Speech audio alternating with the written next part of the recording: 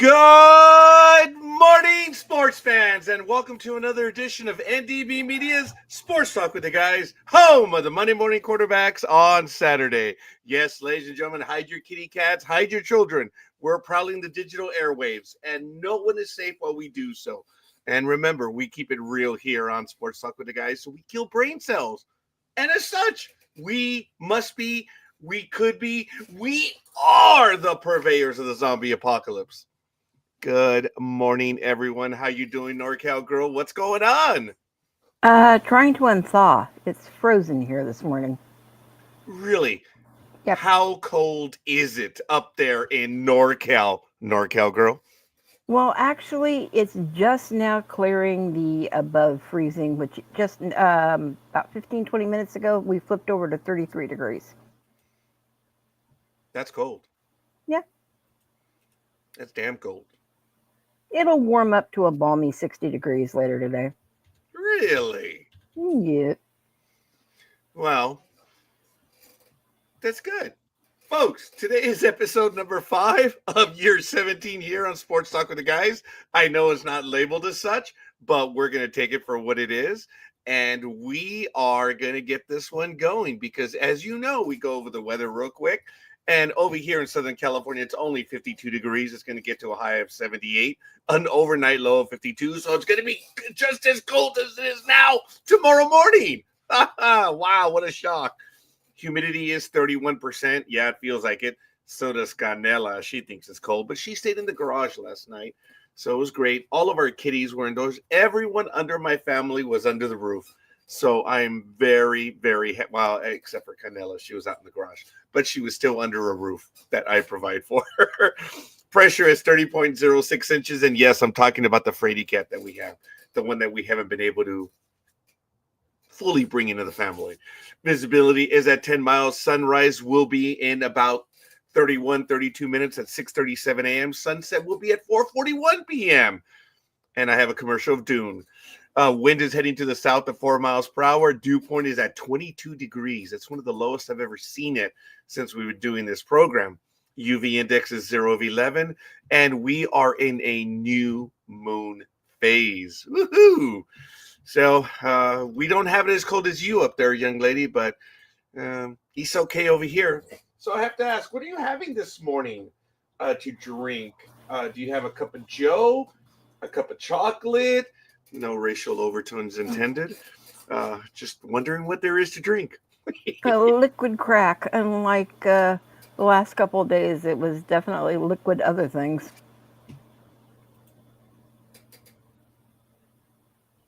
I wonder what those other things could be. But speaking of such, back in 1912, the International Lawn Tennis Challenge in Melbourne, Australia, James Cecil Park beats Rodney Heath 6-3, 6-4, 6-4 to give the British Isles a 3-2 victory over the defending champions of Australasia. Woo-hoo! Back in 1942, Bill Terry resigns as supervisor of the New York Giants minor league system. They had failures even back then, too. Back in 1956, Australian Betty Cuthbert takes the Olympic sprint double when she runs or equaling 23.4 seconds to win the 200-meter gold medal at the Melbourne Games. And she beats Christy Subnik in a repeat of the 100-meter final 4 days earlier. Wow, that is cool. Back in 1963, tweet, the 28th Iron You Bowl. ain't rockin' Robin. Definitely not. Auburn beats Alabama 10-8 in Birmingham. Auburn's first points in the series of 5 years. Wow, that's impressive. Back in 1981, New York Yankee Dave Righetti, Dave, or as the Dodger fans called him, Dave Spaghetti Righetti, wins the American League Rookie of the Year award. And finally, in 1988, New York City Furrier sues Mike Tyson for $92,000 for non-payment of purchase, which would be heralding the beginning of the end of Michael Tyson. But lo and behold, he's back. And we'll go with one more. Back in 2015, NBA star Kobe Bryant of the LA Lakers announces his intention to retire at the end of the season. Woohoo! So, as you know, not much is going on in National Rugby League, so we won't be taking a look at that one for a little bit. Let's take a look at golf as we go around the horn this early morning on November 30th, Thanksgiving weekend. It looks like it is very, very quiet in the LPGA. Yes, it is. Nothing going on in the PGA. Let's take a look right now on the leaderboards. It is, after all, Thanksgiving weekend, and it's very quiet on the golfing front right now. As you know, no IndyCar, no NHRA. That was actually 2 weeks ago, as you heard it. You could hear in the background when we were doing the program. Formula One, of course, the Las Vegas event. And we may touch on this a little bit later, but it looks like only half of the attendance of the year before attended the Formula One Las Vegas event. Wow, that's crazy. So, Qatar 2024 is going on. We'll see if we have some action coming up from that one in the Formula One sprint. And we'll see if we have details later. Of course, NASCAR won't pick up until about February of next year. Of course, in January, we'll start going over the schedules of all the new seasons and stuff like that. So finally, as we take a look at the NHL scores from yesterday, I think the Kings won, which is really cool. The game was at 12:30 in the afternoon. Wasn't able to listen to it, but it was still kind of cool. They won, I believe, 2-1, but we'll get to that. Flyers 3-1 over the Rangers. Blackhawks lost to the Wild of Minnesota 3-2. The Canucks 4-3 over the Sabres. The Devils, the New Jersey Devils 5-4 over the Detroit Red Wings. The Capitals 5-4 over the Islanders, and the Panthers doubled up on the Hurricanes 6-3. And if you want even double and a half, the Blue Jackets 5-2 over the Calgary Flames. The Tampa Bay Lightning 3-2 over the Predators. The Kings 2-1 over the Ducks, as I mentioned, in a battle of Southern California. The Kraken scored 5, but they lost 8-5 against the San Jose Sharks. So I'm sure Speedy is happy with that one. And folks, stay tuned. As you heard, Speedy will be returning with the Sports Opinion Show with Matt Alvarez in early 2025. Looking forward to it. Penguins 2-1 over the Bruins. Well, maybe early to middle of 2025. But the Sports Opinion Show will be returning to NDB Media. The Golden Knights edged the Jets 4-3. The Stars 5-3 over the Avalanche. And the Oilers 4-3 over the Utah Hockey Club. Woo! I love it so. Would you go over the standings, young lady? Yes, I can. Alrighty. In the Eastern Atlantic Division, we have got the Florida Panthers at 29, the Toronto Maple Leafs at 28, the Tampa Bay Lightning 26, followed by the Boston Bruins at 25, the Buffalo Sabres at 24, with the Detroit Red Wings coming in at 22. The Ottawa Senators are at 21, and the Montreal Canadiens at 19. In the Metropolitan Division, we have the New Jersey Devils at 34, with the Washington Capitals at 33, and tied with them are the Carolina Hurricanes at 33 as well. New York Rangers are 25, and the Philadelphia Flyers are also 25. Columbus Blue Jackets are 23. The New York Islanders are 22, with the Pittsburgh Penguins flapping their little penguins all over the place at 22 as well. In the Western Central Division, we have the Winnipeg Jets at 36, the Minnesota Wild at 34, the Dallas Stars 28, Colorado Avalanche 26, and the St. Louis Blues at 23, Utah Hockey Club 22, and the Nashville Predators are 19, followed up with the Chicago Blackhawks at 18.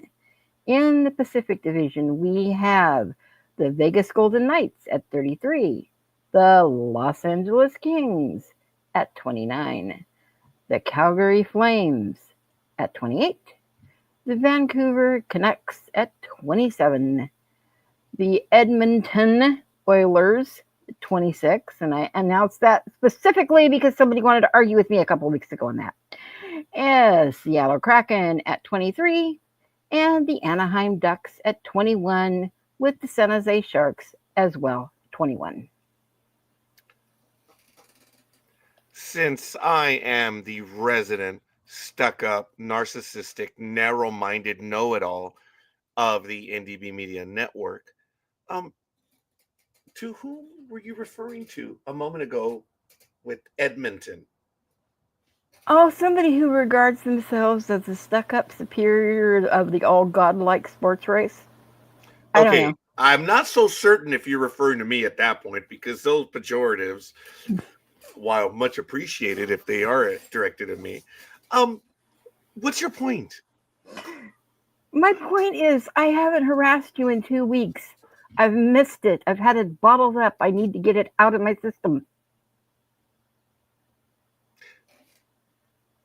Our conversations are harassment directed at me?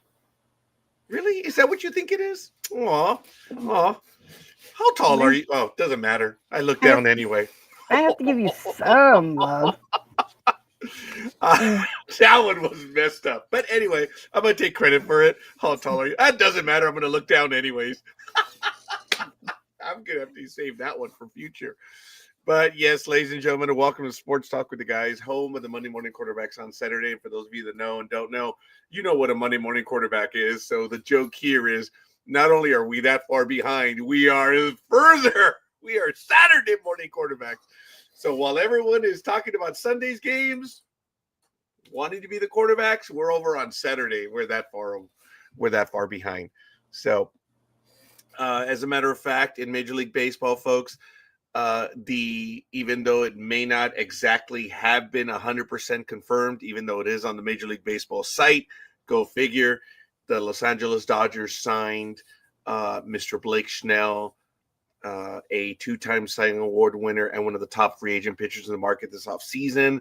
Of course, he signed a 5-year deal for approximately $182 million. And now the blogosphere, the apron stringers, everyone are talking about, and this is the non-Dodger fan sect, that there should be a salary cap. No, there should not be a salary cap. It's just the way it is, folks. And for those of you that cry salary cap, it happens every little while when one team actually makes the right moves and wins on a regular basis. I remember in the late 90s and early 2000s, the cries for salary cap were incredible. And what happened? The Yankees dominated for 7 years, and then things are cyclical. Then you had the Red Sox, which were good for a while, and no one was commenting about them needing a salary cap. And then the A-holes. Funny how the A-holes were the most hated, well, are the most hated team in the Americas right now and probably the world. If you're a baseball or even sports aficionado. But it's all cyclical, folks. And now the Dodgers have been good for a while, and now they've won again. And this is how schizo Dodger fan is, that they say that 2020 doesn't count. So everyone played by the same rules. They won. It's not like they had an advantage over anyone else. It's everyone played by the same rules, but they're in denial. They're even Dodger fan, along with everyone else, is saying that it's not a real World Series. You know what? Whatever. Y'all played by the same. Y'all. Oh my goodness. Honey, you're stepping in my neck of the woods there with that y'all. Everyone played by the same rules.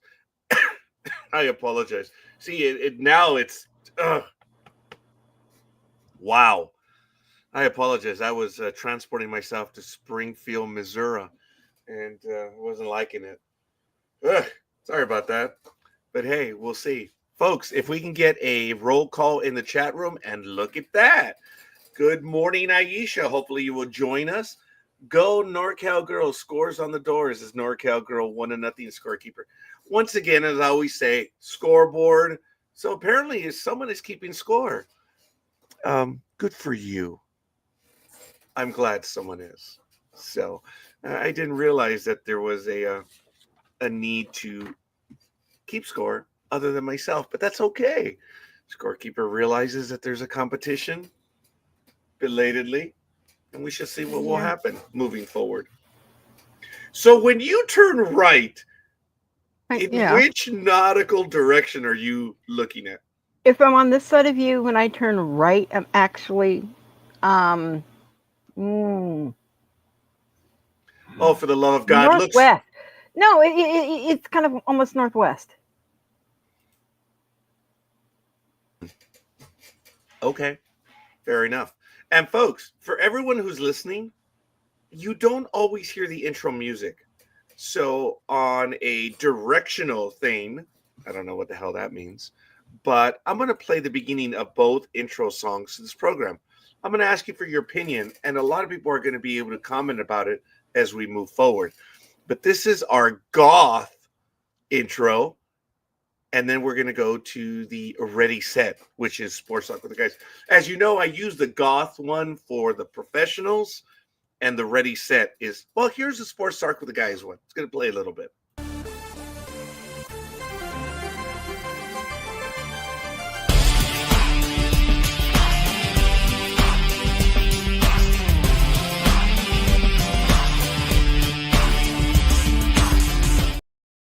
That's the Sports Talk with the Guys intro.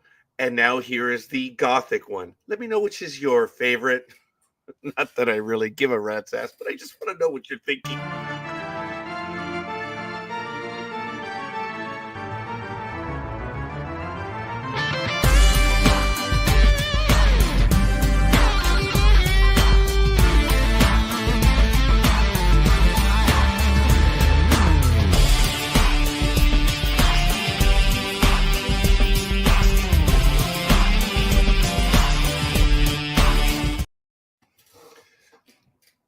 NorCal Girl, do you have a favorite, or you're like, dude, you gotta change the music? No, my favorite has always been the goth. Oh, has it really? Oh yeah, you need to get rid of the other one. Thank you. Once again, I appreciate your comment because That's it because is I from know a that. live, breathing human. The meek shall inherit the earth. And the Viking blood shall eat it. Yeah, well, we shall see. Anyway, Aisha, what are you doing? Get in here. And for everyone else, folks, why don't you give us a roll call? Why don't you let us know who you are and where you hail from? Drop in a comment and show us that you're suffering along with us on this gloriously cold Saturday morning. Oh, you're complaining about it being gloriously cold. I'm what, 20 degrees colder than you right now?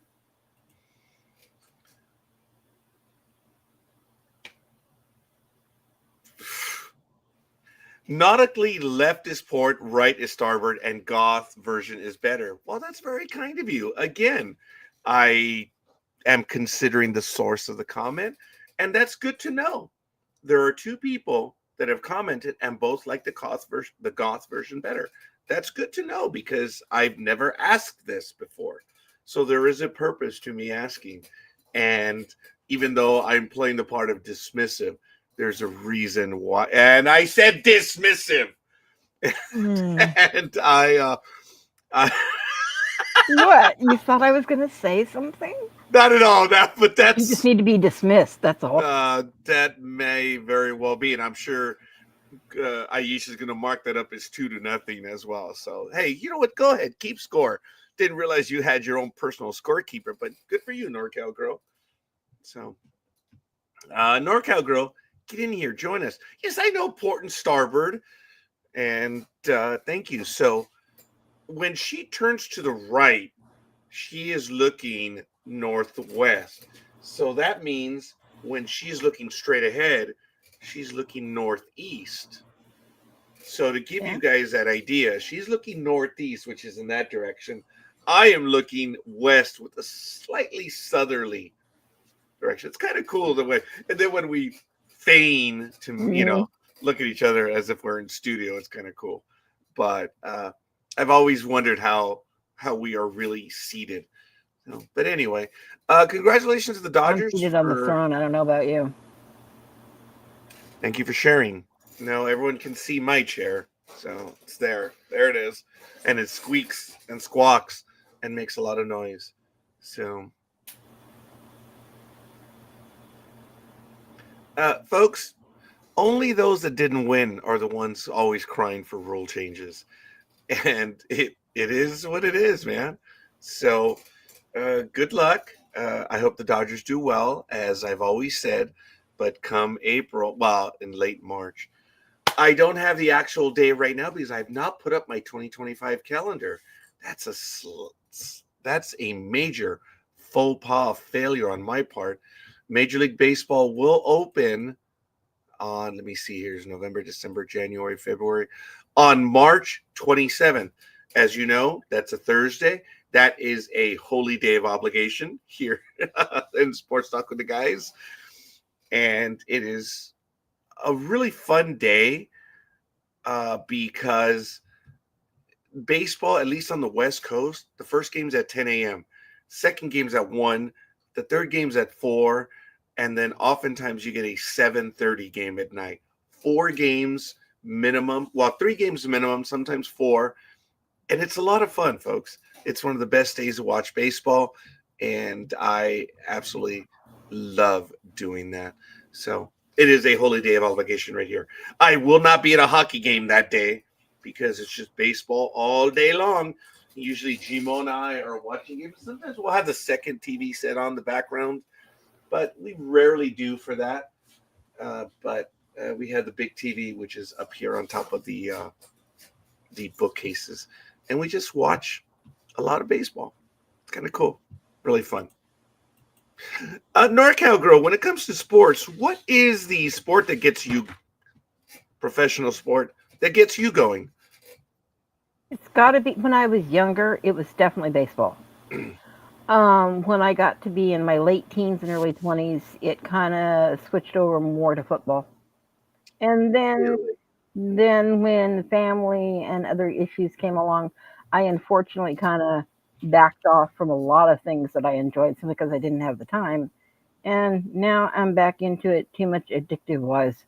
You say you got all those TVs and stuff for the start of baseball. I'm just as bad with both the start of baseball and football. Wow. Okay. That's cool. I wonder what it is for Aisha. And she's talking about going full of Stern.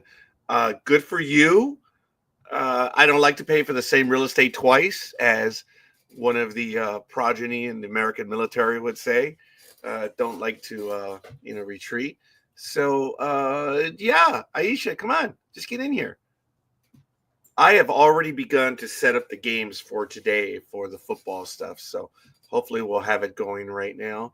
I want to give a shout out to Peter Marin. Thank you for watching the program. Appreciate it. Hopefully your brothers will be joining us as we go back and do seminary sports talk and just regular sports. And I'm looking forward to having them on the program soon enough. So I'm setting up the Sports Talk with the Guys page. Apparently we didn't pin some of the items, and I'm going to do that right now, and I'm going to bring everything over so we'll be ready to go at 7 o'clock for everyone. So I have week 13. We have to pin that post. And now that post has been pinned, that one will be up front and up top. And we'll see. Oh, did you catch Otani's commercial? Tell me about it. Oh, I was watching something and all of a sudden it came across the screen. I think it was either a car that he was doing or aftershave. But it was so funny, it just caught me on screen. I was like, seriously? No. And he speaks better English than he lets on. Aw, how good for him. And speaking of how good for him, good morning, El Perro Grande. Good morning. Greetings and salutations. I see the vampire queen has arisen. Yes, I am not dead. It was not my ghost, but my ghost picked pretty good. Maybe you should get sick more often? I don't know. Are you No, doing? Are you doing better? Let's put it yeah, that way. I was in the hospital for a couple days too. So Oh, yeah, well, sorry to I hear that. I fought them to release me on Wednesday. They wanted to keep me till yesterday, but I said, no way in hell, not for what you're doing. There's no reason for me to be here.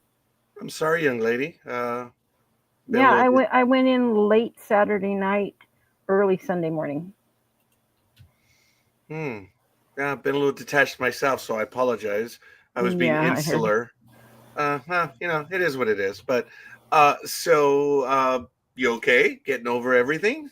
Yeah, it was basically as best as can be described. It was a combination of different things progressing with my MS, and then medications they gave me to correct that made it worse. Let me take a moment and once again,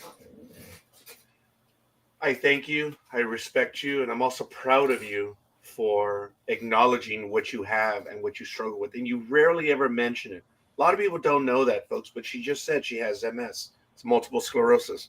It's a very difficult thing. My sister Alma has now come down with multiple sclerosis as well. And it is very, well, for me to even begin to describe it is probably even insulting because I don't go through it, but I have a family member that is.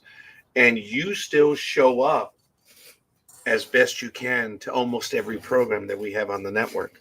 And for that, I am eternally grateful for, even though others may not say it.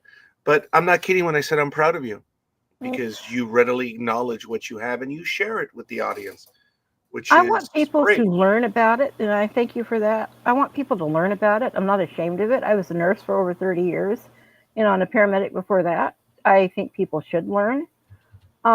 And just because I have it doesn't stop me from anything. But I gotta say, as crazy as this group of people is, you're the only ones that kept me sane, which says something. Big Dog, is she blaming us? No, no, no. I had a smile and I chuckled because uh, NDD Media, and particularly Sports Talk with the Guys, we're therapy for each other. Well, Yeah, We are. I mean, it's just a simple matter of fact. We're all therapy for each other. yeah, We all come, yeah, we all come in with our quirks and illnesses, or whatever's going on in our lives, and when we get together, at least we can either joke about it, or we work through it with every just being here. yeah. yeah. Without being pedantic, I have said that Sports Talk with the Guys, we do it for the audience. It's as much for them as it is for ourselves. Yeah, yeah. There's no denial of that right there. So, folks, again, I want to thank you, everyone, and happy Thanksgiving. I hope everything went well for everyone. There was a lot of food to be had. I want to give a shout out to my cousin Patty, who went to Oh visit my yeah. How's she sisters. doing? She's doing very well, and her pozole. Oh my goodness!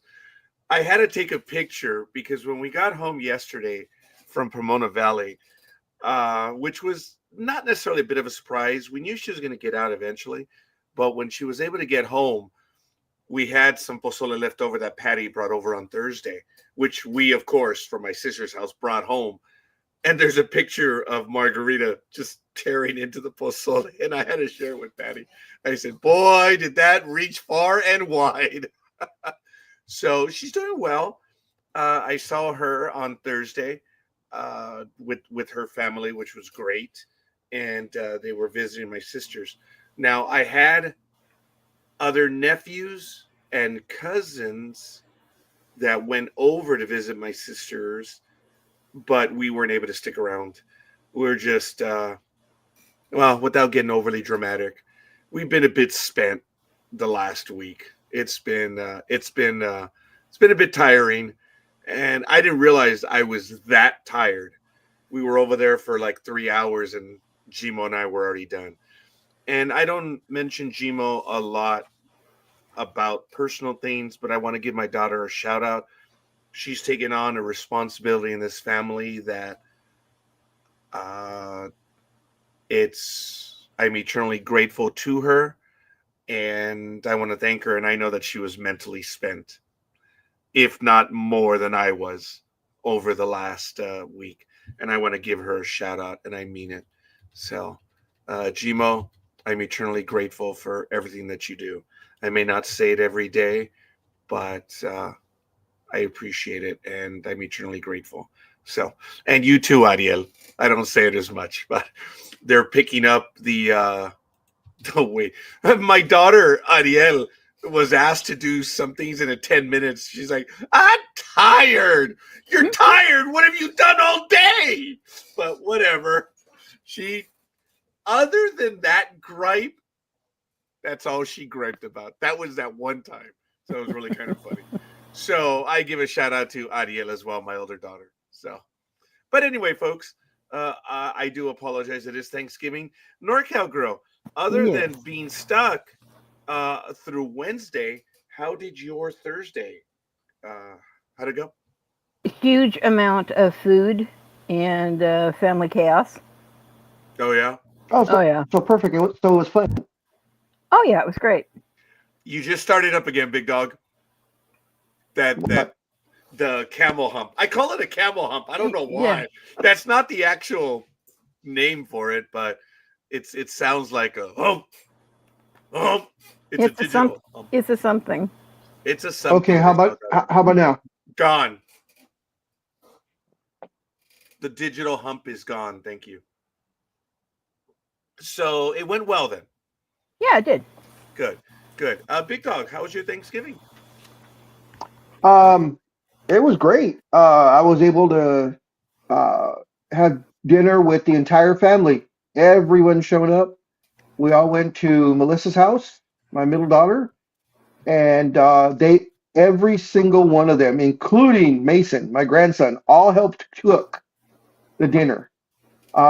Whether it was the turkey itself, the sides, the desserts, um, everybody made something, and it was just so not fulfilling. It's hard to describe sitting there and seeing because they're always my little girls, but seeing the fact that they're all grown up now, all have their own lives to live and such, and they were still able to all get together. They were all in the kitchen cooking, laughing, joking. We were all drinking. uh, and just it was just a great night all the way around. Yeah, I posted a link last night, so I don't know if you guys have seen it or not, but I posted it on Instagram and it carried over to Facebook. But there were some pictures. There's one picture of the entire family just before dinner. We sat down for dinner, and it was just great. It was just great having everyone there. So great. I have to tell you, even though the entire family didn't get together on my end, it was still wonderful to be able to be a part of that as well. And it was good. I thank my sisters for opening their home to us, obviously, and for preparing quite a bit of food. I thank my cousins that brought food as well. I'm sorry, Patty. That pozole was just damn good. Hit the spot, and it was great. Uh, on a side note, I do owe everyone in my family for such a wonderful day, but uh, Patty is the one that called me, and she said, "Roger, we're going to go see your sisters today. Are you going to be there?" And I had already resigned myself that we weren't going to do anything. I was just going to. I'm going back. I was going back and forth to the medical facility, and she said, "I cooked some pozole, and I may have cooked too much." Anyone who's in the Latin world knows exactly what the hell that means. Okay. And for a Latin woman to say, "I may have cooked too much," that means you take your olla, your pot, because there's going to be that much. And she did. She came over with one of those large pots that you see in the restaurants, the real big cooking ones, the ones that are, I don't know what, 200-gallon ones, whatever, the ones that have to be carried by two people. Not that big. Of course, I exaggerate on the size, but you know the ones I'm talking about. And it was absolutely crazy. And sure enough, we took our small one and it filled up. and I think there's still a little bit left over, which is really good. So there was a lot of food, and I think there still is a lot of food left over. So I don't know. I might be paying a visit with my sisters, who have not said hi yet. So, but I'll have to send them a text message. So it's kind of cool. So anyway, I was gonna type in their names, Lukey's and Elway. That doesn't work. That's funny. I was like, wait a minute, that's not right. That was actually kind of funny. But okay, no, it's not going to work that way. You should change in your phone to that. Yeah, you should. I guess, yeah. I guess I should. So that was funny. Because every now and then I have to think about it. I said, which one is which? Which one is which? So see, now I had that problem at the beginning when they started playing. Because I do the scoreboard. So the way I was able to immediately remember is Elway 7 is close. The E is closer to A, so Elway 7 is Alma, and that automatically makes Lukey's Rose. I just letters closer, just whatever it is to make me remember fast. the only way that I would remember is because I know her email, and it's similar. I'm not going to give up her email. It's similar. But Elway 7, Broncos, Alma, Broncos. So I'm sure she was real happy yesterday. Oh, and look, there it is, the Raiders Cup. As much as I wanted the Raiders to win, I didn't think they were going to win. So Did you watch the game at all? I I watched know. a bit of the fourth quarter. I have, folks. That's why when you asked me earlier, have I seen the commercial by Shohei? I'm like, Yeah. I don't think I have seen any television for 5 or 6 days. It's been that much. And it's folks, it's not bleeding heart. It's just I finally announced it yesterday, and I think I still screwed up the message. What I meant to say was I'll be happy when things return to normal and this holiday season has ended. And That's how I took it. a lot of people didn't know that I was out because I just was, I was busy. And when you go to the medical facilities, the cell phone signal doesn't always work. So that's why I got a lot of people grumbling, and I was like, thank you, but damn it, let it go. But, hey, things are what they are. So as soon as we got home, I had taken a picture as we were about to leave of the hospital room. And then when I got home, I commented about it, and it was kind of cool. And by the way, we were looking southwest. I can't let the directional thing going. And since the big dog is here this morning, big dog. Yeah. In nautical directional terms, what direction are you facing right now? Are you facing south? Oh, I was going to say, helicopters coming in? No, it was a motorbike. What direction are you facing? Northeast. Ooh, just like you, NorCal girl. Northeast. Yep. And folks, I want to interrupt. It looks like Speedy is trying to get into the program here. So, Speedy, if you do hear us, it's probably a browser issue. I don't know if you're using Google Chrome, if you're using Apple Safari, or if you're using Microsoft Firefox or Firefox. You may need to just use another browser, because we did discover early on that Chrome there are issues with Chrome. So I use the Microsoft browser for this. And when I'm on the phone, obviously I use Safari. So Speedy, hopefully you can just switch the browser. And if you don't know what Firefox is, download it. Matt, if you can hear us, blink twice. You're such a jackass. Hey, he just blinked. He went out. He closed his eyes. So Aisha does say that can't join just yet, eating and having a cup of Joe. Okay, well, I appreciate the conjunction there, but that's okay. You better say Almost one of set up. those mochi balls. I'm sorry, what? Oh, it was something I was saying to Isha. I said, you better say one of the mochi balls. And what is a mochi ball? It's actually a ice cream that's primarily from Japan. It was made from tea, green tea, or it's been Americanized now to chocolate and vanilla as well. And it's wrapped in almost a mochi type paste. And then it's frozen. And this one, I guess, is vanilla with chocolate, and then it's like dipped in chocolate. But mochi is wonderful. Oh, I'm sorry. I wasn't listening because I don't really give a rat's ass. I know you But don't. anyway,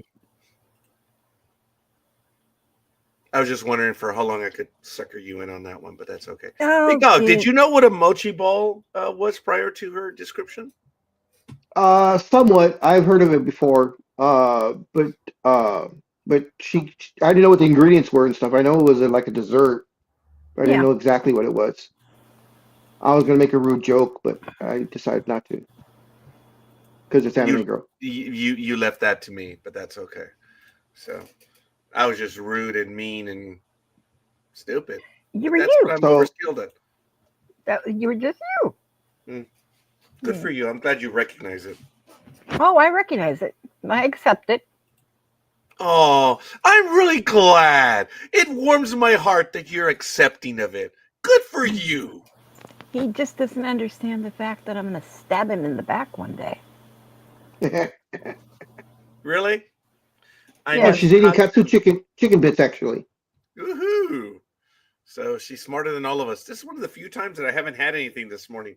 I wonder if it's Thanksgiving PTS, and I'm being respectful. I don't mean to insult our men and women in service, but it's a lot of food. Maybe I'm not having any food because I've had. How about saying you're still in a Thanksgiving food coma? This way you won't insult anyone. Well, I accept it for what it is. I don't think I'm in a. Well, no, I might very well be in a coma. My alarm went off at 5 o'clock this morning. The day is born. It's awesome. I'm glad everyone heard that, no matter what. It's good. And I had a slur, and I lost track of it, so it's gone. Almost done with the games. I'm already on the Indianapolis game, and I don't know if anybody. I'm not a big college guy, but this caught my attention yesterday. So Georgia Tech was playing number 7 Georgia, and it was probably one of the longest games ever, as they went into 8 overtimes before they finally got a winner. And Georgia, the number 7 Georgia beat Georgia Tech 44-42 in 8 overtimes. 4-4-42. What was that? A safety? Once they got into overtimes, they started going like 2-point conversions. Oh, so someone missed the 2-point conversion then. Okay. Yeah, well they were tied 42 all, and then the other team. I just saw highlights, so I'm not exactly sure how they got there, but 8 overtimes. I mean, that's pretty damn incredible. They pretty much played 2 football games. I did see that Dodger Houston game in the early to middle 80s that went, I believe it was 17 or 18 innings. I remember that. Was that Houston? I thought it was Chicago. No, it definitely wasn't Chicago. Okay. It may not have been Houston, but I thought it was Houston. But Okay. I did see that game on TV, and some coworkers and I, God bless Roy Peltz, God bless Frank Espinoza. We went to a baseball game, Anaheim, and it was Yankees Angels. We got there late, and it was my fault, but the game went 12 innings, so we made up for it in a way. We missed half of the first because of traffic, and we got 12 innings, though. That's a lot in baseball, and 12 innings was fun. Yeah. And it was great because every extra inning, because they didn't have that ghost runner. Ugh. I'm glad they don't do that in the playoffs. If they don't do it in the playoffs, Why do they do it Exactly. in the season? That's exactly what I was going to say. If Major League Baseball won't pull the trigger in the playoffs to do that, then it's not. You guys already know that it's not worth it. Then One cannot deny the results of what the commissioner, the competitive committee, and what baseball has done. Viewership in baseball is up, attendance is up. The games, I've gone to minor league games and major league games. I see families staying longer. How many times, Big Dog, did you and I see the dad and his two sons or two daughters, whatever, and the mom leaving in the fifth or sixth inning yeah, but those on a aren't real school night? fans. Those aren't real No, fans. dude, it was a school night. It was already 8:30, 9 o'clock, and the games were going so long. Now they're able to stay a little bit longer. It's funny because you see the kids wanting to get out of there, and you see the parents looking up at the scoreboard because they don't want to go. It has changed, at least in the experience that I've had. They've moved the games up. Traditionally the games have always. I remember when the games were at 7:35 p.m. here in Southern California, both Angels Right? and Dodgers, Yep. and that's very late when one considers. But times fluctuated. I know the minor league teams out here start at 6:30, which is kind of cool, and I think it's better. I'm surprised. I go to a minor league game at 6:30, and there are times that the game is over by 9, and we're home by 9:30. That's a little strange. That's not the baseball experience I'm accustomed to, but it's still cool. I have something I don't know that I would sit through though. The longest Dodger game, though, you had made me think of that, and I was looking up something, and this came across. Did you know that it was 26 innings when they originally played against the Braves in 1920? It went Um, 26 freaking innings. Actually, I did know of that one because in the 1980s, the Chicago White Sox and someone else played a very similar game. Yeah. Now, who was this in the 1920s? Who was that again? It was the Braves, the Dodgers against the Braves. Yeah. Wow. 26 innings. Yeah, that one will just yeah. Yeah. There was a game. I don't know if you guys. Oh, I think I posted the video on Sports Talk with the Guys. It was the Braves versus someone, and they were in the bottom of the 16th or 17th inning, and they went to the pitcher Rick Camp, who was batting a Oh yeah. collective on an 0-2 pitch. See ya! And you can just see as he's running around the base pass, the other team's just crushed because it's like they were down to their last strike, man. Let's go home. I think it was around the 18th inning, and Rick Camp.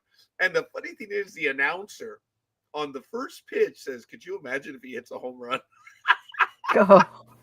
That's funny, man. When you Sure. listen to the Curse it. play-by-play. The crazy thing was, there was still probably about 2,500 fans still there after 20 some odd innings or whatever it was. Had Big Dog and I been there, we would still have been there. Yep. What was the other game that you were saying, Scorekeeper, that you It was the remember? Chicago White Sox and maybe the Baltimore Orioles. Oh, okay. So it wasn't a Dodgers game. Okay. Because the other one that I found was, remember? No, she's only looking up Dodgers. Yeah, well, Scorekeeper. yeah, I was only looking at Dodgers because it was going back to the original comment, and I forget who you thought they were playing against, but this was in '89, and no, they were playing against the A-holes. In '89, what was that? 22 innings. Who, Dodgers? Dodgers and the A-holes, yeah. Oh, okay. I 89. Yeah, I guess. Was that over there? Was that in Houston or was that here? That was in Houston. Yeah. See, that's why he doesn't remember. So, no, If it's you- just a comment he made me curious. Well, I've seen several of the Dodger games that went into overtime. I don't think I saw that one because that was '89. I was already in the workforce, so I don't know. I can't say. That was about the time I was getting out of it too, because I was heavily in the workforce myself. You were getting out of what? Kind of getting out of being able to watch as many sports as I had wanted to, like what we were discussing earlier. I was, you know, working 80-hour weeks. It wasn't exactly the easiest time in the world. I'll tell you, we did cut cable this year just because we did, and I'm still not 100% on NFL Plus Premium. I have that this year, and it actually does kind of suit because I do get a lot more games than I normally wouldn't. Red Zone is included, and I'm learning more of it, and I'm still getting the hang of it. But I do like the NFL Plus Premium. I'm not certain I'm going to re-up, though. But I have that one. Major League Baseball TV, that's become a staple in my life. And I really love. And I believe she is in now. I'm so sorry. Anime Girl? Good afternoon, or good morning, or good day, and such a short show. I'll go home now. Hello. Hola. Hola. Man. So Speedy's telling us that he has Chrome on his phone. I need my computer back on. Speedy, I don't know which phone you may have, but if it's a non-Apple, then you can go with Safari. I don't know if you can do Firefox. Oh, or Microsoft. You can Microsoft. choose, on your phone. I imagine Firefox can be on the phone as well. I've never done that. Speedy, try Microsoft and see if you can use their browser. And we'll see. Make sure you close all your porn tabs first. That has a lot to do with that. It's called bandwidth. So hopefully you can make that work. Now, it turns out that my cousin Patty was telling me that she has a divided family when it comes to the base. Her cousin, or her husband, is a 49er fan. Good for Carlos. And her son, oh my God, did he say he was a Packers fan? Carlos Jr. I'm going to have to remember. But anyway, so Anime Girl, Who is this? Who is this now? My cousin-in-law, Patty's husband, he's a 49er fan. Oh, the son is a Packers fan. Because remember, he played a couple of times like 3 seasons ago. You're right. Yes, she did comment about that. Yeah. Oh, but thank you for remembering. Yeah, Packers fan. Okay. So they may be joining us in the not too distant future. So obviously it's the holiday season and they got a lot of stuff going on. They go from family to family to family. The family is so big on that side. So, but anyway, Anime Girl, Yes. what's your weather looking night out there? Looking Dull, like? overcast. Really? Yeah. It's mild though, fortunately, because we've managed to lose the few storms that we've had. Other than that, oh dear, looks like I've frozen out. I'll be back shortly. Yes, you have. There you are. Wait, You're back. Okay, You're back. you're back. I'm back, am I? Yeah. Yeah, I'm moving again, yeah. Peter, you've had a sex change. Damn it, boy. You never said. Yeah, well, Yeah, well, stop you trying know. to play face off, because that's what you did. You just stole me. Yeah. Yeah, no, Wow. it's overcast but mild over here. We did have sun earlier on this morning, but it's fleeting this time of year. Well, it's not raining though, right? Not at this precise moment, but we are due to get some at some time. But hopefully, it will only be light, not the heavy stuff we've been having just lately that floods everything. Oh, okay. Folks, we're very close. I believe Gridiron Girl will not be joining us today. She may, as you know, She's she's traveling. in Yosemite. Good for her. And she's traveling. Yeah, she is. Good for her. She's in my neck of the woods. I didn't know you had woods on cow pastures. Cows like trees. Exactly. It's just so hard to get them down when they climb the tree, though. Oh, we know. Yeah, right. Well, exactly. Oh, I've frozen out again. I'm going to have to come out and come in again, guys. Why don't you go ahead and take care of that? So when the cows get caught in the trees, do you have like does the fire department come out?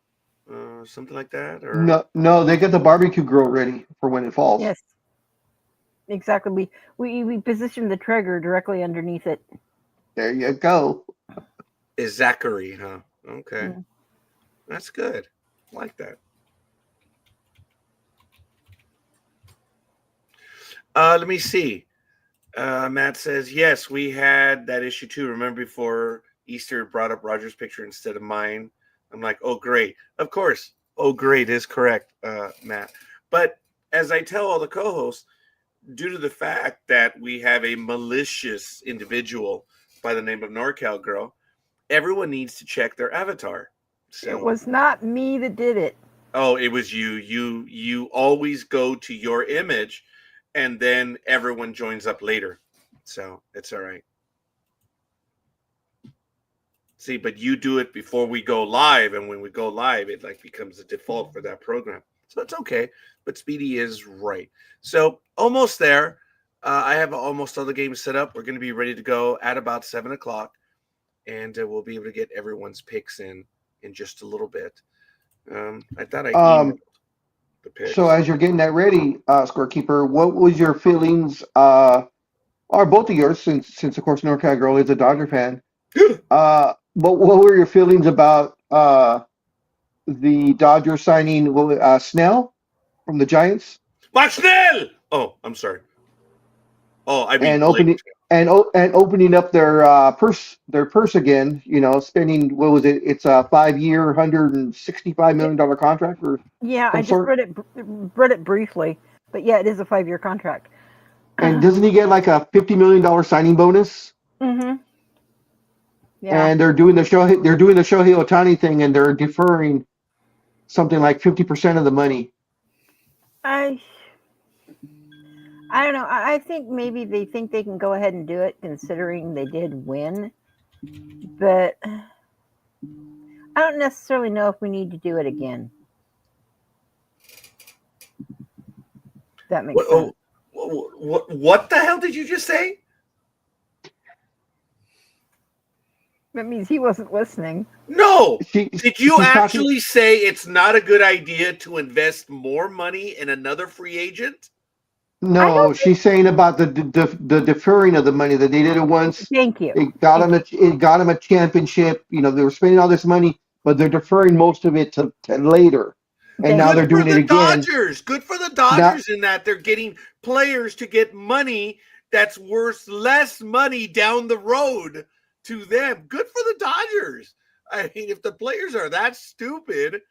Now, what Shohei Ohtani did was probably one of the best moves to create a winning atmosphere.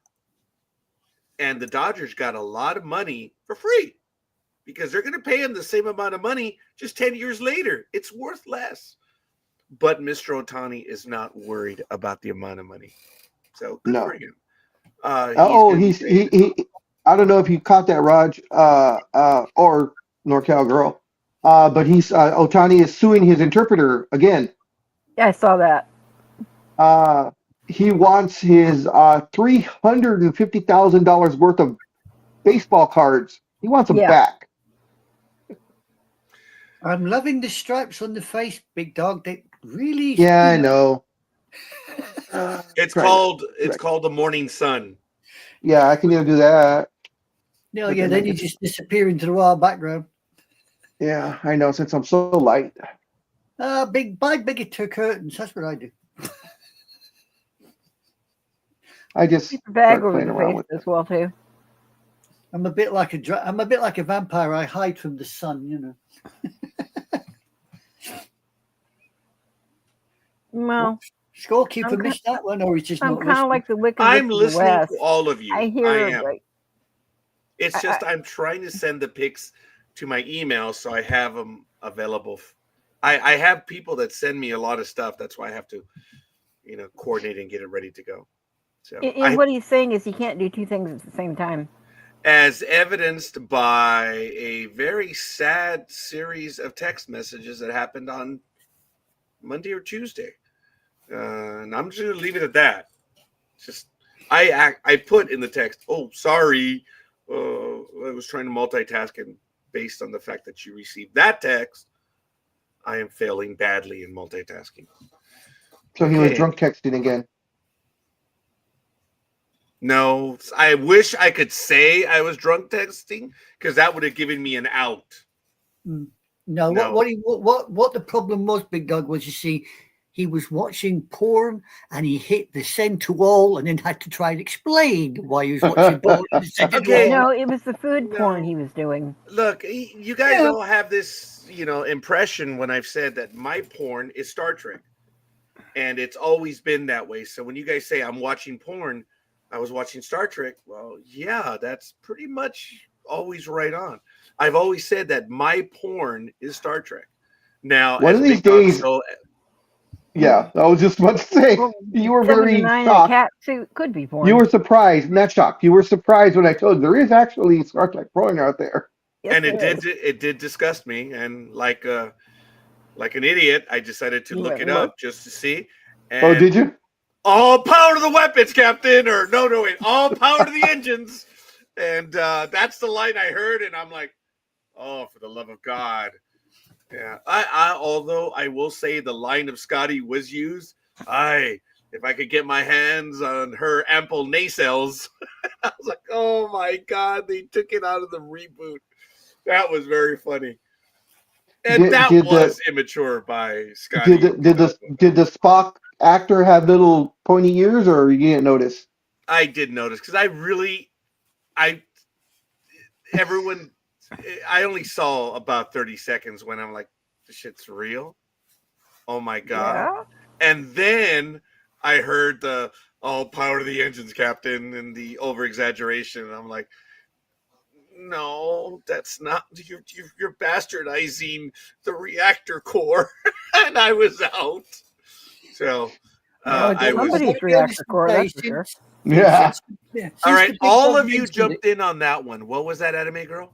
I was going to say, ever since Big Dog mentioned that particular subject, I have not, and I repeat, not been tempted to even investigate it. Oh, I did. I No. just, No, I had curiosity enough. killed I had the enough cat. of his other little blue doodah that he come out with. That got me straight down the middle. I thought, nope, I'm not doing it again. He came All up right, with some well- other thing, little blue, whatever it was. Whoa, are we talking Avatar now? I don't know what it was. It was something. I think we're going to be ready to go now at this point. Whoa, Ugh. what happened? Oh, did this change? I'm so sorry. Ooh, You know what? Hold on a minute. No, there it is. that's it. We're all back in now. I guess Nope. when there's four of us and it's tight in, this is the cropped layout. That's not the one I go for. I go for the group layout. It's a little bit better, in my opinion. But that's okay. I do apologize. We're about there, folks. Okay, I have the picks there. I have the game set up. I have OneNote ready to go. Multitasking is easy, says Speedy. And I'm glad. Good for you, Speedy. I'm glad I didn't pick the Bears on Thursday. What was their quarterback? Thought he had more. Oh, look. No, that was the coach. That was all on the coach. The coach. And I believe that was he all the retired coach. immediately after that. Yes, he was. Yes. Okay, we will talk about that in a little bit. That'll be a great topic because, yes, everything you all said is correct. But, okay, yeah, let's go for it. Big Dog, at this point, why don't you go ahead and go over the standings, please? And then we'll go over, I'll do the NFL standings, and then I'll start setting up who's going to take what. So, I think we'll start off with NorCal Girl this time. We'll go then Big Dog, and then we'll Or go with Anime Girl. And I'm setting it up on screen right now. alrighty, guys. So, of course, bottom to top as usual. We have Speedy, who went 9-4, 69.2%. He's 76 and 72, 51.4%. Coffee went 5-8, 38.5%. He's 95 and 84, 53.1%. Elway 7 went 8-5, 61.5%. She's 96 and 83, 53.6%. Engineer went 7-6, 53.8%. He's 102 and 77, 57% period. Lukey's went 8-5, 61.5%. She's 106 and 73, 59.2%. Color Maven went 9-4, 69.2%. She's 107 and 72, 59.8%. Sports Sister went 9-4, 69.2%. She's 109 and 70, 60.9%. Dream went 8-5, 61.5%. He's 112 and 67, 62.5%. NorCal Girl went 8-5, 61.5%. She's 114 and 65, 63.7%. Anime Girl went 9-4, 69.2%. She's 116 and 63, 64.8%. Almighty went 8-4, 66.7%. He's 117 and 61, 65.7%. Gig went 8-5, 61.5%. She's 119 and 60, 66.5%. I went 9-4, 69.2. I'm 119 and 60, 66.5%. Philly went 10-3, 76.9%. He is also 119 and 60, 66.5%. And still at the top, Scorekeeper went 9-4, 69.2%. He's 122 and 57, 68.2%. All right, folks. Sorry about that. We're gonna go now. Let me open up the box. God, I need that third monitor now badly. So sorry about that. I guess some people would say stop being a dick, but hey, sorry. Scorekeeper. All right, I want to go over the standings in the NFL, and let me see. Where the hell are the standings? That's crazy. All right, let me go back to the NFL main page. Wow. There it is. I got it. Stop it. Shut up. Okay. Anyway, Here we go. Stop it. Anyway, 2024 American Football Conference. These are games through Friday. In the AFC East, the Buffalo Bills are 9-2. Miami's 5-7. The Jets are 3-8, and the Patriots are 3-9. In the AFC North, the Steelers are 8-3. The Ravens are 8-4. The Bengals are 4-7, and the Cleveland Browns are 3-8. As we continue in Week 13, in the AFC South, the Houston Texans are 7-5. The Colts are 5-7. The Tennessee Titans are 3-8, and the Jacksonville Jaguars are 2-9. And the first team actually qualified for the playoffs in the AFC West.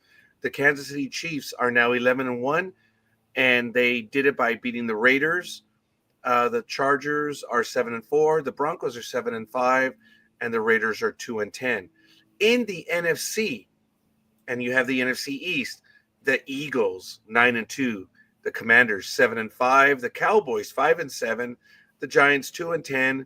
In the NFC North, you have the Lions 11-1, the Minnesota Vikings 9-2, and the Packers are 9-3.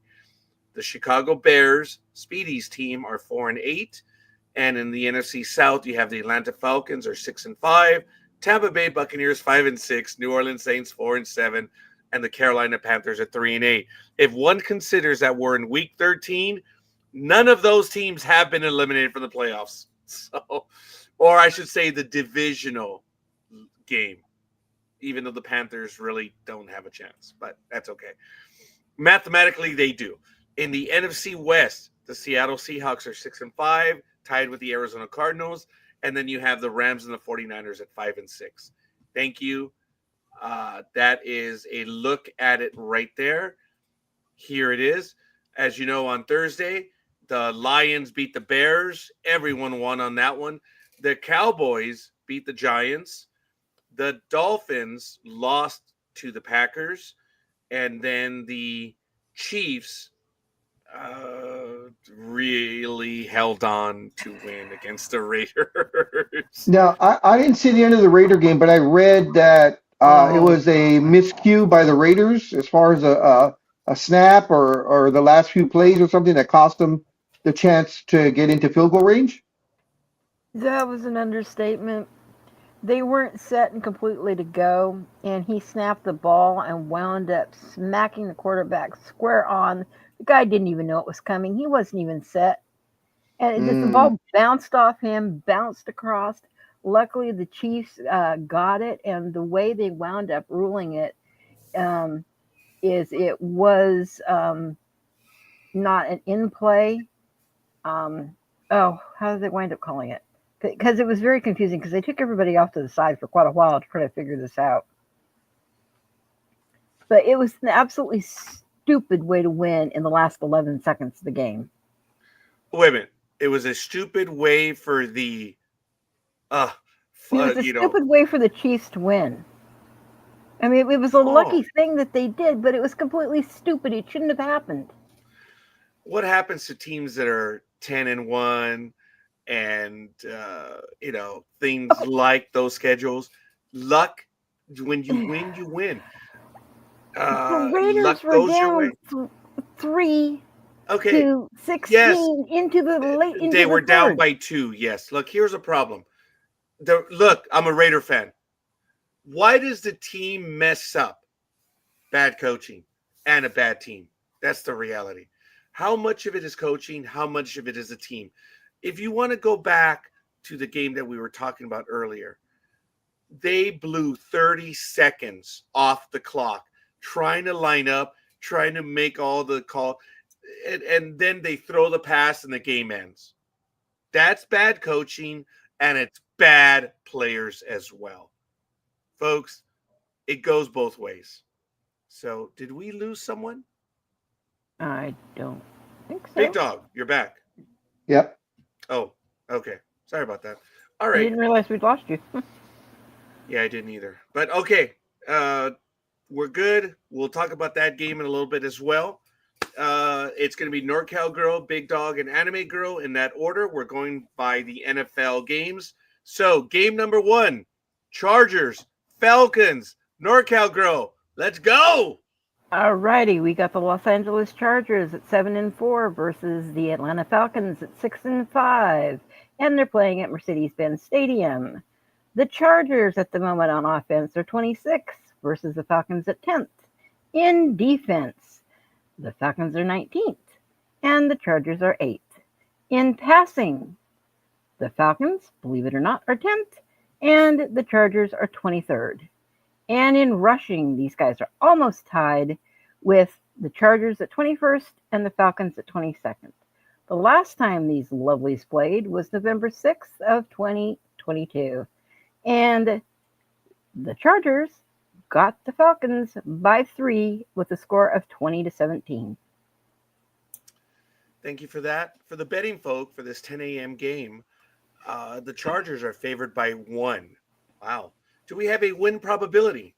You do. It looks like the electric company just might edge it 52.1%. Wow. Okay. Do we have a weather report? Well, at the moment, it's showing 50 and clear in a dome. Very good. I have. I was waiting for Big Dog. I have 52 and partly cloudy as you walk from your car to the stadium because it's a dome. It's a dome. It's a dome. I do admit that when I was on Thursday with Patty or her husband, Carlos, and my sisters, I remember telling my sisters, you have to understand that we speak our own language here. And my sisters did say it took them about 6 to 8 weeks to really start to get the language down. And my cousin had commented, he goes, yeah, dude, you guys do speak your own language. Like, well, that's the way it is. You know, it's something that we've worked on forever. And the whole thing of it's a dome, that's part of the language. So may we have the injury report, please? You certainly can. The electric company have 4 people out. We have Perryman, the linebacker, is out with his groin. Hart, the cornerback, is out with his ankle. I've lost one. We've got Oh, I have definitely lost one. Yeah, Gilman, the safety, I missed him. He's out with a hamstring, and Dobbins, the running back, is out with his knee MCL. The Falcons, they've only got 2 out, but a slightly longer list. They got McClellan, the running back, is out with his knee, and Hughes, the cornerback, is out with his neck. That is all. Thank you. NorCal Girl, you're up. I'm taking the Chargers. Okay. Appreciate that. Anime Girl. Yeah, I'll go with the Electric Company. I like that. Yeah. Yeah. Big Dog, Yeah. what's it going to be?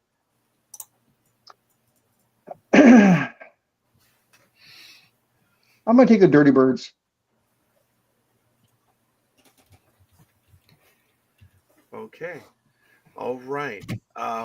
Speedy is taking the Falcons. Lukey's is taking the Falcons. Elway 7 is taking the Chargers. And Scorekeeper is going to take the Chargers.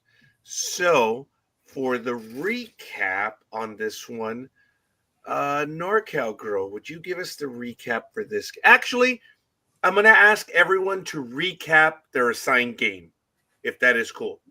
So, NorCal Girl, recap this one on all the picks. Alrighty, for the Chargers, we have Sports Sister, Color Maven, NorCal Girl, the Philly Special, Elway 7, Scorekeeper, Anime Girl. For the Falcons, we have Cafe, Dream, Lukey's, Speedy, and Big Dog.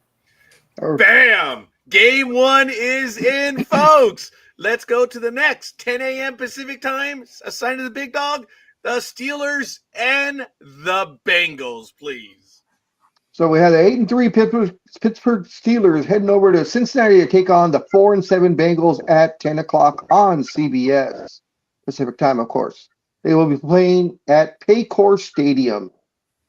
In the comparables, the Steelers are 23rd on offense, the Bengals 12th. The Steelers are 5th on defense, the Bengals 18th. In passing, the Steelers are 28th, while the Bengals are 2nd. And in rushing, the Steelers are 8th, while the Bengals are 28th. In the last meeting, it was the Steelers over the Bengals 34-11 in Pittsburgh on December 23rd, 2023. Thank you for that, Big Dog. We now have, for the betting line, the Bengals at -3. Do we have a win probability, please? Yeah, we do. Shock horror.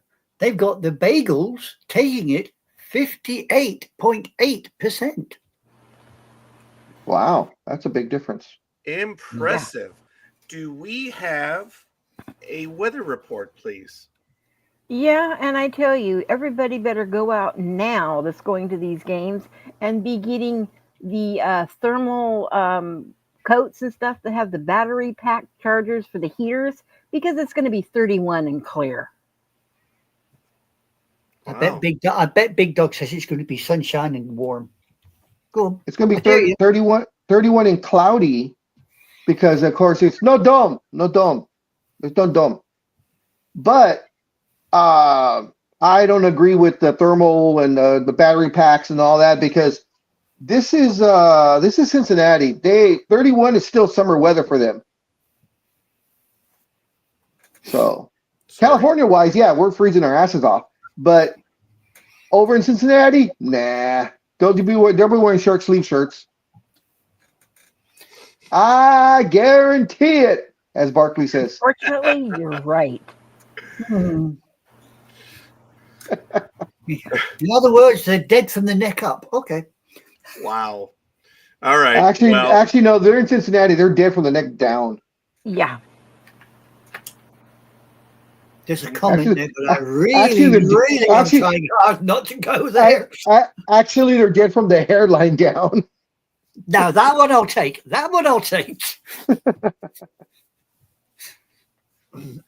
All right, fair enough. May we have a weather report, please?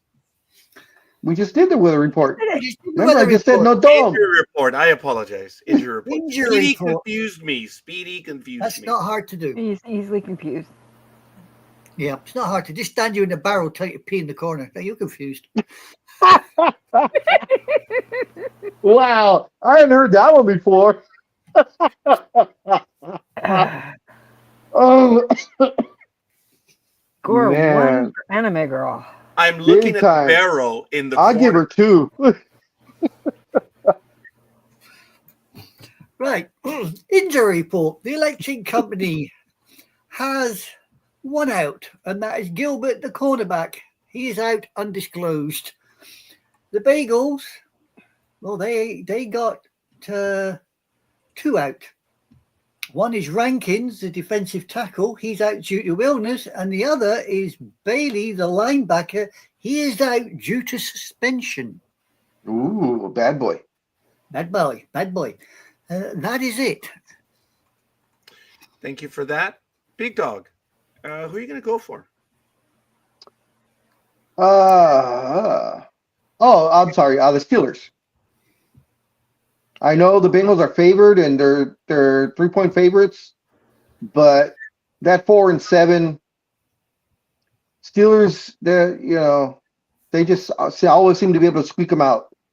And they're probably, I don't know if any of you guys will agree with this, but the Steelers are probably the most consistent team year in and year out that will give you a plus 500 winning percentage every Exactly. freaking year.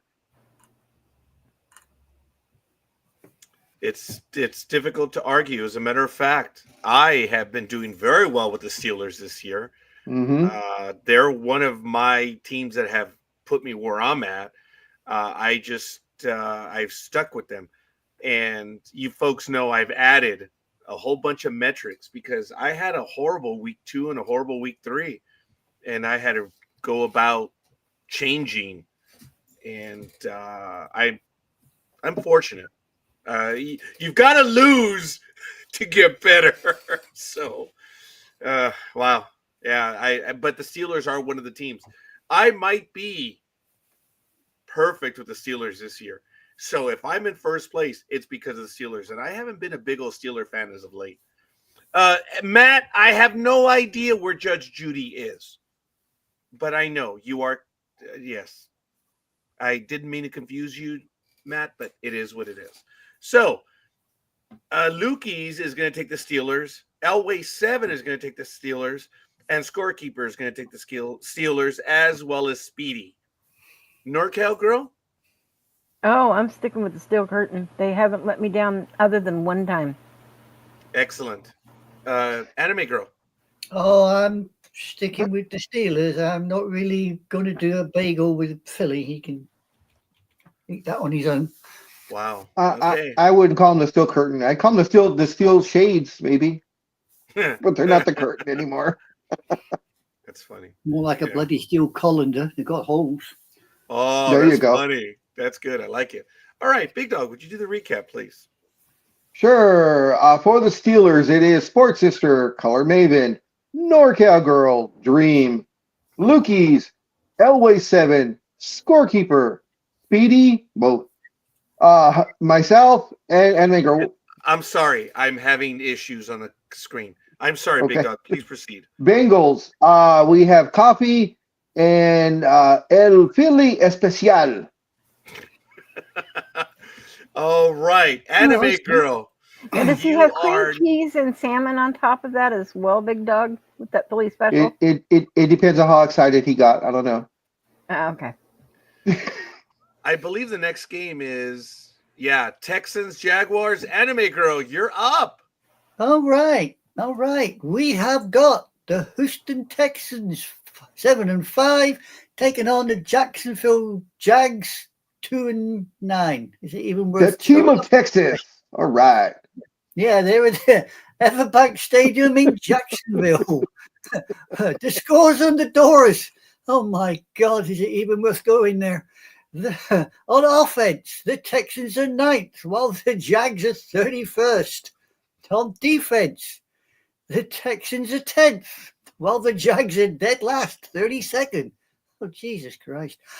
On Yes. passing, the Texans are 12th, while the Jags are 29th. And on rushing, the Texans are 13th, while the Jags are 25th. Is this a bloody football team or a baseball team? The last time these two got together was September 29th, 2024, when the Texans edged the Jags 24-20. Scorekeeper, do me a favor, go back to it. Add up the Jacksonville numbers, please. That might be one of the worst set of numbers ever. Actually, it is one of the worst, but I think we've had worse. I think we had a team that crossed 120. This is 117. Wow. It ain't far off. I mean, look at that. 31 in defense, 32nd in defense. I mean, that defense must have more holes in it than the freaking Titanic. And it's funny because the Texans are 44, which is not great, but compared to the Panthers, when you look at it, it's almost 3-1. Yeah, if they were over 120, it would be 3-1. That's crazy. Yeah, very good, Big Dog, for catching that. So for the betting folk, the Texans are favored 3.5. Do we have a win probability?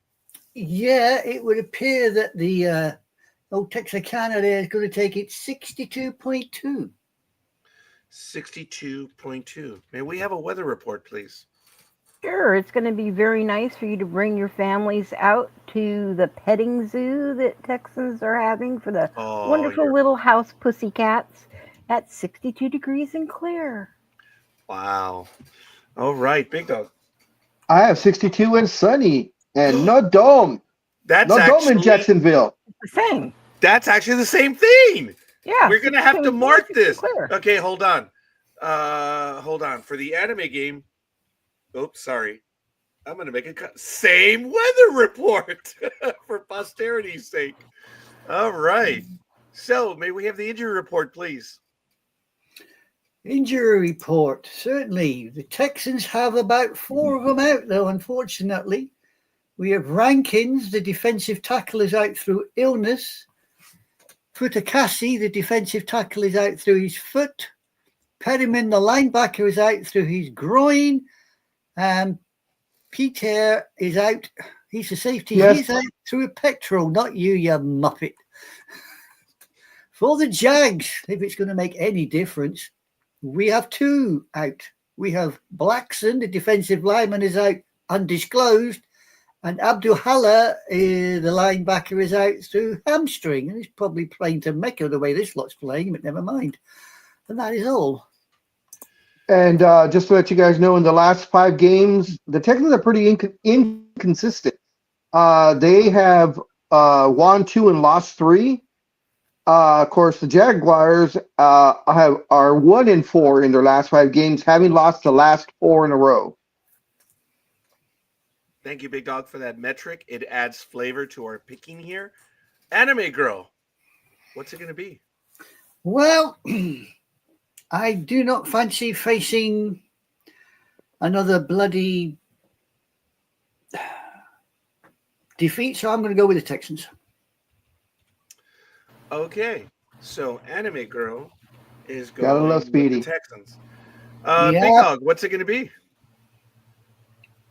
I will go with the best team in Texas. God, I hate you. Wow. He's not wrong. NorCal Girl? No, he's not wrong, but I still hate him. Oh, I'm going with that all the way. All I can do is throw little jabs at Dallas, because if she really wants to load up, I mean, I'm a Raiders fan, and they're, like I said, they are having probably one of the worst, if not the worst, season they've had in 40 years. And that's saying a lot, because we went through the 90s together, right, Raj?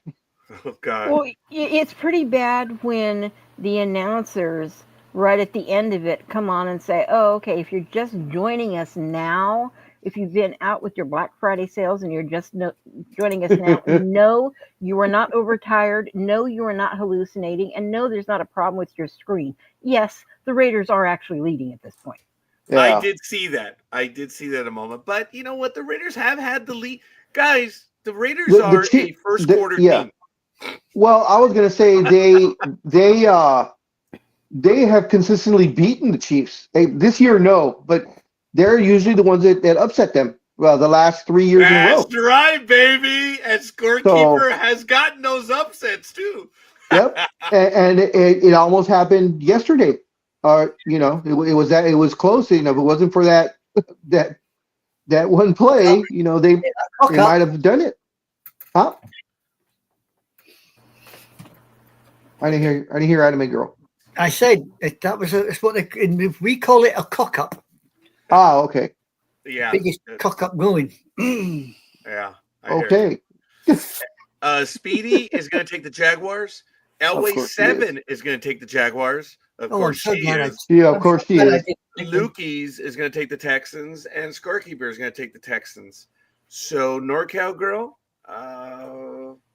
what are you going to stay with the Texans? I already said yes. I apologize. I am so sorry.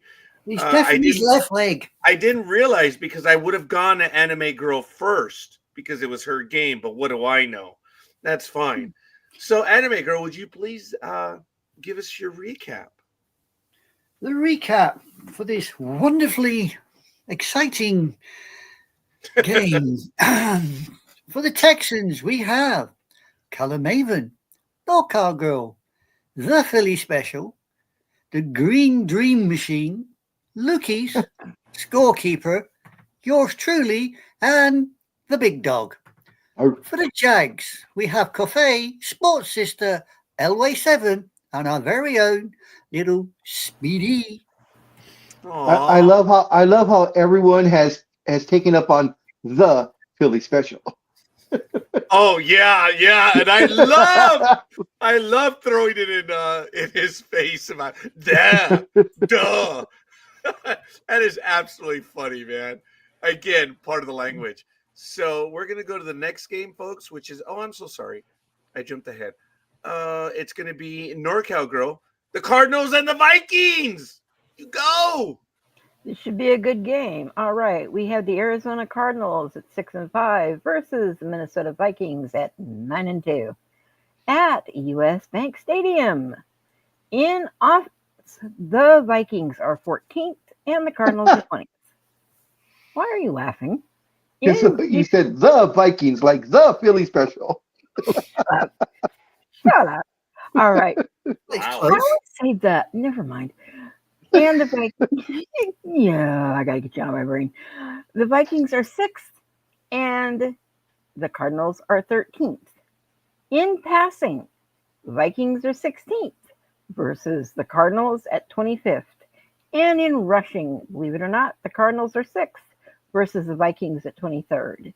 The last time these guys played was August 26th of last year in a preseason game, and it was 18-17. Woohoo! For the betting folk, the Vikings are -3.5. Do we have a win probability? Yes, it looks like the horny ones are going to take it 61.2%. Impressive, as Darth Vader would say. Most impressive. May we have the weather reports, please? Yes, it's going to be very, very cold when you walk from your car into the dome at 20 degrees with a good chance of snow showers. I thought you were coming back with a Wrath of Khan line after I did Darth Vader. It is very, very cold in Minnesota. Oh, that would have been a great Khan moment. Anyway, sorry. Big Dog, please. I have 19 degrees and partly sunny. And, of course, it's a dome. It's a dome. It's a dome. It's a dome. May we have the injury reports, please? Certainly. Anime Girl. Both the Cardinals and the Vikings have 2 out. For the Cardinals, we have Barton, the offensive lineman, is out with his toe. And it looks like the naughty boys are really coming in strong because Bailey, the linebacker, is also out for suspension. Bad boy. Meanwhile, the Vikings have 2 out. Their 2 is Oliver, their tight end. He is out with an ankle, and Ward, the safety, is out with his elbow. All right. Okey-dokey. There Thank you we for go. that. NorCal Girl, are you going to stick with them? What do you think? He doesn't know. don't. That's why look- he's asking. That's why I ask. Do I look stupid to you? It's the Vikings, of course. We can't we tell. You have went to your face covered. We can't tell. Oh, Yeah, I was going to say I won't answer that. I won't answer that without my solicitor being present. That's No, why I try to get mine in being nice as quick as possible because she opened herself up on that one. oh, I know I did. No, every time though I switch my teams or switch other things, I lose. Oh yeah, you do. All right, fine. Well, I'm sorry that I give you the floor option. for a moment. Wow. All right. Sorry that I acknowledge your existence. But okay. That being the case, Anime Girl, please proceed. Pardon? Which team do you want? Oh, I'm going to take the horny ones. Sorry, I was otherwise engaged looking at a injury report. I do apologize. Yeah, I usually don't ask please proceed when I'm asking for a game, so it may have thrown you. I apologize. So please continue, big dog. Oh, the shit's I will getting take the big here. purple people leaders. Okay. I don't know if Speedy has a choice in the chat room.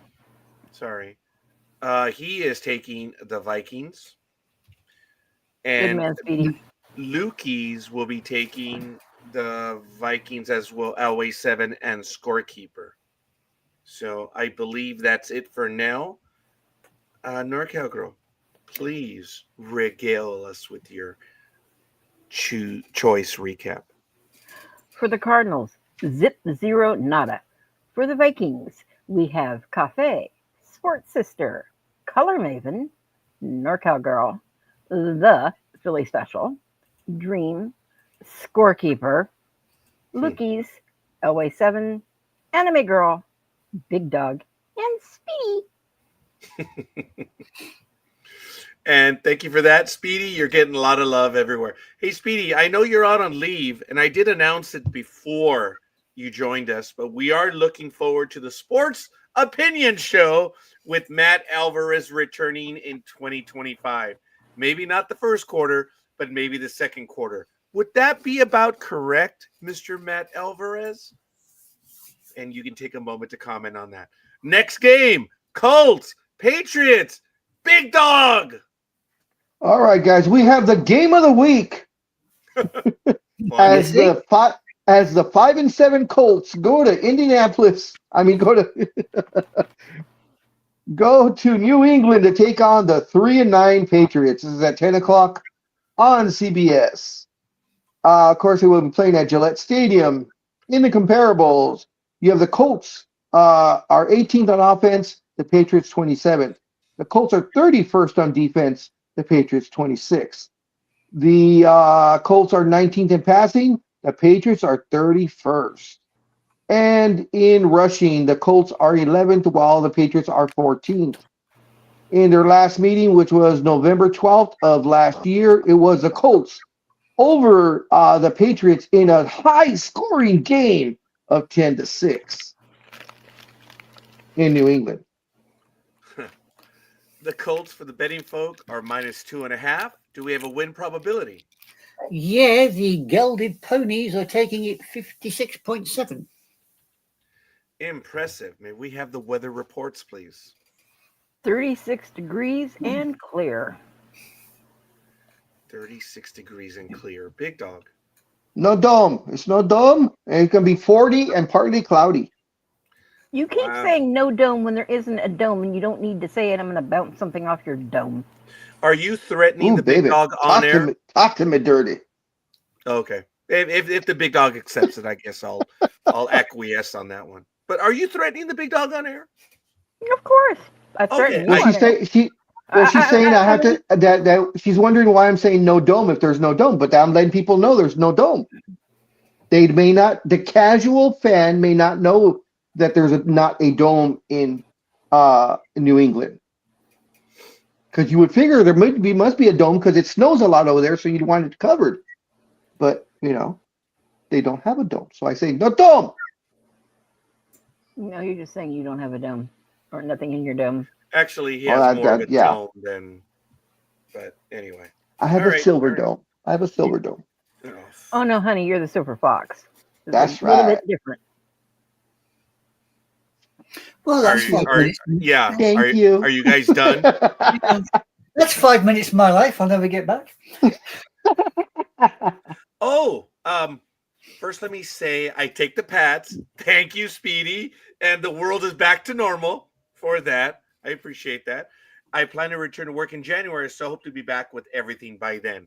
Even though he did not confirm the Sports Opinion Show, it was implied as such. So, all right. Looking forward to that. All right. Injury report. Anime girl, please. Injury reports. We have 4 out for the Colts. We have Downs, the wide receiver, is out with his shoulder. We have Botelli or Boltonelli, whatever you like to call him. Guard is out with concussion. We have Smith, the tackle, out personal. Oh dear. And we also have Doolin, the wide receiver, is out with his ankle. There is nobody out for the Patriots. And it's still not going to help them. Uh, sorry. No, Did I say that out loud?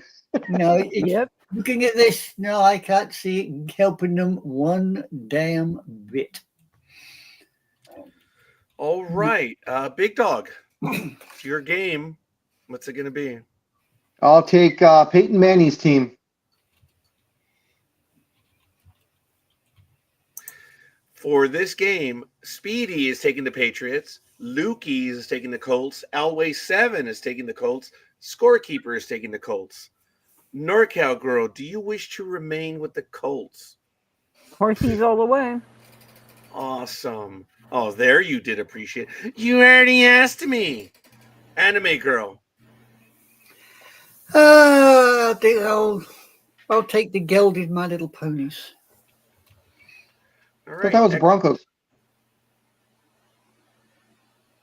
Oh, But anyway. No, that's the horsey. Just don't be technical. The bloody ponies, the dogs, the whatever you like to call them. All right. Big Dog, please give us the choice recap. Oops, sorry. All righty. For the Colts, we have Sports Sister, Color Maven, NorCal Girl, El Philly Especial, Dream, Lukey's, LA7, Scorekeeper, myself, and Anime Girl. And for the Patriots, we have Coffee and Speedy. And there it is, ladies and gentlemen. Next game, Anime Girl, Seahawks, and the Jets.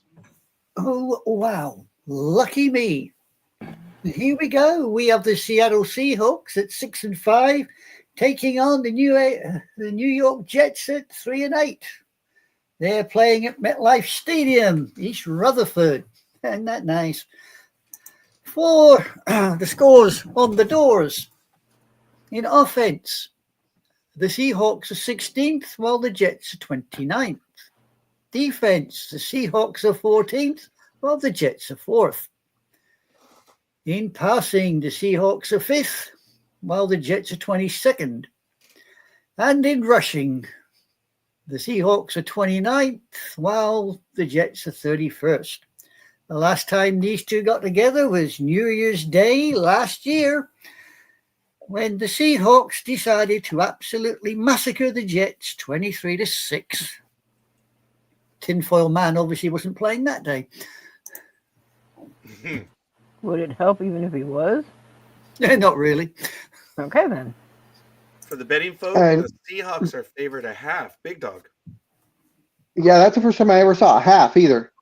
Yeah. But just to let everybody know, on the road, the Seahawks are 3-1. And at home, the Jets are 2-3. Is this before or after they buy all the tinfoil in New York? Yeah. Both. Okay. All right. Do we have a win probability? We do. The plucked chickens just might take it 51.7%. 51.7%. That's correct. Wow. Impressive. May we have the weather report, please? 39 and partially cloudy. Wow. Big Dog. I have 38 and partially sunny. Aw. And no dome. No dome. All right. Do we have, let's see. Okay, got that. There's a question in the chat room. I guess I'll take the Sea Hags, says Speedy. Remind me, who started that name again? I think that was the dream, wasn't it? Yeah, I think it was Dream. If it was Dream, excellent. I was going to blame Anime Girl.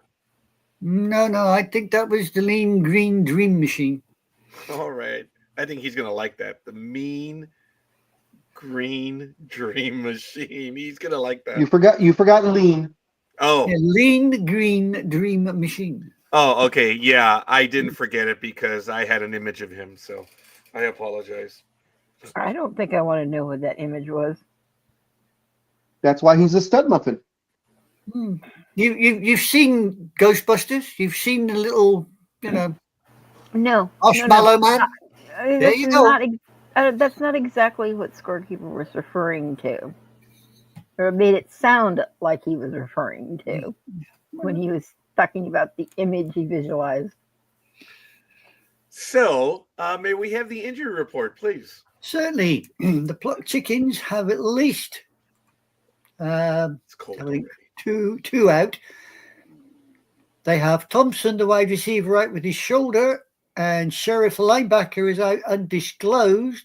They also have Eskridge, the wide receiver. He is inactive due to a coach's decision.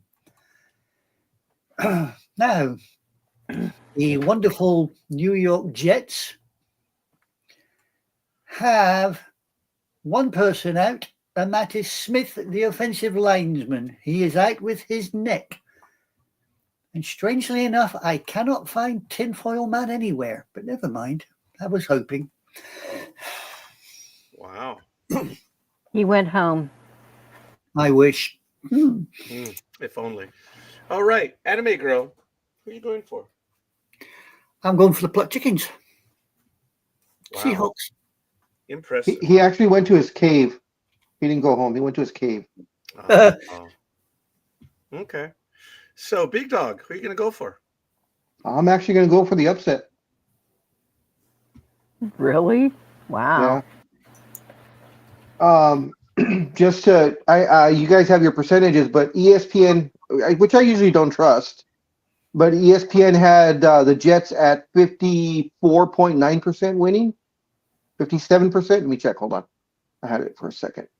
They have the Jets at 54.2% winning it. Okay.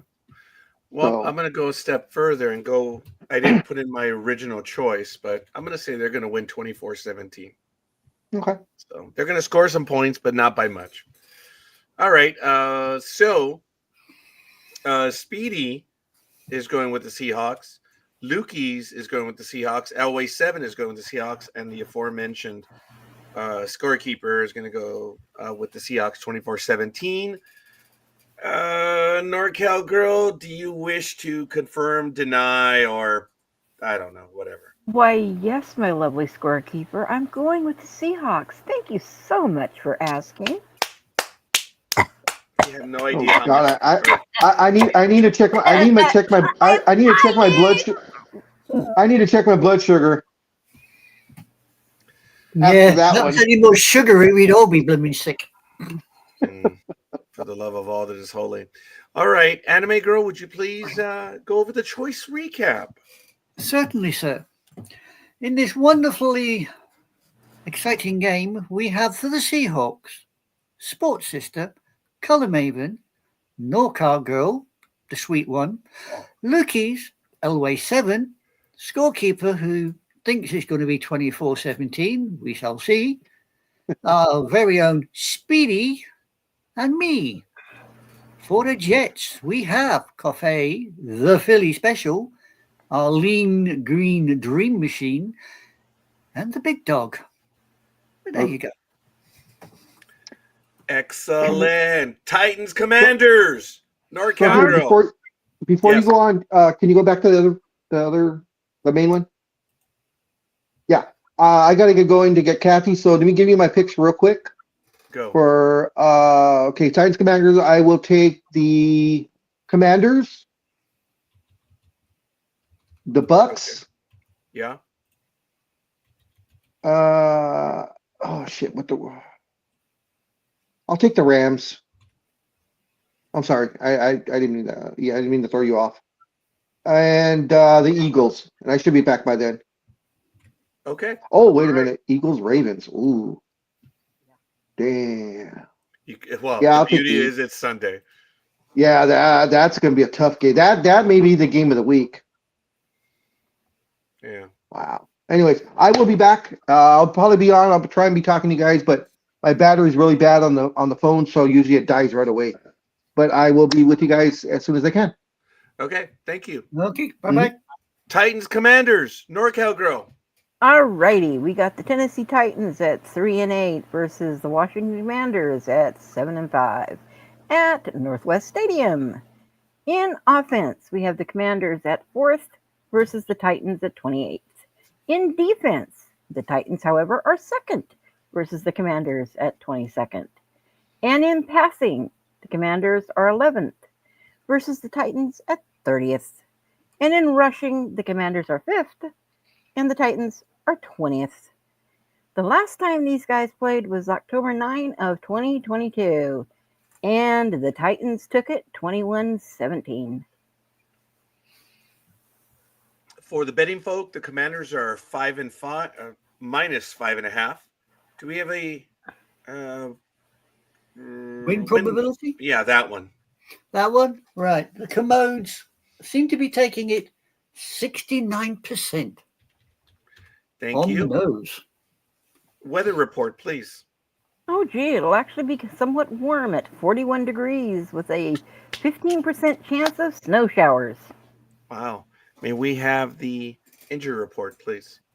All right. For the Titans, they actually only have one out, and that is Watson, the tackle.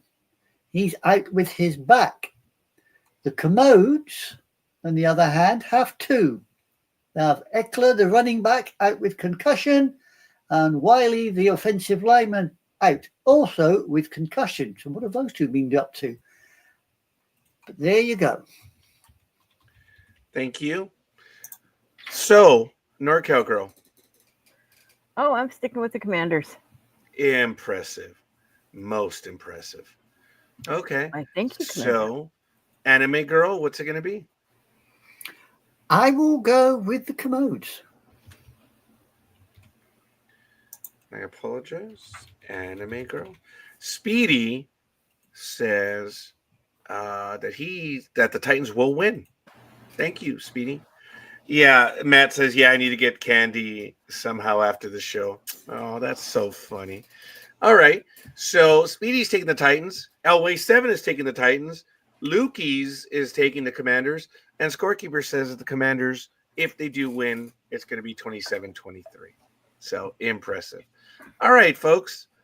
NorCal girl, would you please do our choice recap? I would be happy to. Aw. The Titans, Sports Sister, Elway 7, and Speedy with the Commanders, following with the rest of us. Cafe, Color Maven, me, the Philly Special, Dream, Big Doug, our glorious Scorekeeper, Lukey's, and Anime Girl. Excellent. And for the next game, folks, it's going to be the Buccaneers and the Panthers. So let's get to that game right now. The Buccaneers visiting are 5-6 versus the home team Carolina Panthers 3-8. It is at 1:05 p.m. on Fox. It's going to be at Bank of America Stadium. In the comparables, in team offense, the Buccaneers are 8th. Panthers are dead last at 32nd. In team defense, the Buccaneers are 25th. The Panthers are 27th. In team passing, the Buccaneers are 13th. And once again, the Carolina Panthers are 32nd dead last. And in team rushing, the Buccaneers are 10th and the Panthers are 24th. Last time these two teams played was earlier this year, about 10 months, bordering on 11. And the Buccaneers shut them out 9-0 on January 7th, 2024. This game for the betting folk, Buccaneers are -6. Do we have a win probability?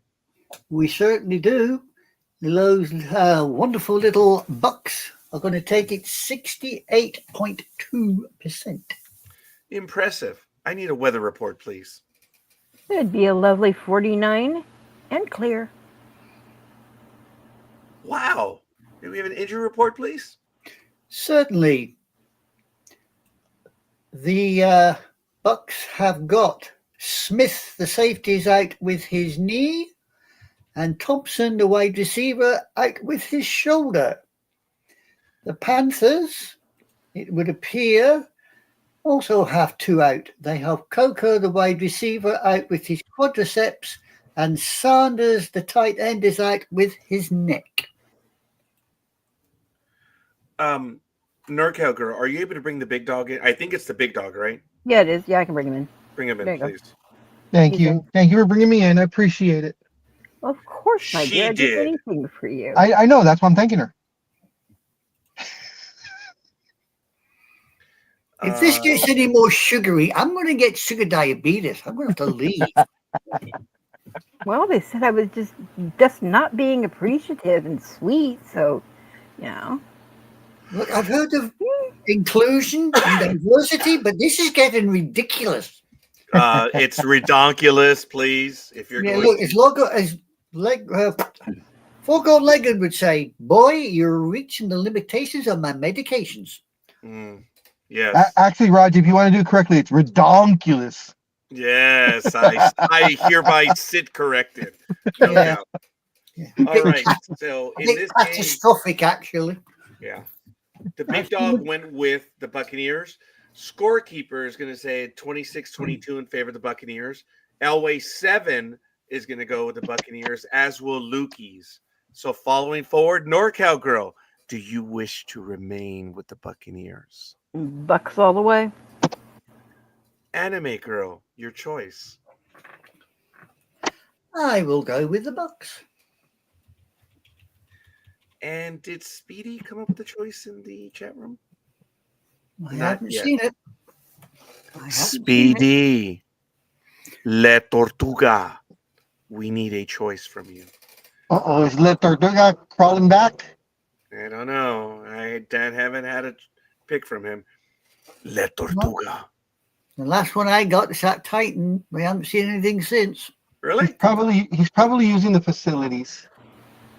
Aw, There's a possibility of that, you know. Yes, there is. So, in recap for this game for the Buccaneers, it will be Sports Sister, NorCal Girl, Philly Special, Dream, Big Dog, Scorekeeper 26-22, Elway 7, Lukey's, Anime Girl. For the Panthers, it will be okay. Let me see what he's gonna say. We're all on meds, LOL. When you think about it, I just need my Capra and I'm good. Well, and I appreciate that, Matt. What's your choice? I don't give a rat's ass about anything else. What is your choice? I have one job in the first 3 hours of this program. It's to get all the picks correct. Come on, Speedy. Yeah, and half the time we have to remind him to do that correctly. Buccaneers, Panthers. Buccaneers, Panthers. For the Panthers, we have Coffee and Color Maven. Come on, Speedy. Wow, Ross took the Panthers? Yeah. Okay. Speedy, hurry up. She's done very, very well this year. Yes. Yeah. And if she's going for the upset, she knows something we don't. She goes by colors. Yes. That's why she's the color maven. She's Yep. always gone by colors, and it's really good. Well, while Speedy La Tortuga figures it out, we're gonna go to the 105 game on Fox. Anime Girl, Rams, Saints. Speedy went for the Bucks. Really? I just saw it myself. Wow. Okay, thank you, Speedy. Appreciate it. I'm glad. It only took you 3 years, La Tortuga. But thank you. What? NorCal Girl. What? Well, see, what it was, Scorekeeper's probably it took so long since he's running off of Windows 98, and he's got the Atari 4000 plugged in, so he's trying to get the cords just right. Yeah, that's right. Yeah. Anime Girl, you're up. And he still has to put the chair together. Speedy, did you ever finish the chair? In your absence, we did ask about the chair. Yes, we Finish the chair. Gonna slap So- that chair upside your head in about And- 30 seconds. What the hell's the matter with you, woman? Well, you all told me I was being too sweet and likable. Who told you that? I did. Oh, Yeah, your compatriot. Oh, you're welcome. Yes, 3 years. Sorry. Oh my God. Okay, the chair, Speedy. Did you finish the chair from IKEA? Anime Girl, you're up. Rams and Saints. Right. We have the LA Rams 5 and 6 taking on the New Orleans Saints 4 and 7. Oh wow, isn't this going to be a fluffy one? They are at Caesars Dome in New Orleans. The scores on the doors are as follows. In offense, the Fluffy Rams are 22nd, while the Holy Saints are 15th. In defense, the Fluffy Rams are 21st, while the Holy Saints are 29th. They need some holiness on that one. In passing, the Little Rams are 15th, while the Saints are 20th. And in rushing, the Rams are 26th, while the Saints go marching in on 9. Last time these two got together was December 21st last year, when the Rams butted the Saints out of the stadium 30-22. For this game, the Rams, for the betting folk, are favored at 2.5. And let me update that the Rams are actually 5 and 6. It shows 0. Yeah. there. Yeah, thank you for that. I hadn't filled in. I thought I had filled in all the standings, but I guess I must have forgot the Rams. Sorry about that. Do you do that by hand? When I'm typing it into my iPad, yes. What it usually is I make the schedule before the Monday night game. So the teams that are playing on Monday night, I don't put in their win-loss record. Wow. I just have 0-0 as a holding spot till the game's over. Then I put the right wins and losses in. But I must have forgot for whatever reason. Damn, you're putting me to sleep knowing how much typing you have to do on that. I just copied the NFL page, and it would give me the record. So if I ever screwed up on the records, I'm like, that's the NFL, baby. But all right. The Rams are favored for the betting folk, 2.5. Do we have a win probability? Yes, it looks like the little fluffy ones should take it 57.1%. Wow. Okay. So, do we have a weather report? 60 degrees and clear walking from your car to the dome. Wow. May we have an injury report, please? Certainly, the fluffy ones have nobody out. They have a few questionables, but nobody out. The Saints, on the other hand, have at least 2 out. First one is Jeff Coat, the defensive end. He is out undisclosed. The other one is Patrick, offensive lineman. He is out with his calf. That is all. Why, thank you. Anime Girl, who are you going to pick for this game? Well, I am certainly not marching in with the Saints today. I'm going with the fluffy little Rams. You're going with the Rams, huh? Yes. Okay. Before I jump to the big dog, looks like Speedy says, I'll take the Saints, but just like the other games, I might change it to the Rams. When have you ever changed it? I was about to say that. He always says he might be changing. He never does. But thank you, Speedy, for the insight, Le Tortuga. But thank you for that. And Speedy does says, oh, the chair was shown on the last show I was on, remember? No. No. We're all asking about it. We usually can't see what you're sitting on that. Well, I'm referring to the chair that you're sitting on. So Well, I said hopefully- what he's sitting. I didn't say who he's sitting on. I didn't say who. I said I what. didn't say who is or what. It's the chair. So that being the case, Speedy is going to go with the Saints. Lukey's and Elway 7 are going with the Saints. I guess they're religious.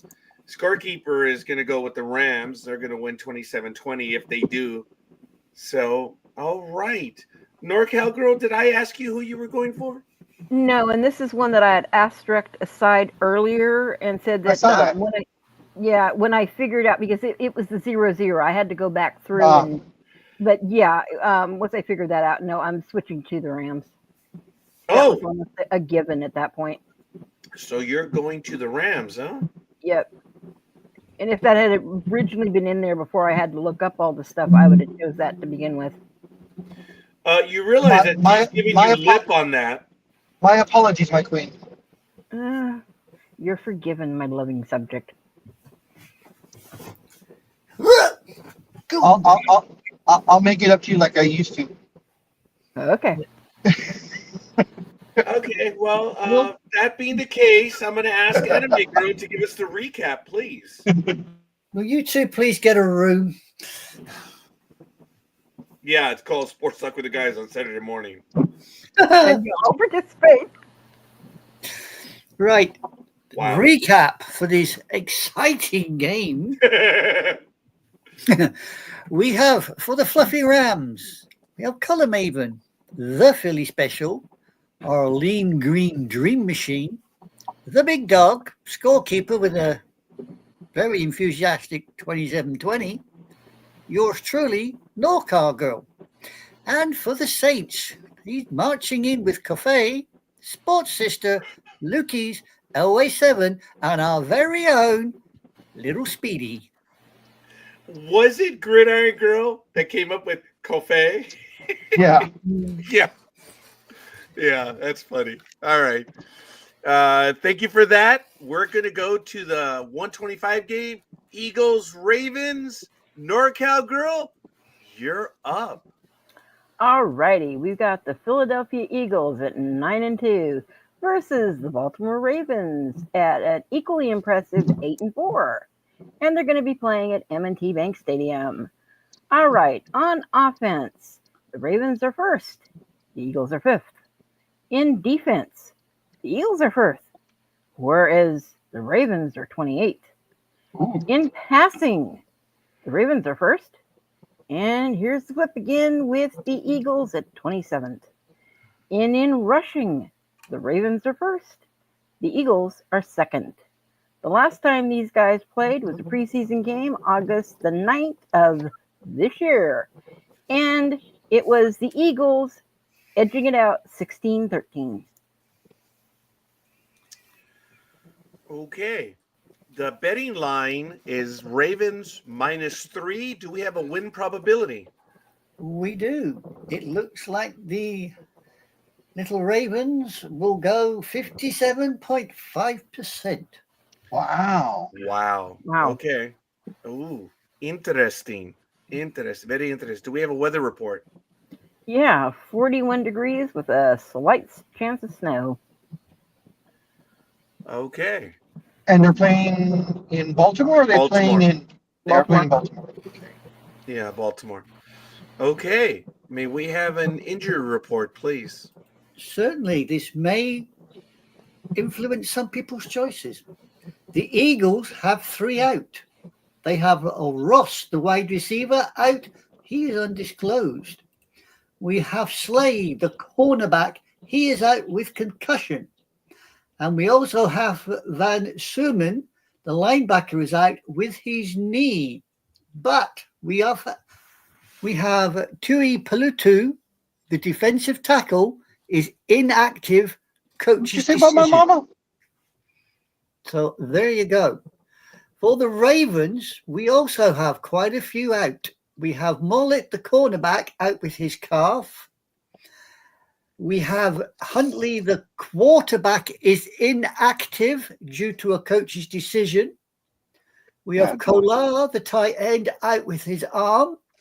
Ishmael, the tight end, out undisclosed. And Dobbins, the running back, out knee MCL. So there you go, ladies and gents. Make of that what you will. Impressive. So Speedy is going to take the Ravens. Okay. So NorCal girl, are you going to stick with your choice of Eagles? Yes, I am. Although I think this is definitely going to be the game of the week. Yeah, it does look like it. Anime girl, what are you going to do? Well, much to my chagrin, I have to go with the Dodos.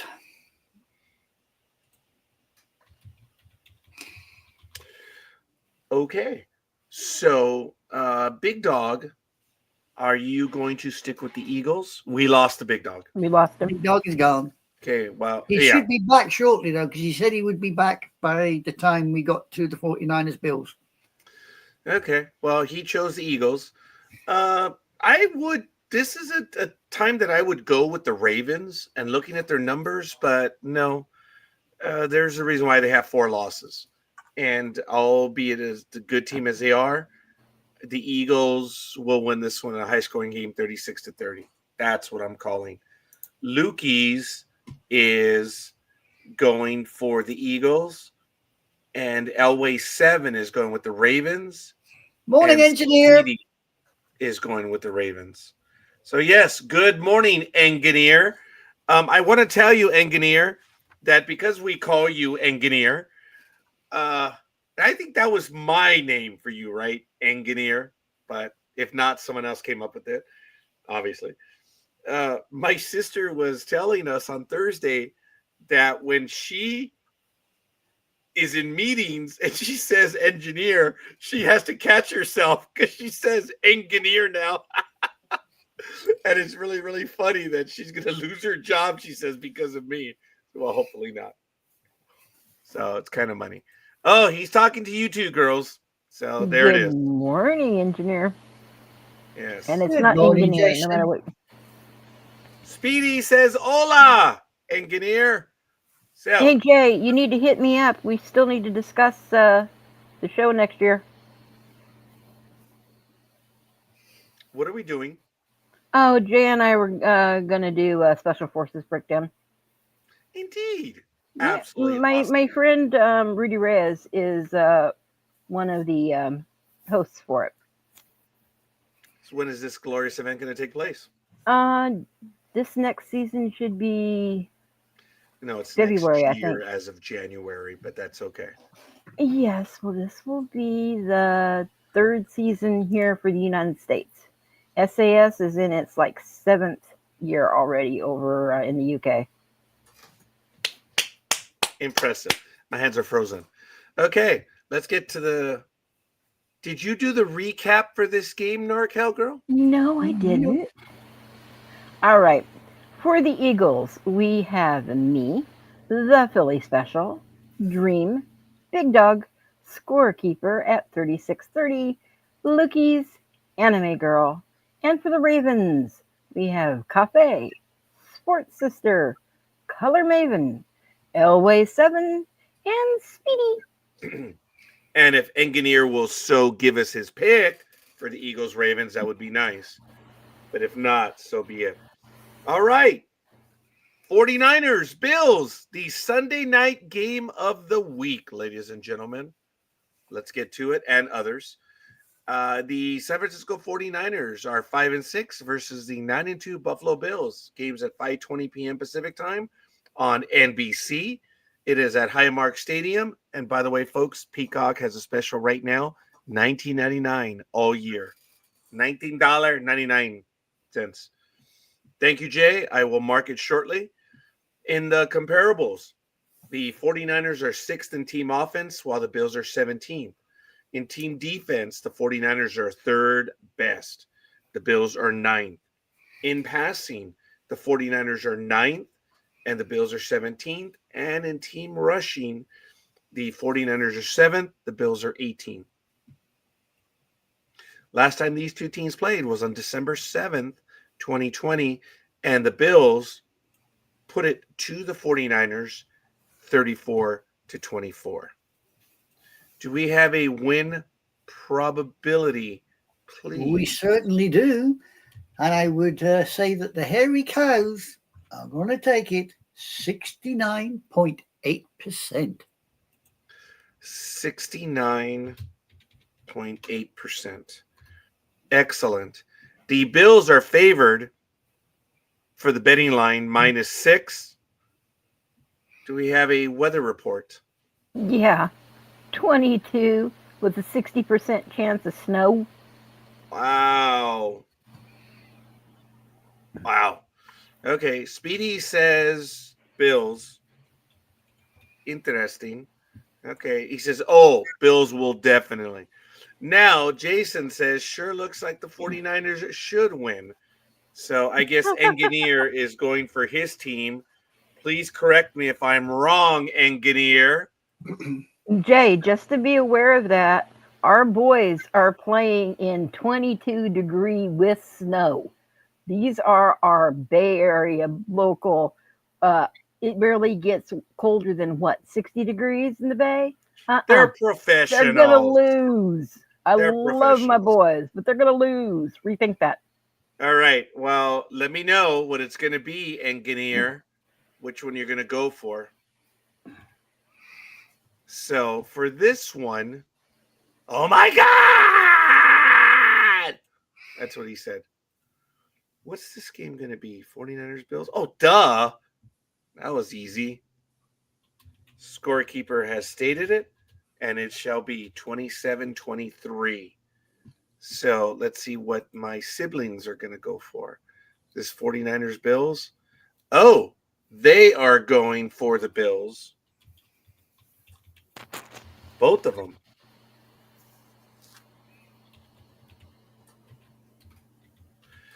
Wow. Okay. So Scorekeeper says 27-23. Lukey's and Elway 7 are going for the Bills. So, NorCal girl, are you going to stick with the Bills?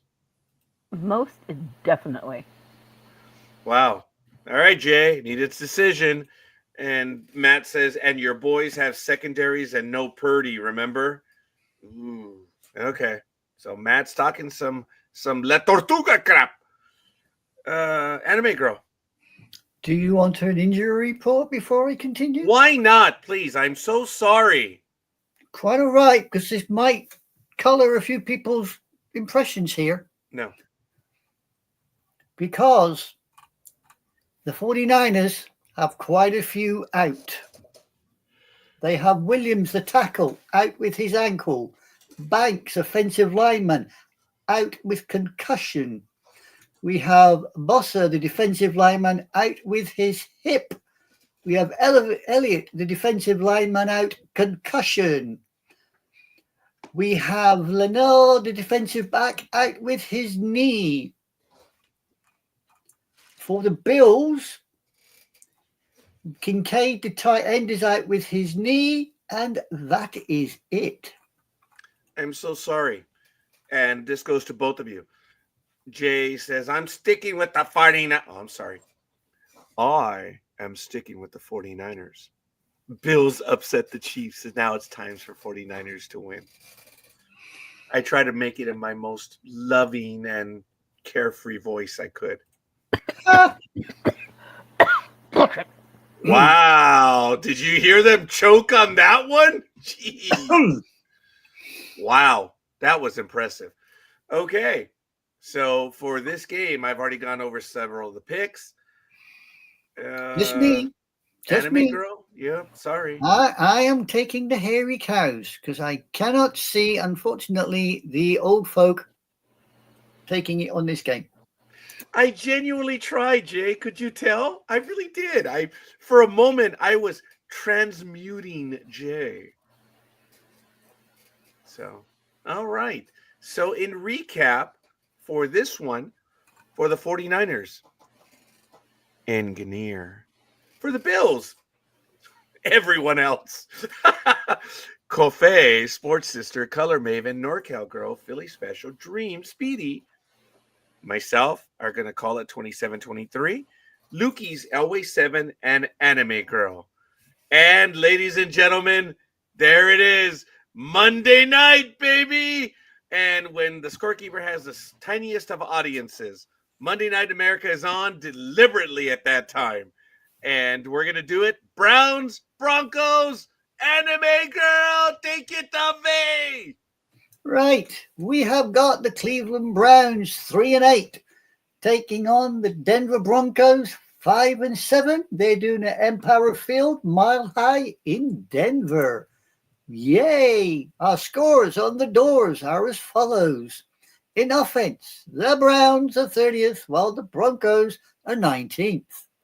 In defense, Browns are 15th while the Broncos are 7th. In passing, the Browns are 24th while the Broncos are 18th. And in rushing, Browns are 30th while the Broncos are 16th. Last time these two got together was November 26th last year, and the Broncos decided to kick the Browns out of the field 29-12. Woohoo! Whoop, whoop. So for the betting folk, the Broncos are favored 5.5. Do we have a win probability, please? We have a win probability. Yes, we do. It looks like the Broncos will be taking it 68.2. Wow. Okay. Weather report, please. 38 degrees and clear. Impressive. Okay. Injury report, please. Injury report. For what good it's going to do, you ladies and gents, we have Huntley inactive, coach's decision. Elliott, defensive lineman, out with concussion. And Watson, the tackle, is out with his back. That is for the Browns. For the Broncos, we have Blackson, the defensive lineman, out undisclosed, and that is it for them. Wow. Okay. So Speedy says Browns will stun Denver, and that's the bottom line. Ooh, thank you, Speedy. Anime girl. Why have you got me down looking for the Browns? I don't know. I have no idea. Now you only got Petey, not Speedy. Whatever. Oh, But dear. I'm glad you're paying attention. So who are you going to go for in this game? Well, I'm going to go for the other little horsey crowd. Wow. NorCal girl, are you sticking with the Broncos? Oh, yeah. Okay. So Speedy is going with the Browns. Scorekeeper is going to call it 20-16 for the Broncos. Elway 7, duh, is going for the Broncos, as is Lukey's. So, all right. I believe at this point I'm going to ask, who the hell did this game? I know why, because I had you here, but I put it under Browns instead. I'm so sorry. Yeah, you blew it. If only. Go ahead. Anime girl, would you do? Oh, Jay, engineer, do you wish to play? Yeah, engineer. Yeah, sports talk with the guys to engineer on your Broncos, next Browns.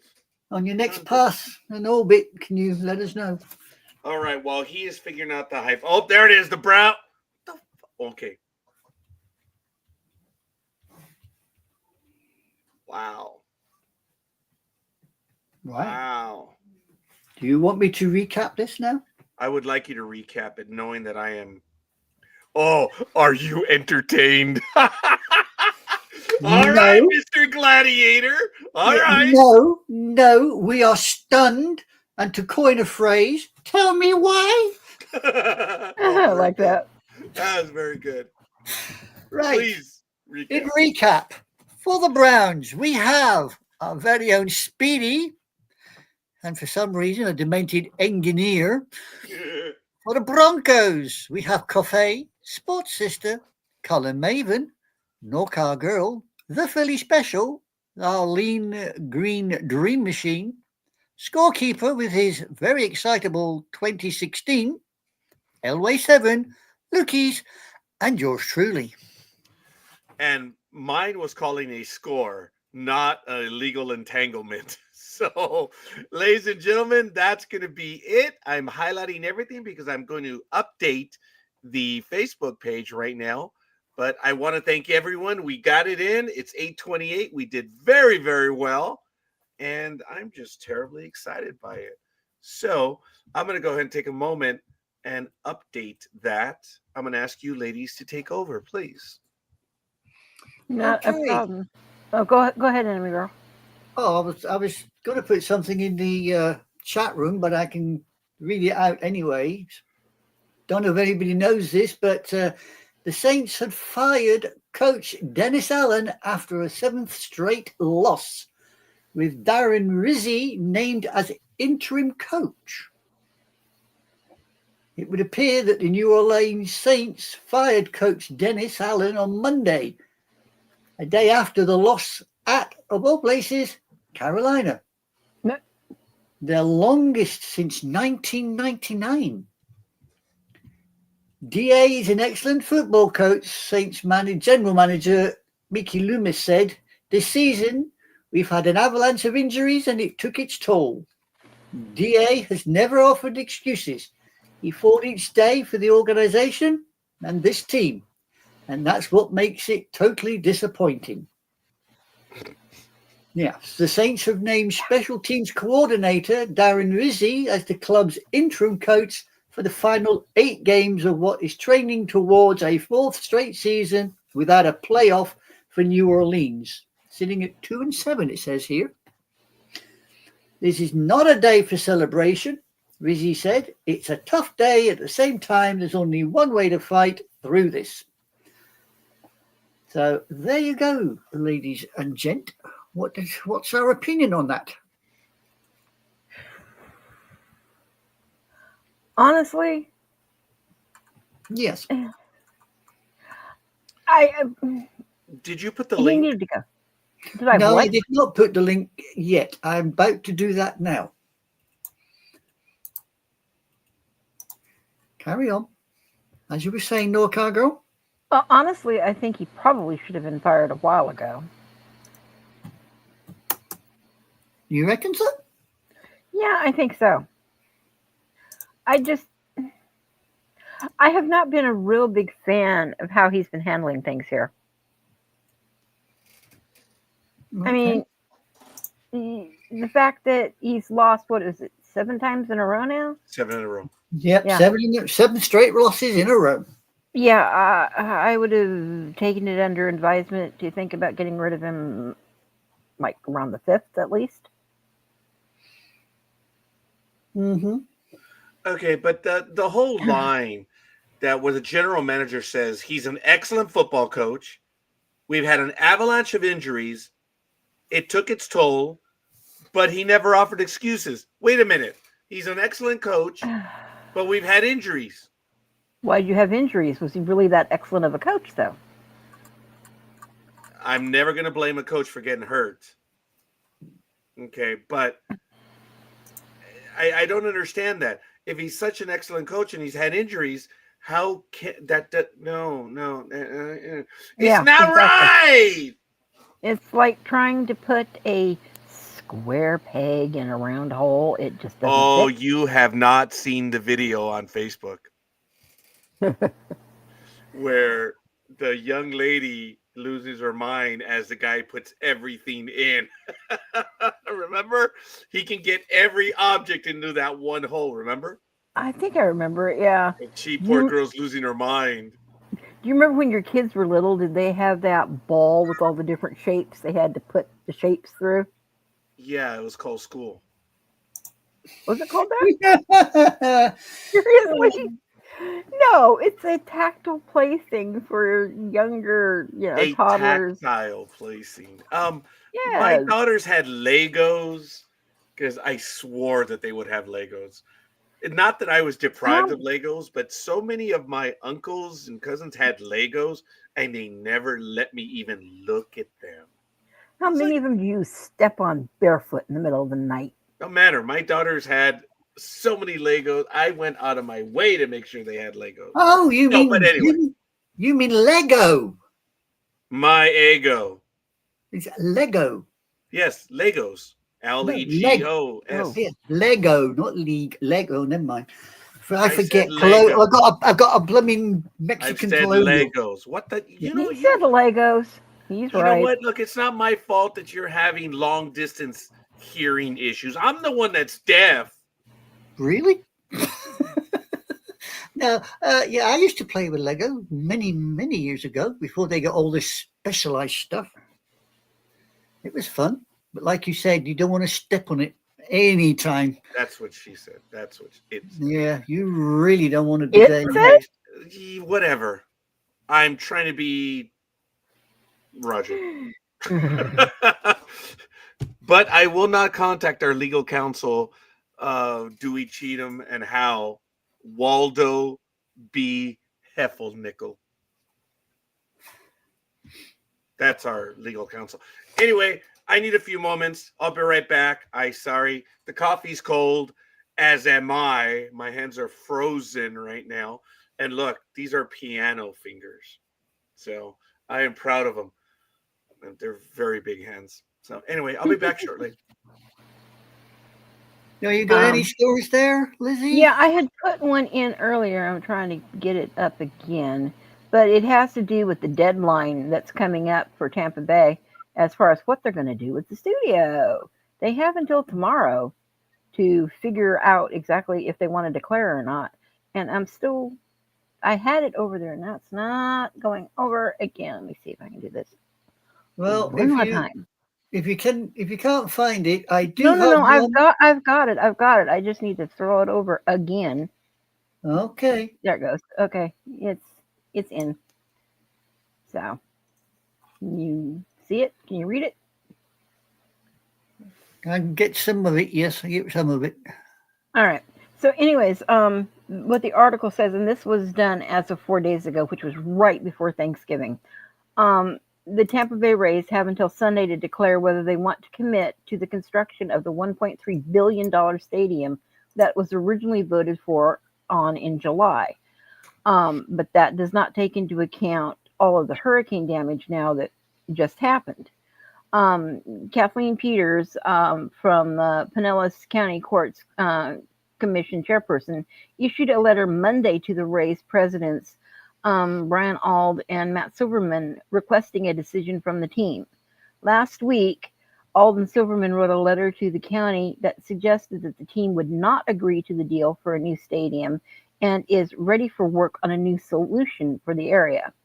Rays officials wrote in November 19 that a new stadium would not be completed in time for the 2028 season, while opening a stadium the following year would be too expensive.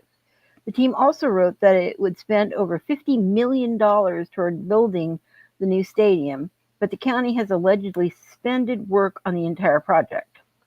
And this is a quote that says, "As we have informed the county administrator and St. Petersburg Mayor Ken Walsh, the county's failure to finalize the bonds last month ended in the ability for the 2028 delivery of the ballpark.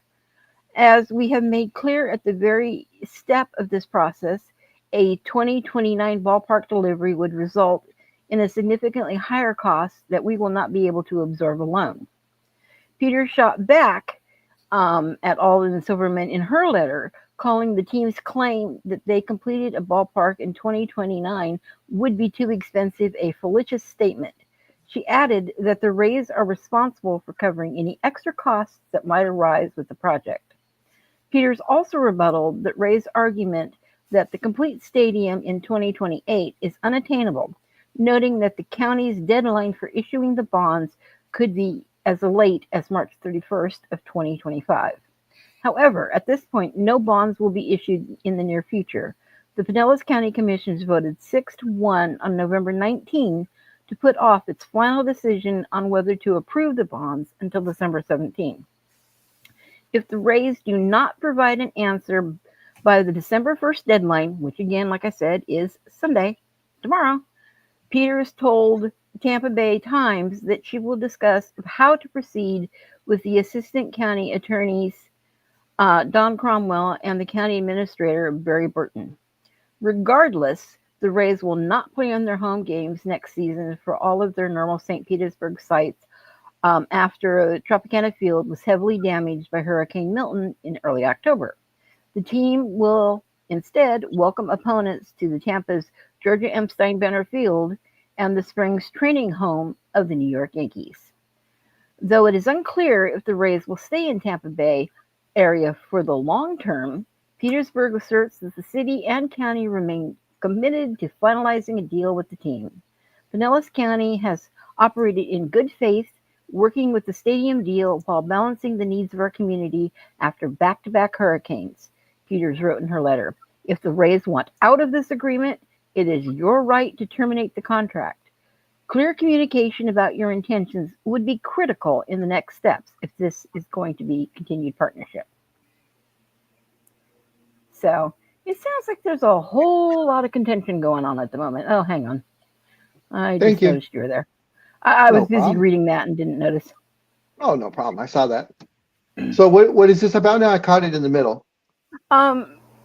This was issued 4 days ago, but the Tampa Bay Rays have been given until tomorrow, December 1st, to make the decision if what they're going to do regarding the stadium. But they're saying now that there's no way that they can have it done at the time of 2028. It would be too expensive. And then if it's going to go into 2029, it would be way too exorbitant at that point.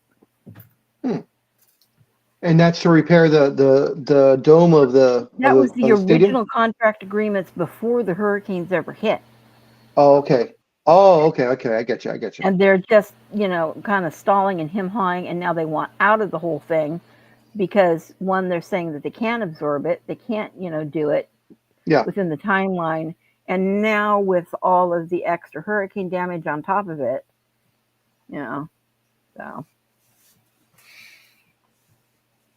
Wow. So you said 2028 would be the earliest? So what were they going to do? Like a total renovation? Was that what the plan was? That was what the original plan was. Yeah. Yeah. Damn, I think it'd be faster if they just built a brand new stadium rather than renovate. I mean, it's going to take that long. Yeah, because they originally voted on this in July, and it was $1.3 billion stadium for the construction to The renovation of it. Wow. Yeah. That's a big renovation. Yeah. Taking that long as well.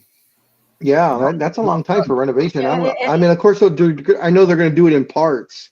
Yeah. And what I had read and what you might have missed is the Rays said on November 19th with a letter to the commissioner, they said that a new stadium would not be completed in time for the 2028 season, while opening a stadium the following year would be too expensive. The team also wrote that it has to spend over $50 million towards building the new stadium, but the county has allegedly suspending work on the entire project. Gotta love Miami. Gotta love Florida. Yeah. So one end's calling everything fallacious statement, saying that the Rays letter to that was a fallacious statement. Mm-hmm. And she said the Rays are responsible for covering any extra debt that might arise. So it's just, I don't know. Yeah. Meanwhile, I don't know if you saw, I guess about maybe 2 weeks ago, the Dodgers started their renovation of Dodger Stadium again. I saw that. Yeah, I was like, man, they're ripping the hell out of it. I don't know if they're putting in more seats, or they're just upgrading, or what's going I on, but it looks major. Yeah, I don't know. They were doing a lot. And how are the Oakland River Rats going to be doing? Oh, I They're don't coming. They're know. coming next season, right? Yes, and here's the thing. I think that was the two articles I had actually thrown in a couple of weeks ago that I wanted to talk about, and then I had to bail early because Oh, they have completely it's a mud pit right now. Is basically all it is. They have yanked out everything, are totally regrading it. was it artificial turf before, and now they're going natural? Is that what it is? No, it was natural before. And they're going to artificial? They're evening it out and making it better. Oh, okay. Huh. Interesting. Well, I mean, at least you guys will have a nicer stadium, or You will yeah. have a nicer stadium, but now there's other factors that I'm not entirely sure they took into place to bring them here, and it has to do with actually some of our roadways, and this was just happened this last week. That has happened before in the past, but not terribly frequent. But this time it really did. We have part of a bridge that not only it doesn't come up like a bridge does, it twists. So instead of Okay. the part that's over the river twists to allow boat passage and other things underneath. Oh, okay. Okay. Well, during that twist, when it was twisting, they had a major log jam in the gears. So they had everything backed up 4 miles. And because it was gearing on to Thanksgiving weekend, we had, traffic backed up for miles, and it was not able to be cleared for hours upon hours. If that was to happen during one of these games, we've got people trying to get back to the Bay that are going to have to try to figure out how to get around Sacramento to get to, other access points instead of, hitting I-5 and, zipping over to 80 and then straight down. So that's going to be a nightmare as well. Sounds like fun. Yeah. Doesn't it sound like fun, scorekeeper? It definitely does. Welcome to my world. Right. I got a little something that we were talking about earlier. Okay. It's about a certain football team. I think they're called the Raiders. Oh, God. We were mentioning their prize cock up at the end of the match. Yeah. And somebody said it was coaching or the coach. Well, guess what, guys? It wasn't. I shall read what it says. The Las Vegas Raiders impressively put themselves in a position to upset Kansas City Chiefs on Black Friday until a reckless miscue in the final seconds snatched defeat out of the hands of victory. Down 2 points with 15 seconds left to play in field goal range, a botched snap turnover was the result of Las Vegas' potential game-winning drive and a deflating end to an otherwise thrilling comeback attempt.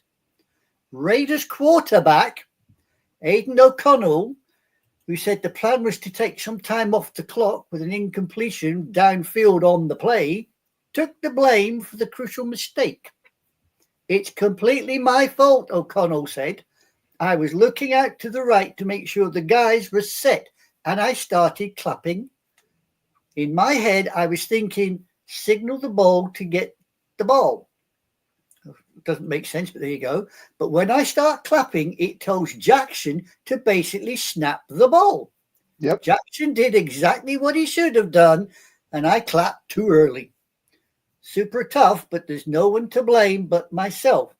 So that's probably the hardest part to swallow.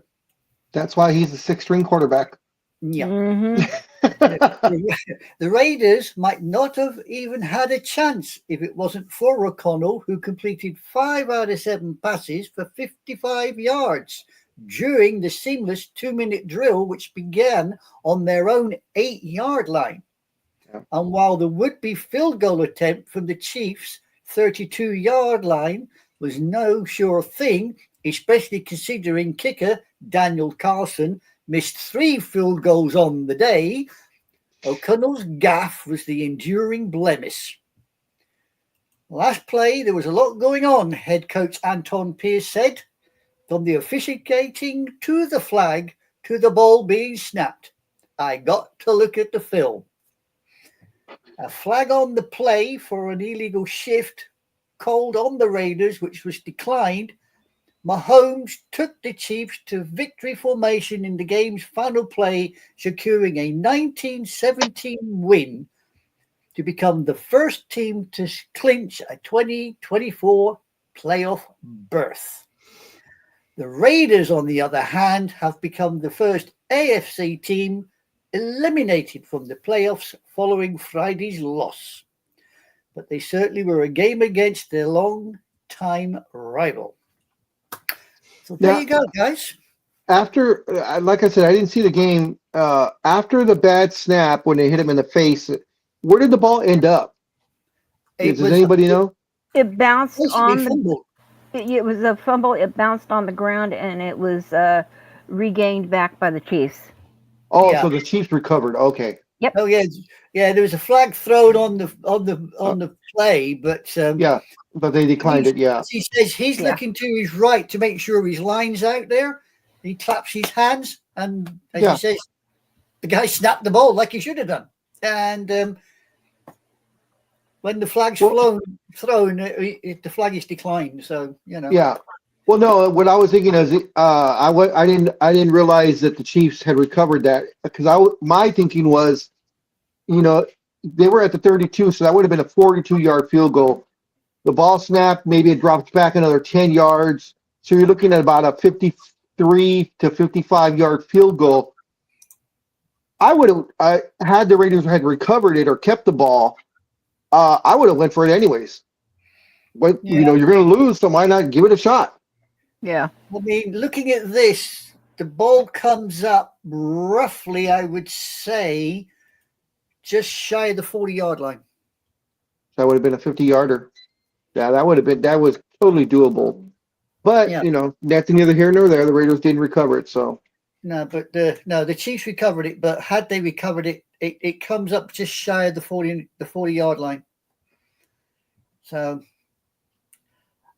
it looks like your dear little quarterback is holding his hands up. I'll give him kudos on that one. He put his hands up and said he made the cock up. So there you go. I just thought you'd like to. We all catch games as we can this season. Do you believe that the Chiefs have been penalty friendly, I guess would be the nice way of saying it, as far as when when the refs make the calls, everything seems to go the Chiefs' way. I don't know if you guys would agree with that or disagree with that. But it seems to me in the games that I have seen, there's been some calls that should have been called on the Chiefs that don't get called, and Mahomes ends up throwing a touchdown. Or on the other side, there's stuff that seems to be a phantom call on the other team, and the Chiefs, of course, get the advantage for that. And that seems to be happening a lot this season. I would agree with you. And actually, what's really funny is I actually was going to talk about that earlier because I have an article about that. Okay. That other people were saying the same thing. I can grab it and throw it over. But no, I agree with it, although this article disagrees with both of us. There's a bloody shock. Somebody actually disagreeing with sports talk from the guys. Yeah, well, there you go. All right, I threw it in there, and I'll go ahead and read it for you guys, too. Oh, never mind. That's not the right one. Ignore it. It was something else I pulled up. No, so I just have to find what I needed to find. Yeah, ignore that. But Okay. no, it literally was exactly what you were saying, Big Dog.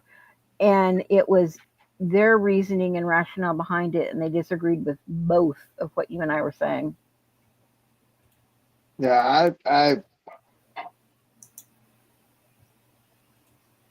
have too many windows open. Oh, that's no, the close the call. windows. It's cold outside. Yeah, watch what happens. Look, the flag comes in. Yeah, He comes. See, he's short of the 40-yard, just short of that 40-yard line yeah. when he Yeah. pops up on it. So it would have been, say, at the 38-yard line. You go back about another 10, Yeah. Say 48. That it actually would have been like a close to about a 57-yard field goal. I would say sort of 35, 36-yard line, just short of 40. So Yeah. yeah, they cocked that one up. Thank you, Roger. Oh, Wasn't scorekeeper. Mobley. I'm sorry. I said thank you for that. I don't know if that was you or not. I'm pretty sure it was you Well, it That wasn't put me up that- because I don't know how. that put up what we just saw. Yes. Yes, you know how. Me don't know how. Me keep trying and me keep cocking it up. Do You it just just love fine that when word we do today. it. Just go stand in a barrel and pee in the corner, Big Dog. That was so funny. I had never heard that one before. That was so funny. That's an old military one, actually. When you get hold of. Oh, I figured that.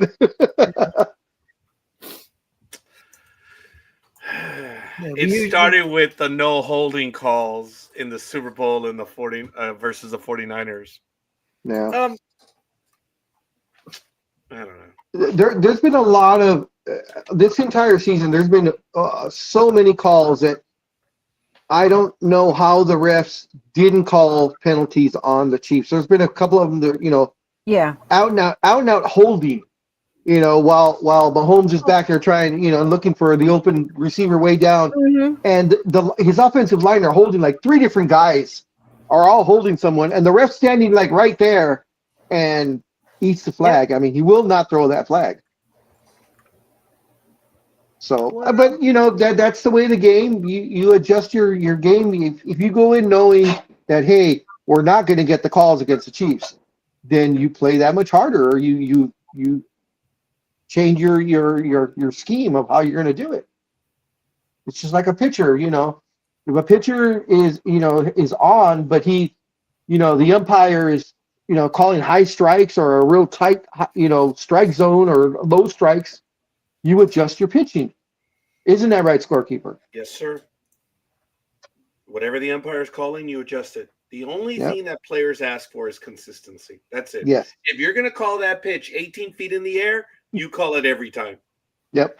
And if you're not going to call, that's where the players get mad. It's like they know they're human beings. Just be consistent. So I've had umpires that were calling pitches above the head, man. And what are you going to do? That was in high school. What are you going to do? Now, as a pitcher, scorekeeper, how did you handle guys that did the Pete Rose crouch? There weren't too many in high school that did that. Okay, now for those who don't know or are very young, Pete Rose, when he came to bat, of course, he is the all-time hit leader. But when he would come to bat, Rose is probably 6 feet tall, close to it, maybe a little bit over. Tall, tall guy. But when he'd go to the plate, he's 6 feet under now. Oh. that is true. I like that. But when he'd come to the plate, he would crouch and make the strike zone smaller. Because back, of course, in the 70s, they actually would call the strike zone from mid-chest to the knees. Jeez. So what he would do is he would literally crouch and just tighten up and make that strike zone compact. And I know it really frustrated a lot of pitchers because he had a lot of walks because he made the strike zone small. Unlike other players, what made Pete Rose difficult is he remained in the crouch. See, Yes. Ricky Henderson would get pissed off when they would call a high strike. He says, "Hey, what are you doing? I'm in a crouch." And the umpires would tell him, "No, you come out of that crouch to hit." Pete Rose remained in the crouch. So that's why it made it much more difficult.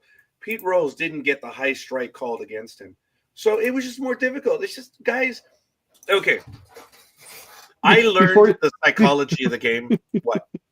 Before you go on, I can just see that high pitched called strike on Ricky Henderson. Umpire, what are you doing? Don't you see Ricky Henderson is in a couch? Ricky Henderson did not stand up. What are you doing to Ricky Henderson? No, it's Ricky. It's Ricky. Ricky. It was always Ricky. It was the greatest thing to see that man talk in the third person. And we were expecting an incredible Hall of Fame. And Ricky Henderson was the professional. Yes, he threw us a curveball because we were all expecting a crazy. Wasn't he also offered like $1 million to go in as a Sacramento Bee or something like that? No, as the San Diego Golden baseball league team, the Sea Dogs or something. Yeah, he was offered $1 million to go in on that. But Major League Baseball or the Hall of Fame says, no, you don't get that choice. So I don't know. But anyway, the whole thing is I learned about the psychology of baseball was when we went to face Pericles up in Palmdale.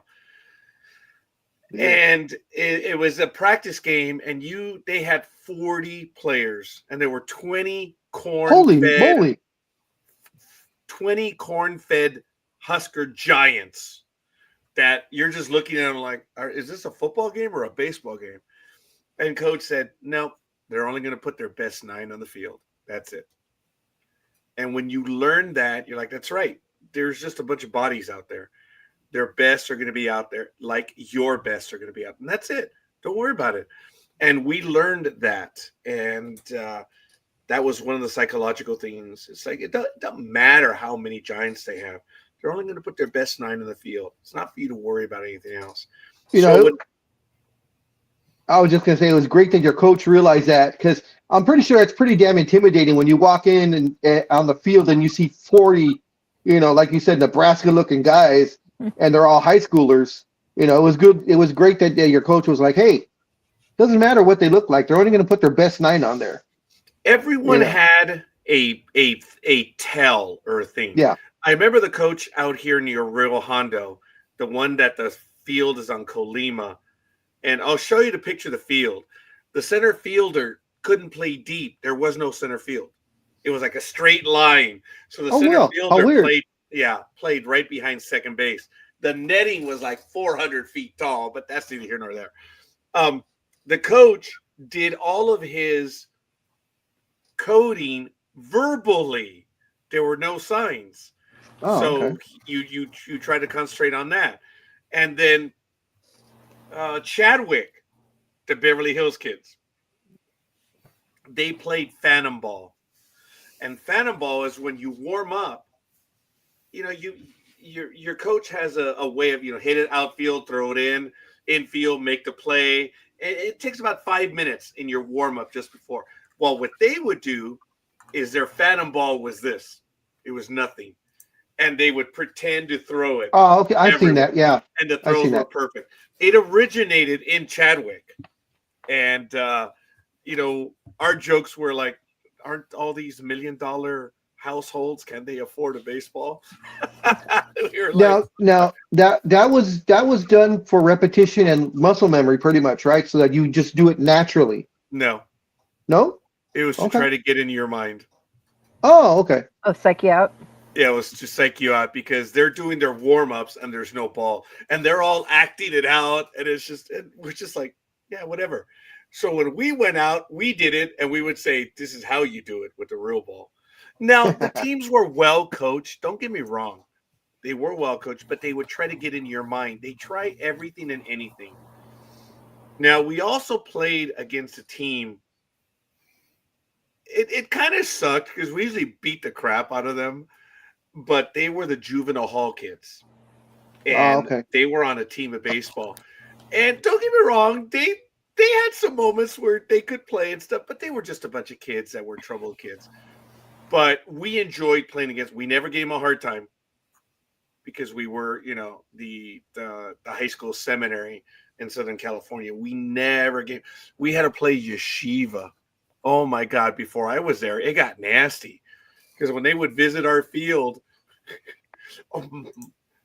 I heard the stories that they would yell out, "You killed our savior!" I'm like, oh my God! Damn. That's ruthless. Hell yeah, it is.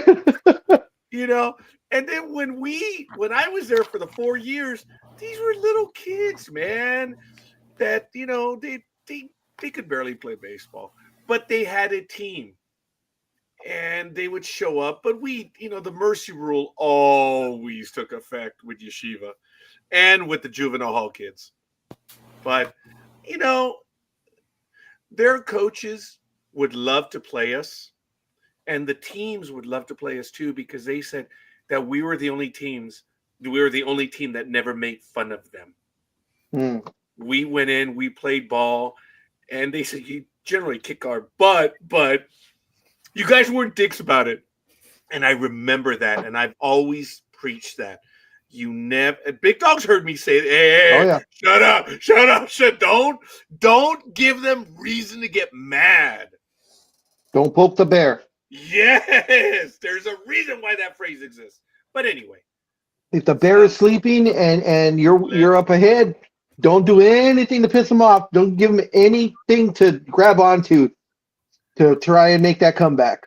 Dream knows the story that we were playing with the youth group, and we were getting our rear ends handed to us. Dream's team, of all things, they had this one big inning where it was like they went up like 8 times, all of them. Ooh, and they all scored. Oh, yeah. They just kept, it was Ring Around the Rosie on steroids. It was like that Bugs Bunny cartoon where they're playing baseball and they're just... yeah.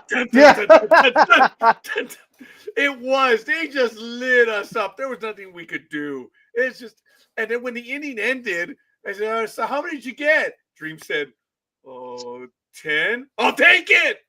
They scored like 50 runs. And they only said, well, we scored 10. I'll take it, baby. Well, they went cold. As usually happens. Yeah. And we started to get back. I know I got one. It was a line drive home run over second base that the center fielder couldn't get to in time. And that got us going. Mike, Mixmaster Mike, you guys know him. He hasn't been on the program in a while.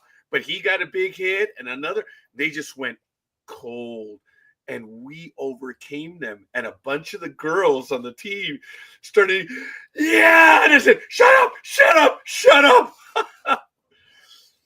I mean, they wanted to cheer. They had never had a chance to win. But I told them, shh, for 2 reasons. Yep. Don't poke the bear. And the other reason was when they lit us up like a damn Christmas tree, they weren't poking us. That was the real lesson. Because my neck got hurt that day from all the home runs and everything. From you going like this? Yeah. And Thomas and his team just lit us up. Just lit us up, dude. But they never, that was my first lesson. Hey, when they were kicking our behind, they did not rub it in. That's number 1. And 2, don't give them reason to get pissed. No kidding. Speedy has it right there. Never poke a real bear. Yes. So, and they learned the lesson. They said, look, play, give it your best. You're not always going to win, but give it the best. And they will always see you differently. And we had teams. Oh my God. Faith Baptist out by Topanga Canyon.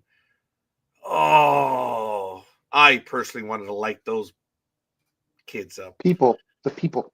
Yeah, they were a good coach, damn well coached team.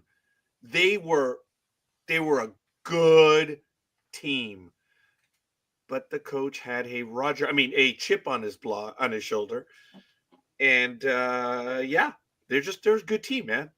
You want to beat the good teams, so, and they had each team has its own way of cheering, and they had this one that was like, rip, Rip, I forget it exactly. Get a base hit, but Yeah. they had their chant and stuff, and we're like, "Oh, that was good." So we came up with one, but we usually had good umpiring, though. We were lucky. So, but anyway, I took off on a tangent. I'm sorry, folks, Yeah. but I do apologize on that. So come on back in, ladies. I'm sorry. Oh no, I was lagging, so I was just listening to you. So you're lagging? Are you lagger dagger? Have you gone from NorCal Grill to lagger dagger? No, my internet has. So that's a yes. So, all right, fair enough. Ladies and gentlemen, it's 9:07 a.m. on November 30th, 2024. I do have a little programming news. If you're expecting a professionals episode on Wednesday, it has been moved because we have a special ARC event. It is going to be moved to the second Wednesday of December to December 11th. So hopefully you'll be able to join us for that one. Speedy says, okay, well, me and this caretaker, he's cool. We're going to try and get clothes and food for the cheap since Black Friday is over. Oh, yeah, today's Saturday, right? Well, you got Cyber Monday, Speedy. Yeah. And Black Friday's never over anymore. Black Friday started since like November August. 15th. Pretty much. You don't have to stand in front of Mervin's anymore going, open, open, open. Those are funny commercials. They were. They were funny commercials. But, folks, it did get out of hand. It got way out of hand where the stores were opening up at midnight, 11, 10, 9. They were even opening up at 5 p.m. now.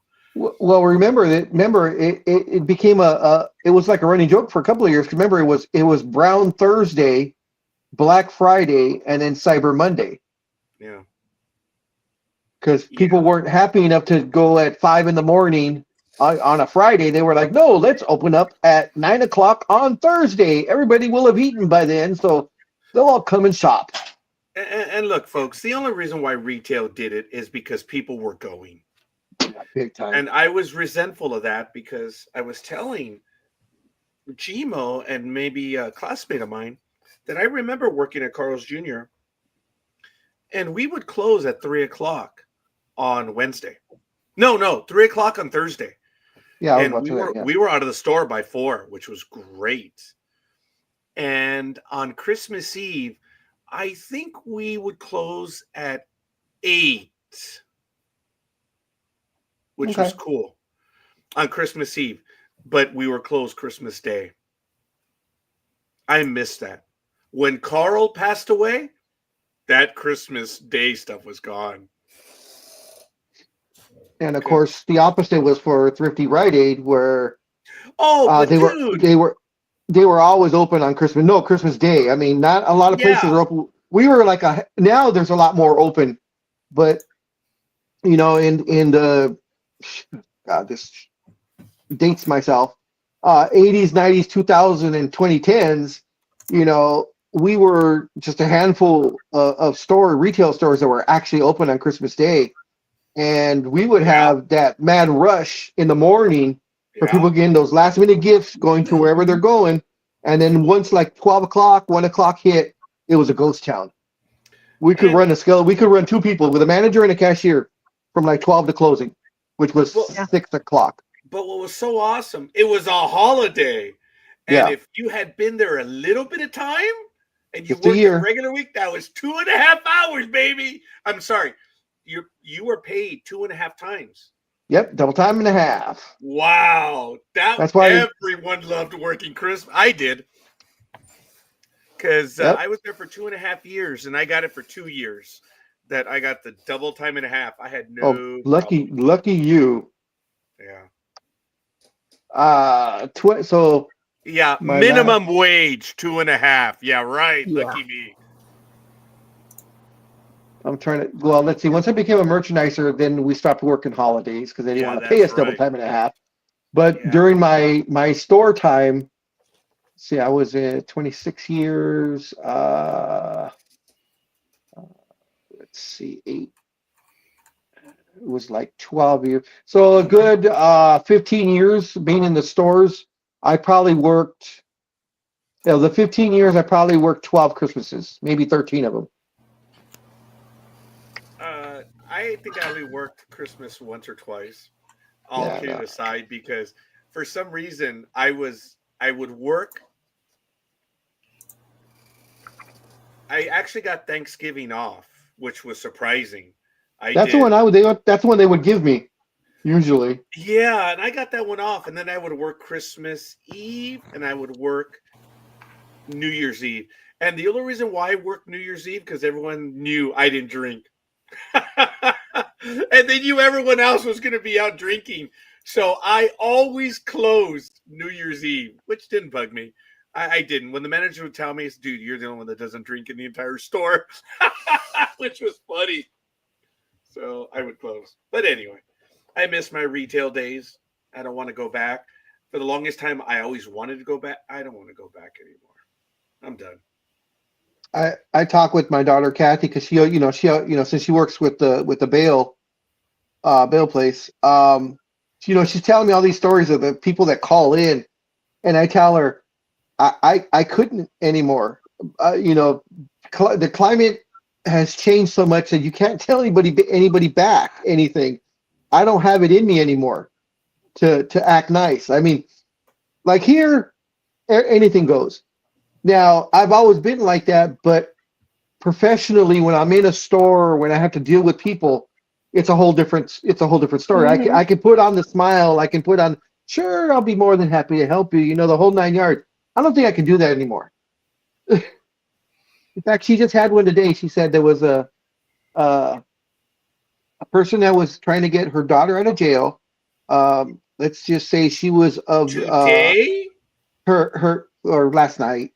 'Cause I was gonna say today they ain't getting out till Monday. No, they get out pretty quick actually. Just because the bail is posted. A lot of the time on non-serious crimes they don't have to see a judge. Yeah. The bail is posted or the amount is posted and they just post it and then they see a judge later. But this person was how shall I say her ethnicity was extremely light colored, if you get my meaning. And the mom called wanting to get her daughter out, and on their side they were done. They had got the bail ready. They knew what it was. The mom had paid it, but the thing is she hadn't been processed yet. So of course you need to get processed before you can post. So the lady called and kept asking Kathy, kept thinking it was the bail's problem, not at the jail. She's like, can I give you more money to put her in a priority line so she can be priority? Oh, God. And I asked the question of her ethnicity, Kathy, and I'm like, yeah, okay, that check. Mhm. But Look, yeah, she TSA pre-check. The idiots think they can do it for bail as well. yeah, so she wanted to pay more money to get her in front of the line of people that are all waiting to get out. Speedy says 2 guys started hitting the door and windows at Walmart before 5 a.m. But the Walmart near me has a substation. People always wonder how cops got no, there so fast. That's good. That's funny. Yeah, it's like, hey, what's going on? There's a substation right around the corner, idiots. Actually, that's funny and that's sad that they had to put a substation in so close to the Walmart because they probably get called all the time. Yeah. Oh my God, the video. No. Yeah. No, I'm No. done, dude. I am. No. I'm never going back to being the boss. I got no time or energy anytime to be a babysitter. Oh my God, man. Isn't that the truth? Yes. Yeah. I went, believe it or not, when I was 22 and I got hired by the county, my whole thing is I'm not going to be in supervision. I'm not going to do anything. I don't want to I had already supervised so many different locations I was done. I hired and fired, and I just didn't want to do it anymore. I just didn't want to. I was never going to do it anymore. It's Firing's the worst part. Yeah. And people say, but, people cause themselves. It doesn't matter. I'm a human being, and whether they deserve it or not, I get it. But there was a couple of people I would have loved to have fired that worked for Thrifty Friday. Oh, yeah. Someone else Yeah. did that for us. Yeah. Well, they did it to themselves. But Well, yeah. That's the thing we're talking about. Trivia. Yeah, the exact same person, man. We were right there. What was it? Robert Shavira? That's when he became a store manager and then very quickly got demoted. Do you remember? I don't know if you were still with the company No. when he was working in Pasadena, and he was supposed to he had run a store and I guess screwed that up, and then we found out he went to Pasadena, and he ended up, you know, the way they realign the districts all the time. So they realigned it, and that store just happened to get caught in our district. And we asked about him, and we saw him in a meeting or something, and we were like, "Oh, so you're the assistant manager there?" Because we knew the manager that was at that store. And he's like, "No. He goes, I'm the manager." He saw there's a front of the store manager, and I'm the back of the store manager. I'm like, no, dude, you're the first assistant. You're in the stock room. Yeah, I know. He tried to BS us. Oh, I'm the back of the store manager. Okay. Thank you. Okay. We worked there. Yeah, exactly. We're like, there's no such thing. We haven't seen the report on the division of store. We know there's a Thrifty Junior. We know that. Oh my God, whatever. Yeah. Anyway, yeah, we are having flashbacks on that, folks. Yeah. But yes, it is No, what go it ahead. is, man. Now I was gonna say stupid Raiders. Folks. Well, Yeah. go ahead. It doesn't matter, folks. It's bad coaching. It's bad. Look, why is it that some teams never commit those penalties? Why? Great coaching, great players. It's the way it is. I agree. I agree Look. too, but at the same time, I mean, you have the Tom Flores Raiders, but of course he knew how to coach. So the Raiders, I don't know how many years in a row they led the league in penalties, but they were a good team. They were just like, we're not only are we gonna win, but we're gonna beat you up while we do it, and we don't care how many penalty yards we rack up. But like I said, they had Marcus Allen, they had Plunkett, they had all these guys that were able to compensate for all those penalties. And the reason why I say these Raiders, I think, are one of the worst teams ever for Raiders franchise, is because those teams in the 90s, they just didn't have the firepower. They tried to win. Just win, baby. Yeah, they tried to just win, but they just couldn't because they weren't good enough. Simple, it was a fact. These guys have the ability to win. I don't know if it's just the coaching, the ownership, everything. The players aren't motivated. I don't know what it is, but you can see when they play, they're not giving it their all. They're just like going through the motions. At least that's the way I'm looking at it. Yeah, and I don't know if Speedy is talking about any outgoing Mexican president.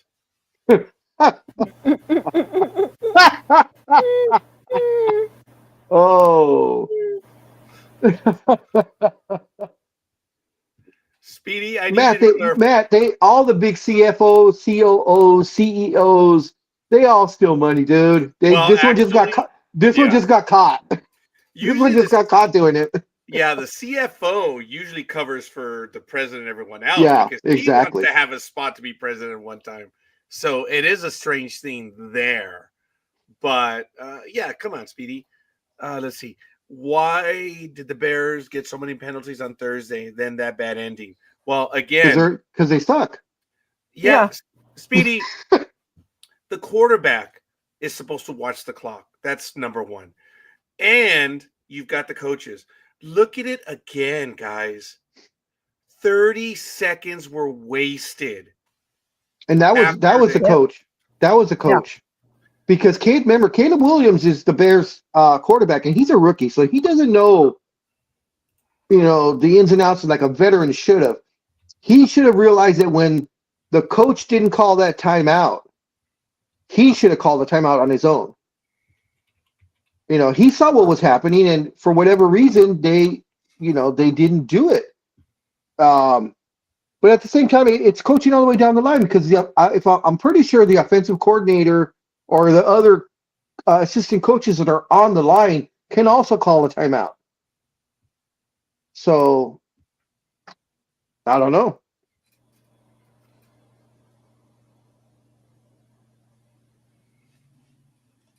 They lost, and they blew it. Yep. They blew it. Yep. Wait, what? Clarify. Come on, Speedy. You need to clarify that one. And then he says, on the way to Tracy, 4 cars got pulled over. Really? Oh, wow. That's okay. Is Tracy a Speedy slut or says, something, or what? I'm never going back to being the boss. I got no. Oh, yeah. Sorry. I saw that one already. I apologize. Here was the other one. It also got out of hand in 07 when I went to get a flat screen TV. That's all I wanted from her room. Oh, my God. I did that once or twice going out on Friday. And I can say this because both companies are out of business now. But Circuit City. Big Dog remembers Circuit City. I had already had DirecTV, so I was not a new customer, and I didn't realize that. But they had this deal that if you ordered 4 boxes for DirecTV, they would give you a free Nintendo. Oh, wow. And Okay. I'm going to the GameCube, Yeah. that one, the little box one. And I was there, and the kid didn't know how to read the codes and everything, so wouldn't give me the special. And we were just waiting in line. It just took forever, like 20 minutes. And then the manager comes by, and the attendant said, "Sir, I can't get the thing to process. He wants to get the DirecTV with the special." And I was just looking at him like, and the manager said, "Make the customer happy." I'm like, "Make it happen, young man." So he gave me the DirecTV and he gave me the Nintendo. And then about 4 days later, I returned the DirecTV. There was nothing on the receipt that said Nintendo on it. I am a criminal. Yeah. Statute of limitations is over. You're fine.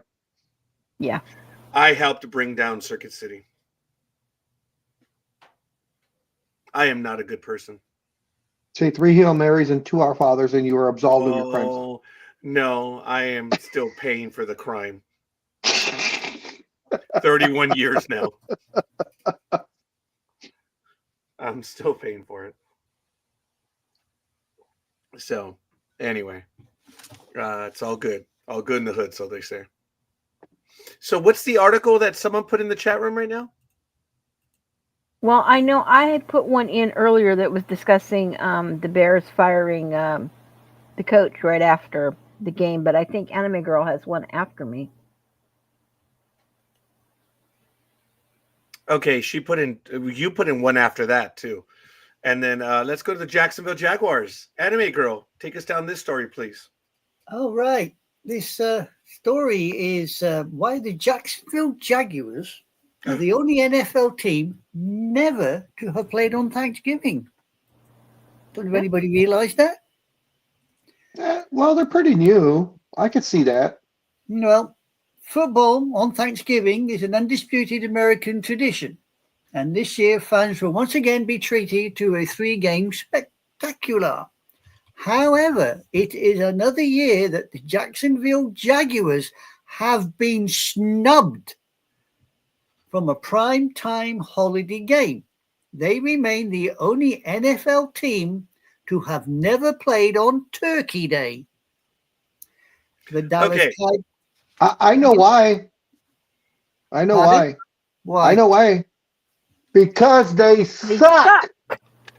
Well, okay. Well, I'm glad both of you in unison said it. So I have to, in Big Dog's comment, I have to seek out outside counsel. So Waldo B. Heffelnickel, the Jaguars are relatively new. Would you? The Koch principle. Okay, you're right.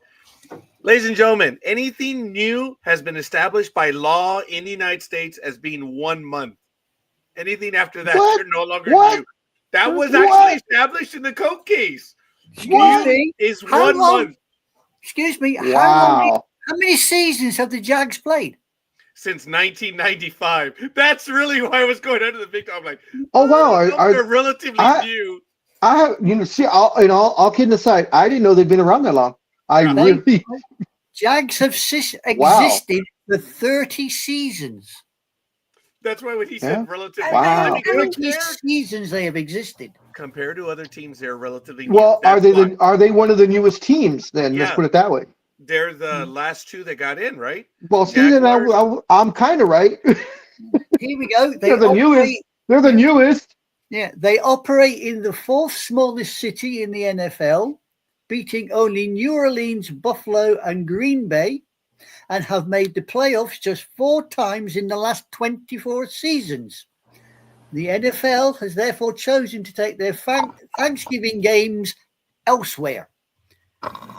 See, the thing with that is, the thing with that though is on Thanksgiving Day, it's always the Packers, it's always the Cowboys, and it's always the Lions.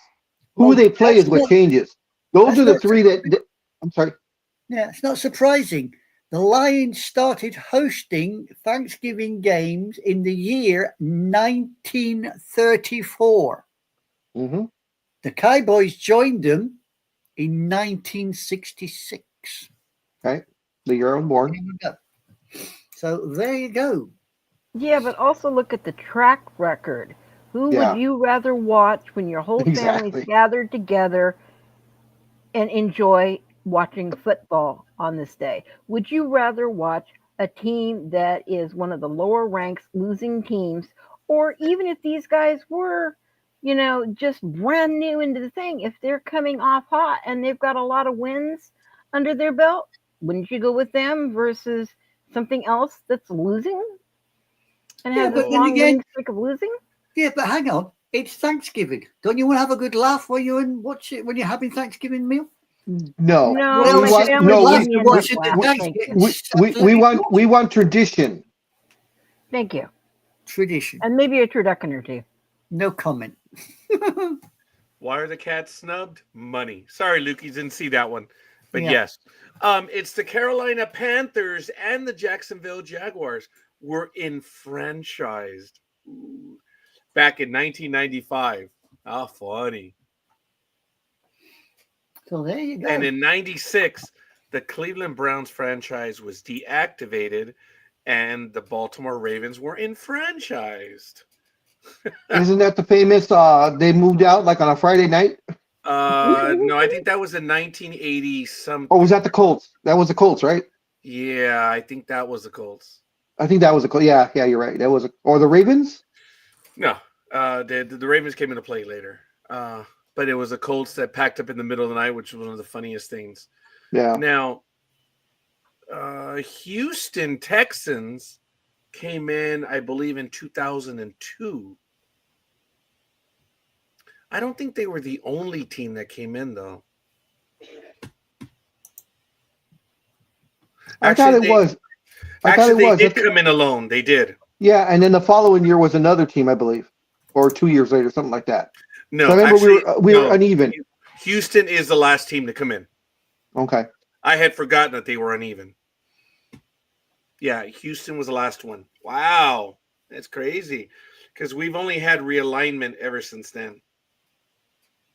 Wow. It was nice of the league to remember Madden with the pins. Yes, Yeah. I agreed. And the same thing on the end zone, where the back of the end zone said John Madden football or something like that. And the special flip coin that they had this year. Yeah. Which is available for purchase on NFL.com. Yep.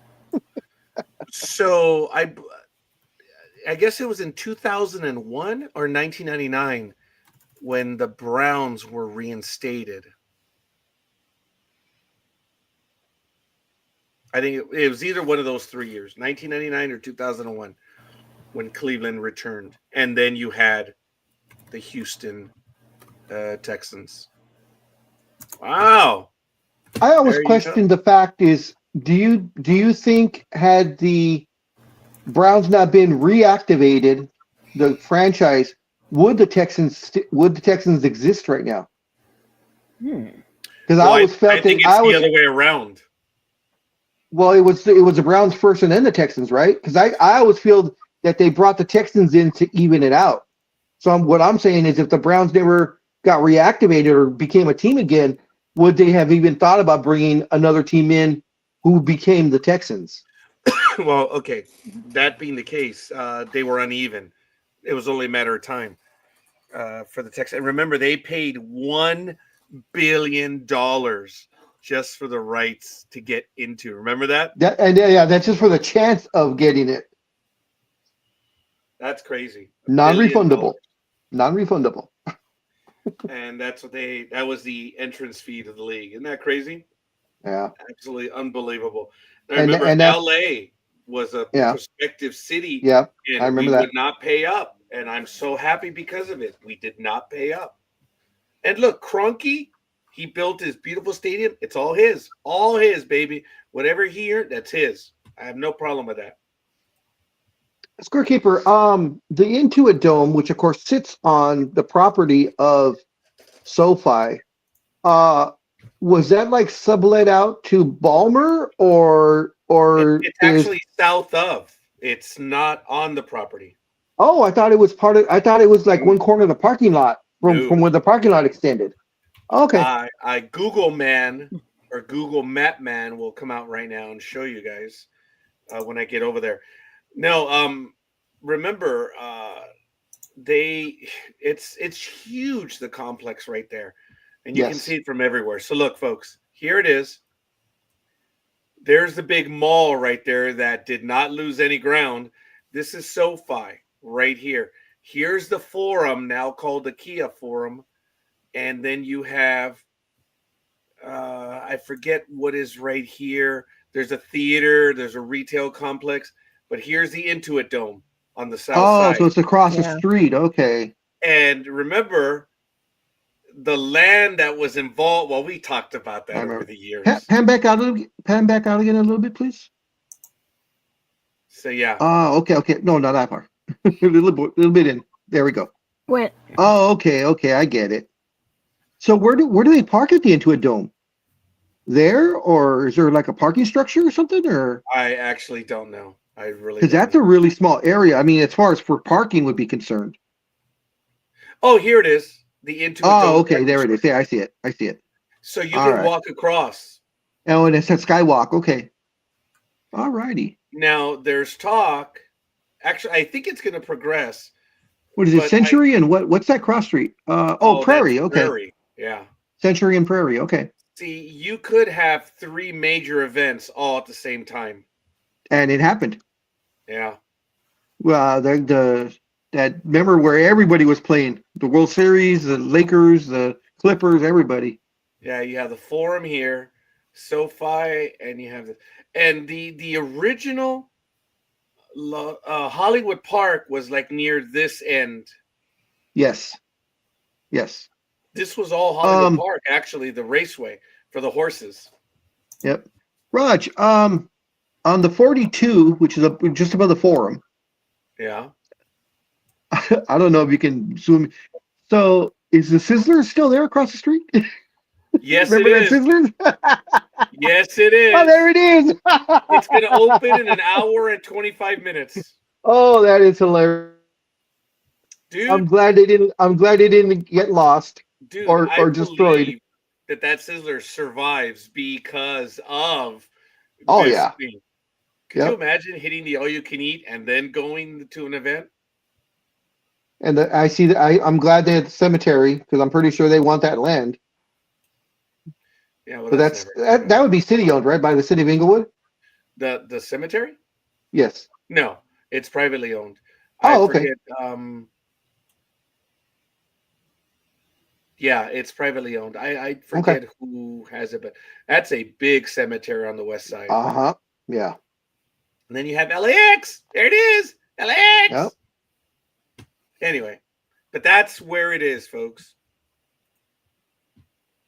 5.5 billion just for that stadium. Actually, the way I say it is 5.5 billion. They couldn't even afford to put in air conditioning.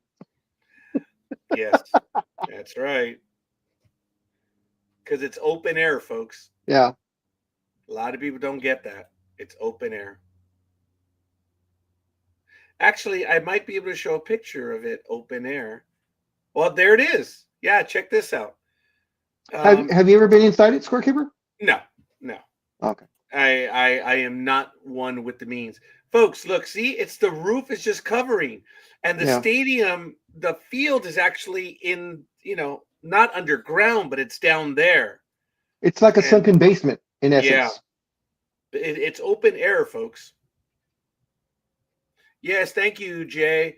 Jay was answering all the questions. Hollywood Park Casino, and then there's parking across the street. I think Baller Engineer's already been there. Huh, Jay? Huh? You've been there already, huh, Jay? Well, being an engineer, maybe he had a hand in building it. The county sublet him out, and Stop it! Stop it! You see, I bit my lip. at Yeah, I first know. when you said it, and then when you whipped out the county line, I'm like, stop it.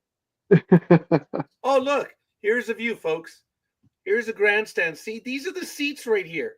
It's Yeah. open air. See, there's no AC. There's nothing. Look at that. Look at that. Unbelievable. Oh, look, you see? There it is. All open air.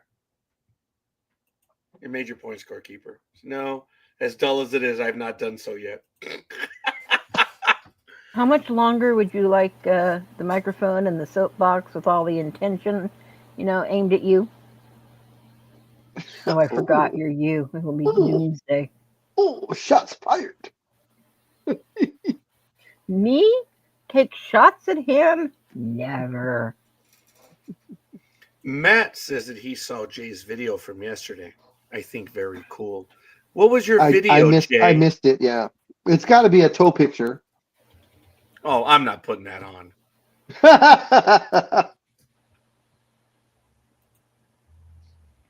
Usually, he does morning inspirational quotes on his Instagram.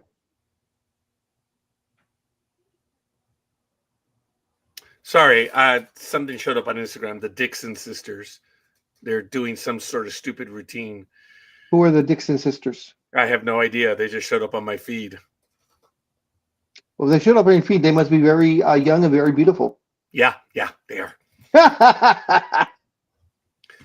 Maybe I can find the Jay video. What did you put, Jay?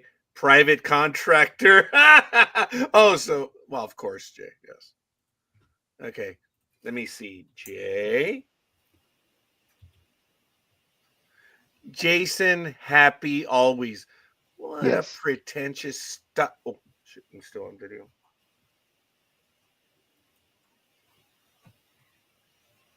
Which is the one you're talking about, Speedy? What was it? Let It Snow?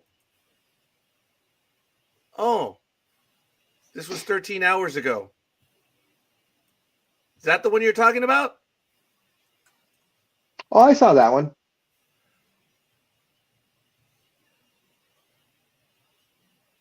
I wonder where he was at. I think he's over on not the 3rd Street Promenade, but he's over in West LA. The Grove. Oh, okay. Yeah, the Grove. Oh, the Grove. Okay, I was going to say the Americana, but okay, the Grove. Yeah, he's at the Grove. Oh, upscale. Wow. The Grove. Let It Snow. Yes. Okay, great. You NorCal girl, come on. What? What did you want to talk about? Well, I think you guys have just about covered everything that I was going to do. Anime girl, Well- what is Thoustus wishes to discuss other than the big dog that I cut off right now? Nah, don't worry about it. I put in about the NFL franchises when they all started. Thank you. Big dog, we'll get to that one in a moment. What did you want to do? What did you want to say? Me? Oh, just let's go back with the Dodgers. So the Dodgers signed Tommy Edman yesterday to a 5-year, $74 million extension that will keep him in with the National League, the World Champions till at least 2029. Edman, of course, who was 29, was acquired by the Dodgers in a trade deadline last year. and he did very, very well, of course, in the National League Championship Series versus the Mets, and had a nice showing in the World Series. So with that, they gave him his extension. And of course, the big news was the Dodgers signing Blake Snell for a $182 million contract for 5 years. And of course, snatched them from away from Speedy's Giants. And from all indications, the Dodgers are not done. They are now going against, they're now having their eyes and have had their eyes on a certain Yankees pitcher who is now a free agent. So I think he's a pitcher. I really don't know the Juan You Soto. mean Soto? Yeah, Yeah. and folks, to the blogosphere, to the ignorance of the world. I love that. This whole line of, oh, well, the Dodgers have a chance. It's he who writes the bigger check's going to get him. That's it. And right Don't- now, so that would be the Dodgers. This whole thing of, oh, well, the Dodgers have a no. Who's going to write the biggest check? That's it. Yeah. That's Yeah. it. It's not that they have a chance or not. If you know what are you trying to, you morons? The one who pays the most. Are you saying that he's going to accept to go to the Dodgers for less? No. This is a lifetime contract that's going to happen. It's going to be like probably 12 years, and it's going to be in excess of $600 million. It may be more than that. It may be $700 million if it's 12 years. So, Are as you as a Yankee fan, and actually a partial former owner of the Yankees. yes, that is true. That is true. That's why I said. But if you know, Yeah. I went like this too, Raj. I went partial. Ladies and gentlemen, I forget if it was the Janus Fund. No, it was the Janus Fund, but I don't remember. It was if the Janus one. I don't remember if it was the Mercury or Enterprise Fund. I had $100 invested, okay, in that particular fund, and they don't show the investments but for 2 years, twice a year. And when I looked at the holding company, I'm like, oh my God, that's the Steinbrenner Holding Company. I'm like, oh my God. And the Yankees was worth probably about $2 billion at the time. And the fund had $6 billion in it. And I forget what the percentage of ownership for the Yankees was. The point is, I was a trillionth of a trillionth owner of the Yankees. But damn it, you were an owner. That's right. So I remember when I told that to the big dog. I'm like, holy crap! But I got $100 in there. So doesn't matter. I was Does a not trillionth- matter. I was a trillionth of a trillionth owner of the Yankees for about, I think it was a year and a half or 2 years. Okay, so as a Yankee fan, and as I said, former partial owner of the Yankees, would you offer Soto that type of money or that type of a contract? I know you hate long contracts like that. If you were in the position to make the offer as a Yankee, what would you offer him? What do you think would be a fair deal for him?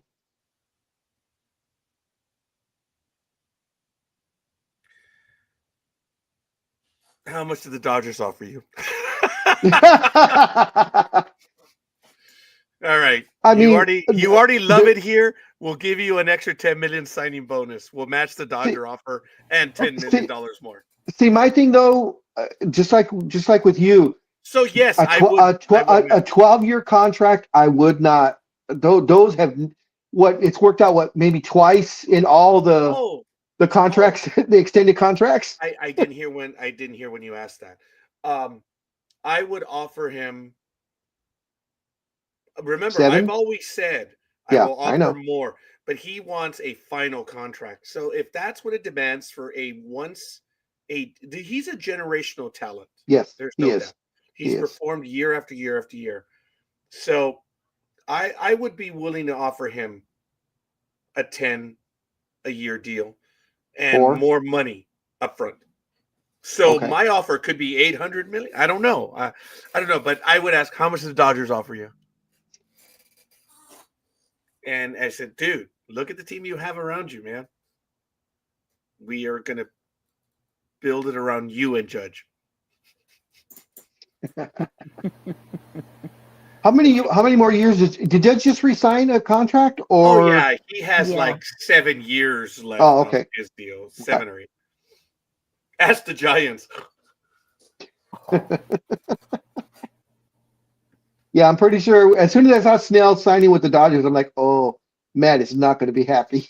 Guys, look, the whole thing with the Dodgers, look, I've been saying it for several years now. Dodger fan, good for you. I had it for 35 years as a Yankee fan under George Steinbrenner. We always got the best players, always.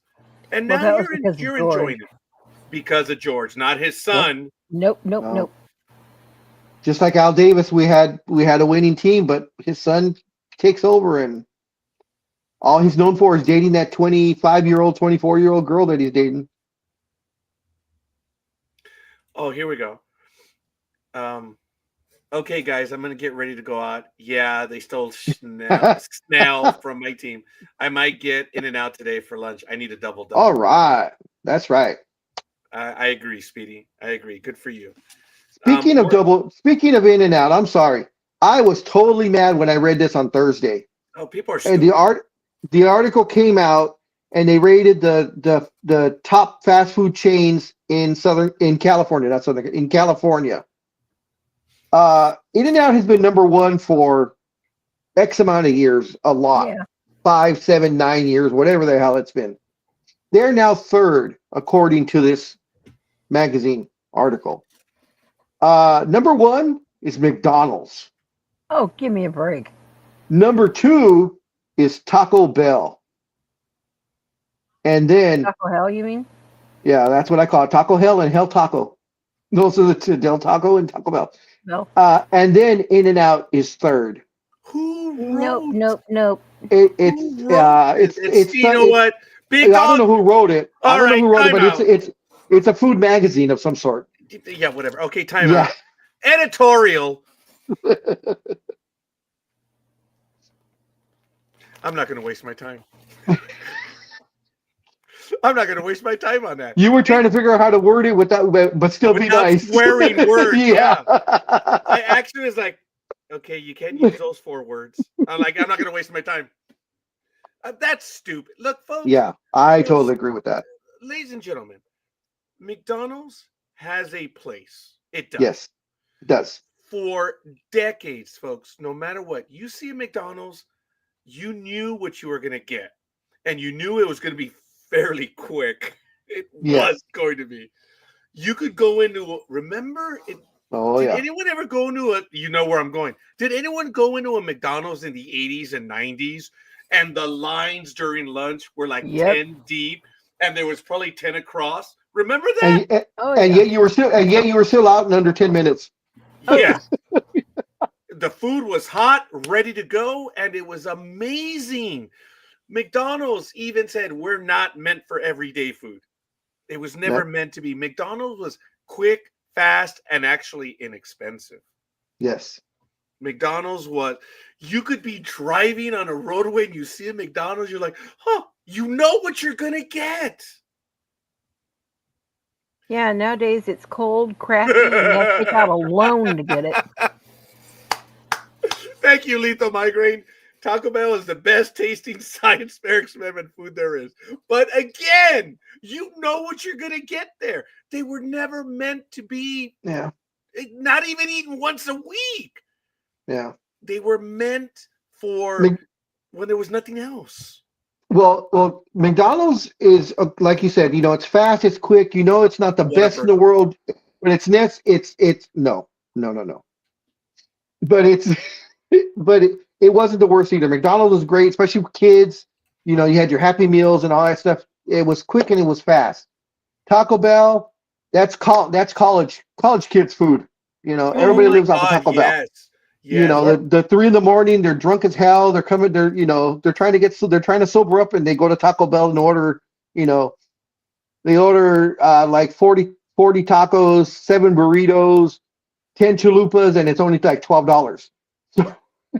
I remember buying the 12 or 15 pack of tacos Yep. for the family. Me Because too. Yeah. Yes, because it was just, and you know what? Look, say whatever you want, folks. I just remember doing that every once in a while. Yeah. We didn't do it every day. Yeah. Yeah. I mean, and that's what that type of food is. I In and still out like is that. different. In and out is fresh. Their meat is fresh. All the stuff, the potato, the fries are done there.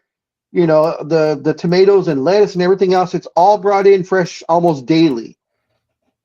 And to have Taco Bell and McDonald's over that is just unacceptable. Jay, Yep. the Western bacon cheeseburger is one of Well, the yeah, Western easiest- bacon cheeseburger, one definitely. of the easiest sandwiches to make. The buns, gravy, top and bottom. Then you put the oh damn. Okay, hold on. Oh no, the onion rings are on the bottom, and then the cheese are up on the top, and then you get the patty and you put it on the Western bacon. And then if you did the double Western, come on, how hard is that? And then of course being flame grilled, I think adds to that. And Comfort you know, food? folks, I used to like the Whopper as well. The pure Whopper, it's got that nice little tangy flavor. Yeah. It's different. And that's the beauty of all these things is they were so different. There was a deal right now, Carl's Jr. for like $3.99. Was it? No, it was No, $8.99. not anymore. Yeah. It was $8.99 for a double famous fries and a drink. That's a deal. Yeah, that's the That deal is these a days. deal because the regular price is like $12 or $14 now. Yeah, and I was surprised, and we had it a few days ago. And I'm a big Carl's Jr. fan, but even I don't go every day. But I go to Carl's Jr. because I work there and I understand all of the safety things. Uh-huh. If they're doing half of what they did 20 years ago, it is still of higher security than other places. I mean, they used to beat it into us long before the Jack in the Box scares. Remember when it happened twice? Oh People yeah. died. We had Carl's Jr. and I remember speaking to some managers that after the thing happened, they said, the grill temperature went up a little bit more. Like, yeah, it did. Automatically. Because the grill ran at 425 degrees. I still remember that. And it would take the patty, I believe it was 48 seconds to go through the grill. Yeah, I do remember that. And the French fries were always 2 minutes and 25 seconds or 2 minutes 30, or something like that. But it was real easy. It was real easy to do that stuff. Now I have a question for you and for NorCal Girl and maybe for Jay also. I'm not sure what Anime Girl and has Anime over there. Crew. Yes. Well, no, because I'm not sure what restaurants they have over there. So because he put comfort food. So for a sit-down comfort food restaurant, what is your comfort food restaurant you like? For me, it's either Cracker Barrel or Corky's. I love Corky's. Time out, Big Dog. Cracker Barrel, Yes. is that the one going up in like It's going up to Victorville, yes. But there's also one in Rialto now. Yeah. You and I talked about going to that one, but like we talked about going to a Major League Baseball game this year. Wisp of the Air. Dude, we have to go to Cracker Barrel. I finally went to the one up along the 15 going north. Yeah. Uh-huh. It was a nice treat. Yes. The ambiance and everything. Mm-hmm.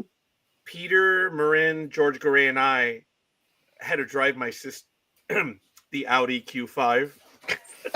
Big Dog says, the other car I have. Well, I don't know if I claim it, but he says the other car I have. I'm like, yeah, whatever. Cracker Barrel, but you're Hispanic. That's funny. Yeah, but see, the thing is, lethal migraine, the thing is, I'm Hispanic and I like it because who do you think is cooking all the food? Exactly.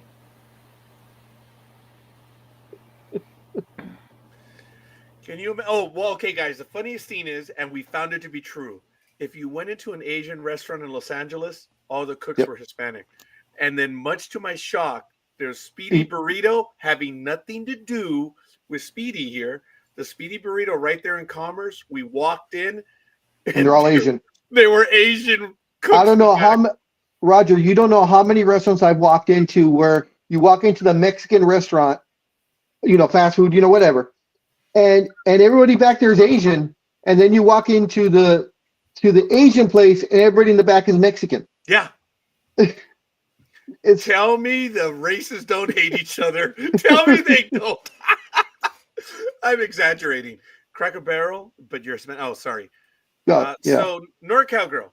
Yeah. Okay. Good question. Oh, Black Bear Diner. In the last 5 years, I've only been there a Black Bear couple of Diner. times. I'm trying to remember I think I went once on my travels when I was traveling. It seemed like a nice, decent place. Gridiron Girl. We just got a like from Gridiron Girl. Yay! She's in She reception. climbed down the range. tree. Okay. If Patty, she just liked my comment on the picture that I sent. Patty, if you're watching, thank you.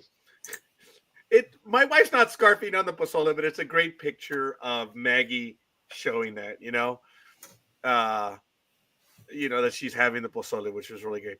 Black Bear Diner. Oh, so that's your number one. Your number two is Norm's. Oh, okay. NorCal Girl, what is your? Oh, Norms? I like Norms. We love Norms, yeah.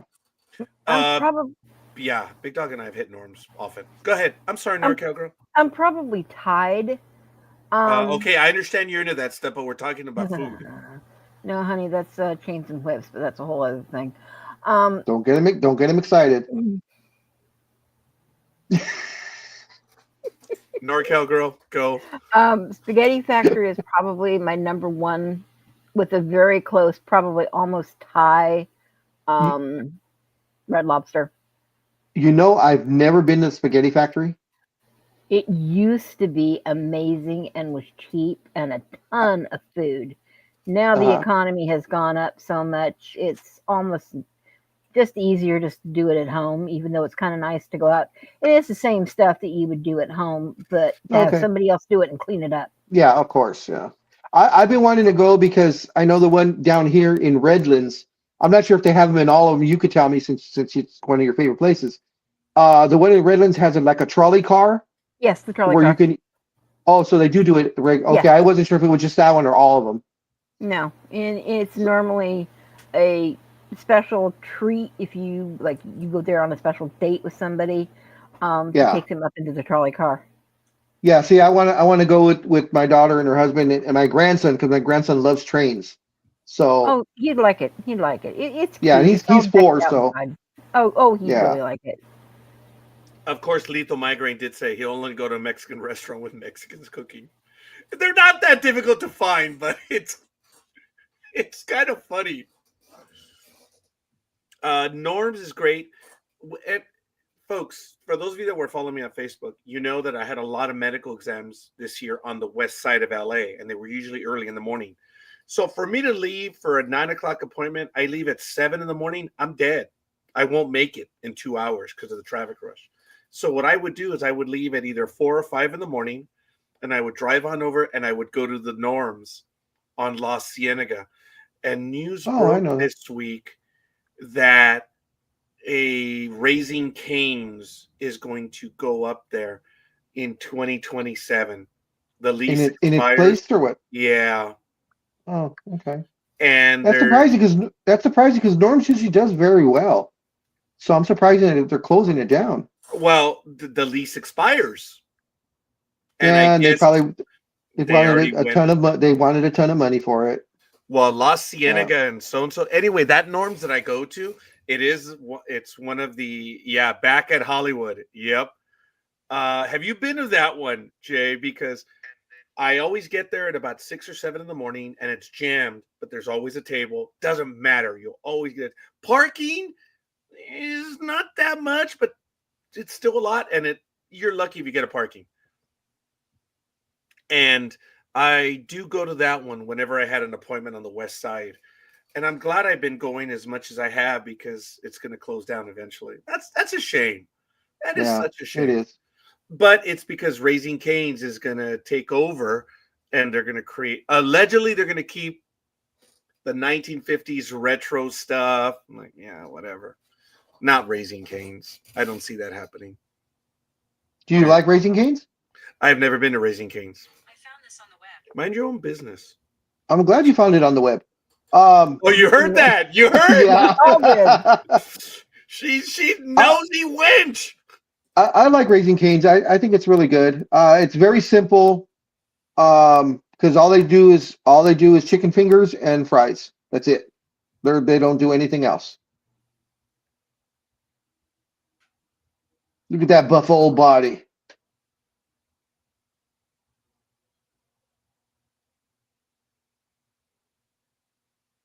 Jay, that's the man that always intimidated me.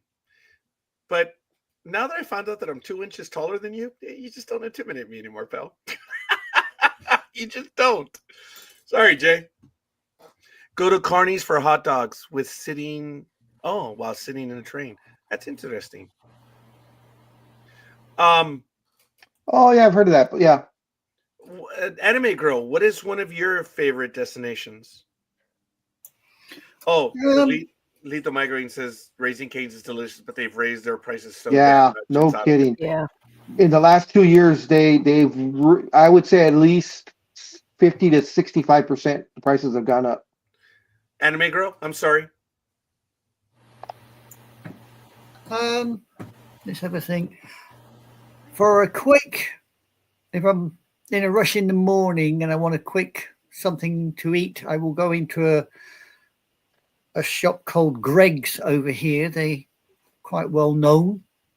But if I want to go for a sit-down meal, I would go to a place over here called The Harvester. It does extremely good food. But, of course, you probably would never have heard it over in the States. So what do they serve there at The Harvester? Harvester, they will do almost... Bangers and mash.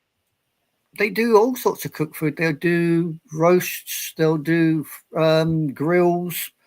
They'll do fish. You name it. If they've got it and they can cook it, they'll serve it. Do they serve haggis? If they've got hold of it, then they'll serve it. Sometimes they do. Sometimes they don't. So Greg's is sort of you go in and you get like let's have a think. You probably get sausages and an omelette on Okay. on a baguette. Ooh. You know, that sort of stuff, you know. Or, you know, you probably get spicy chicken wings that you can grab and go. It's that sort of place. Okay. I have one for you, Roger. I don't know if you went when you were a child, because we went all the time. Roger, a child? Bob's Big Boy. Yes. Oh, come on, dude. We went almost every day with your former manager. Well, yeah. What's his face? The big tall guy. Boyd, dude, that was like our favorite spot. We'd go. No, I know, but I mean, like comfort food wise, I mean, that was work, and that's where he liked it. But I'm saying, I went from like when I was a kid. My mom used to, you know, they would both take me, you know, like Sundays or Saturdays, and just it was just nice comfort food. I didn't know they. I didn't know they had fast food joints in 1800 and frozen to death, but never mind. That's 1600 and frozen to death. Well, yeah. They did, but it was the late 1800s, so that's why. Toma! So there you go. A comfort food place. My God, I'm really trying to think. You know, it depends. I used to have a comfort food place around the corner from where I lived down over in Southgate. I believe it. I know it's going to sound cheesy, dumb, and stupid, but I am partial to Sizzler still. Yeah, I do. I like Sizzler. Sizzlers is good. You get even with the freaking salad bar. Oh God, yeah.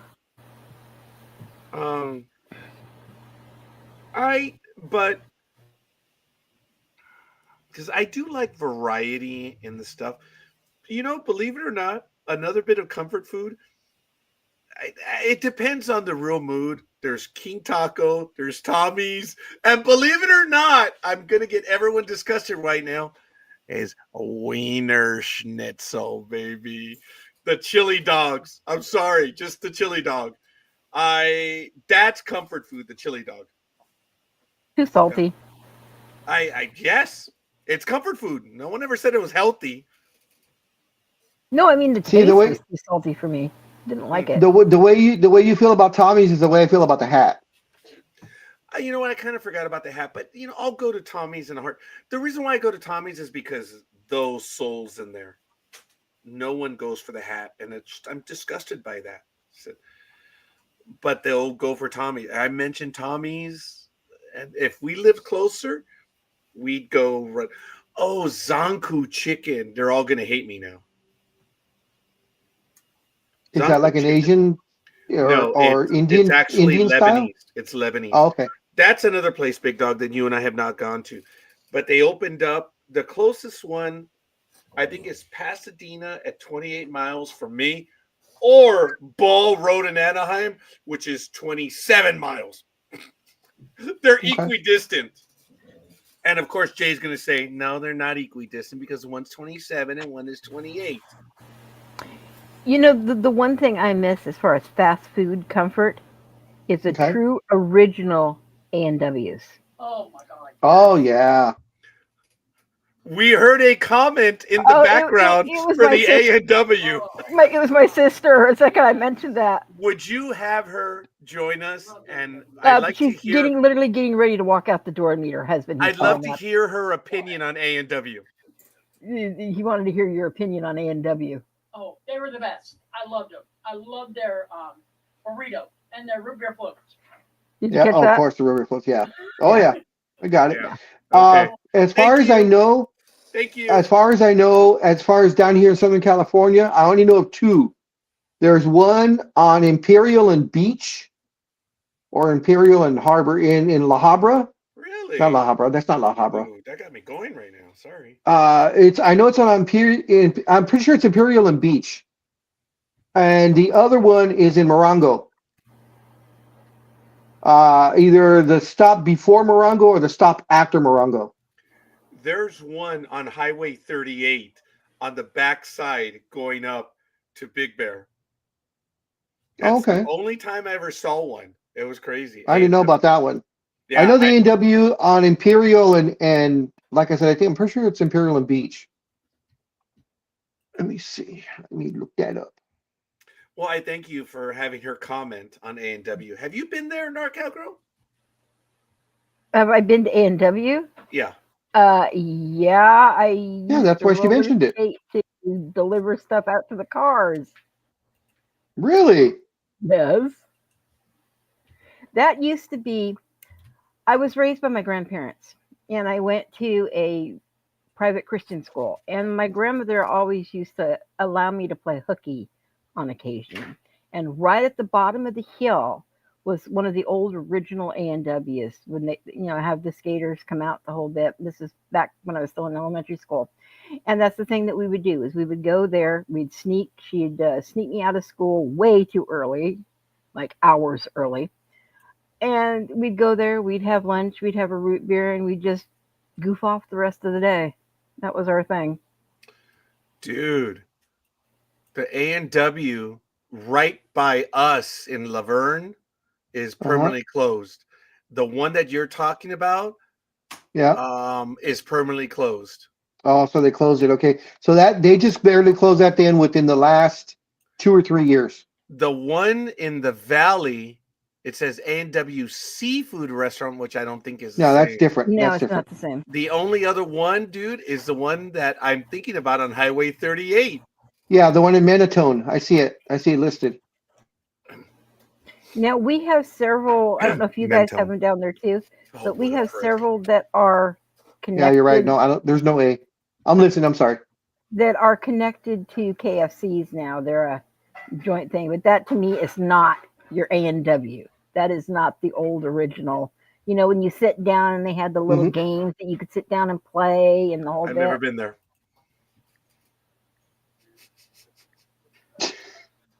I hate you. She hates you with love, though. If that's all that was recorded, I would have mentioned it a while ago.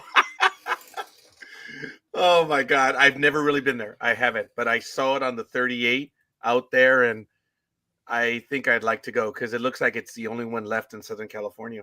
So the one in Morongo's Oh, gone right. also?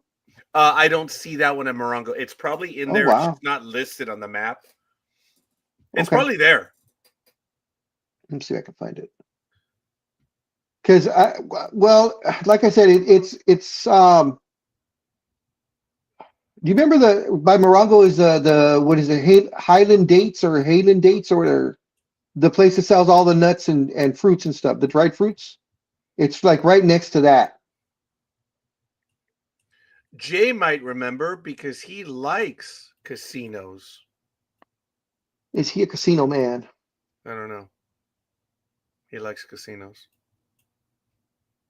Jay, do you know what we're talking about? Oh, Hadley Fruits. That's what it is. And later I'm going to watch my porn, which is wrestling. Thank you for clarifying Oh, that. that's right. That's right. Today is Survivor Series. Yeah, I think it is gone. I'm looking at it. I see the Chevron.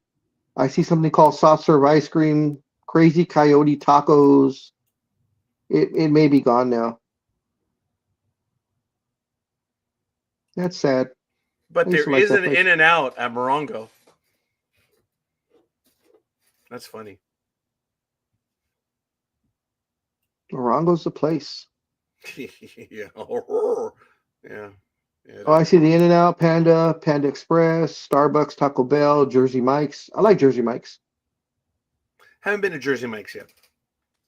They're good. I like Firehouse subs a little bit better though. They're a little more expensive, but the quality of meat is a lot better. Well, anything is better than Subway and Togo's. I used to like Togo's. Yeah, maybe 15 years ago. Certainly not now. Yeah, that's true. Everything's 15 years ago. Oh, thank you, Matt. Oh, What'd he say? love Wiener Schnitzel. I mean, that's what he's. Anyway, there's one near his church. He loves who? What the hell is that? Wiener Schnitzel. Wiener Schnitzel Wazzies? Wiener The Wiener Schnitzel. I'm such an ass. Yeah. Hey, do you have a? I thought maybe your wiener in public was a crime. I'm glad you jumped in on that one finally. That's good. It depends on how flamboyant you are about it, though. What, playing with your wiener in public? Yeah. No, he's just trying to stick it in some sauerkraut. That is definitely illegal. It's like muffin the mule. For the That is love definitely of all that is illegal. holy. All right, whatever. Hey, so folks, check the calendar at ndbmedia.net. There's a lot of stuff going on the network. I believe tonight we're going to have the review of episode what? 6? 7? Are we reviewing anything this weekend, or is it the holiday weekend? Oh, we're reviewing. We've got. Great, you're gonna make me freaking go back. Oh, wow. Oh.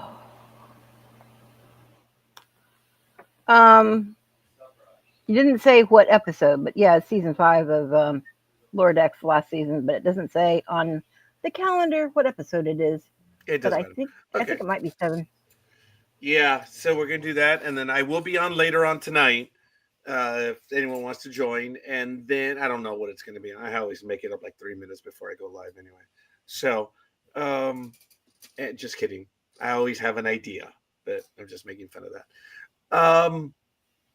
Sunday, what are you guys doing? We are doing The Wind Rises, which is a Miyazaki telling of the buildup of the airplanes, the Japanese airplanes, and how they were crafted and designed, and the creator of that with Mitsubishi right before the breakout of World War II. Ooh, neato. Okay. Hey, here's some football notes that no one cares about except for me. Haley Stanfield. Oh, she's gorgeous. Yes, She yes. is now engaged to NFL quarterback Josh Allen. And the links Really? are in just Yep. There were rumors Oh, about it, Good for and the her. links are in the chat room. Well, actually, good for him.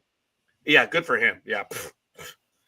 You know, and congratulations to them. There's some, the Spider-Man Across the Spider-Verse star 27 and Buffalo's Bills quarterback 28 announced their engagement on Friday, November 29th, sharing the exciting news with fans and friends on social media. So it's kind of cool. Good for them. And there's an image of it on Instagram. This is cool. And lucky him, rat bastard. So good for him. They've been dating for about a year, I believe, a year and a half. But there were rumors, unfortunately, that he was dating someone else, I believe, at the time. So, yeah. Steinfeld and Allen were first linked back in May of 2023, shortly after rumors surfaced of Allen's split. Okay, that's different from longtime girlfriend Brittany Williams. Navigating the public eye hasn't been without challenges. On the Pardon My Take podcast in August of 2023, Allen opened up about the pressures of dating in the spotlight, recounting an unsettling experience with a photographer who tried to capture photos of the couple from above. It's a gross feeling, Allen admitted, describing the insecurity it caused.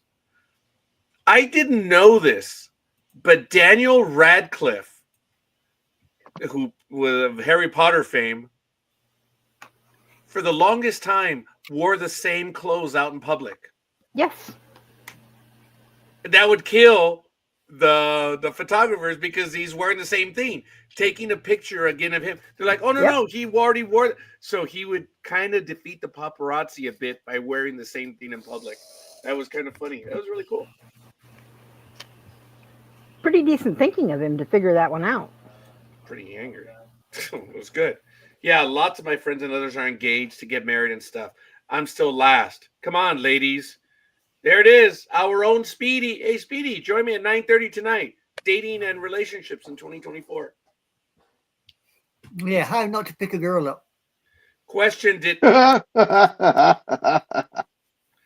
Aaron Rodgers retire? Why? No,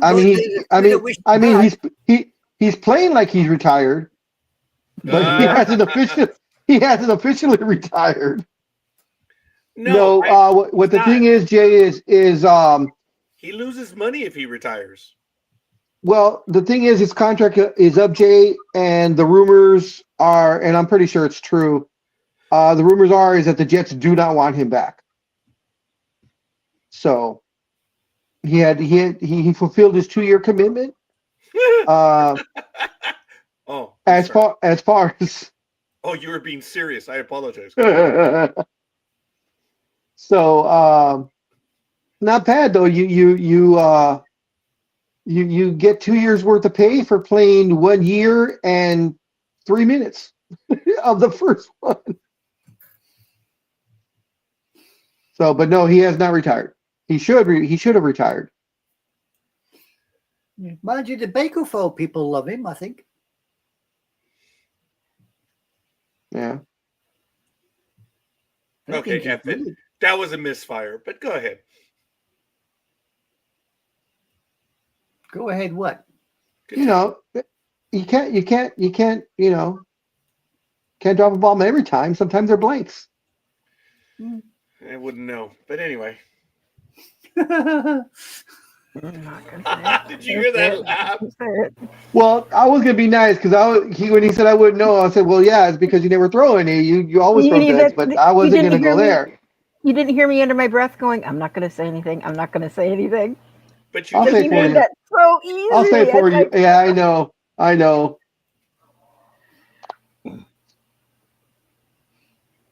Yes.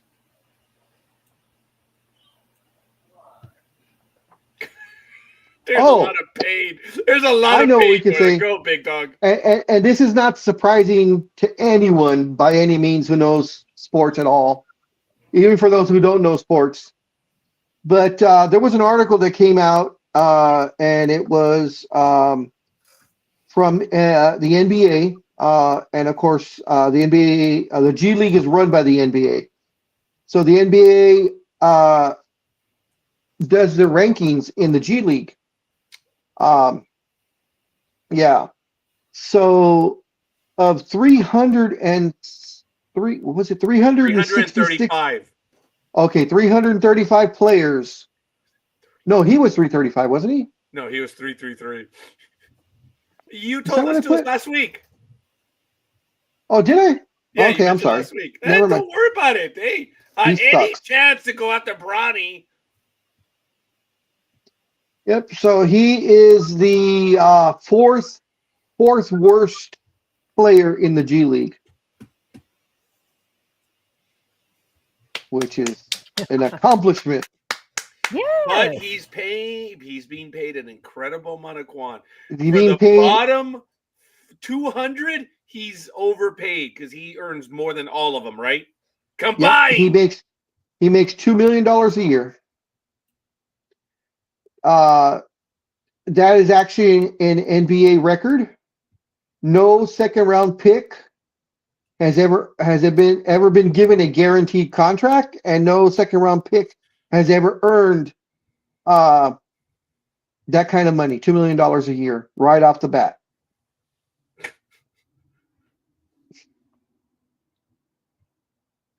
Well, he has. Good for him. No, not good for him. Yeah, well, the Lakers are stupid, man. It sucks. Yep. All to placate one player. Yep.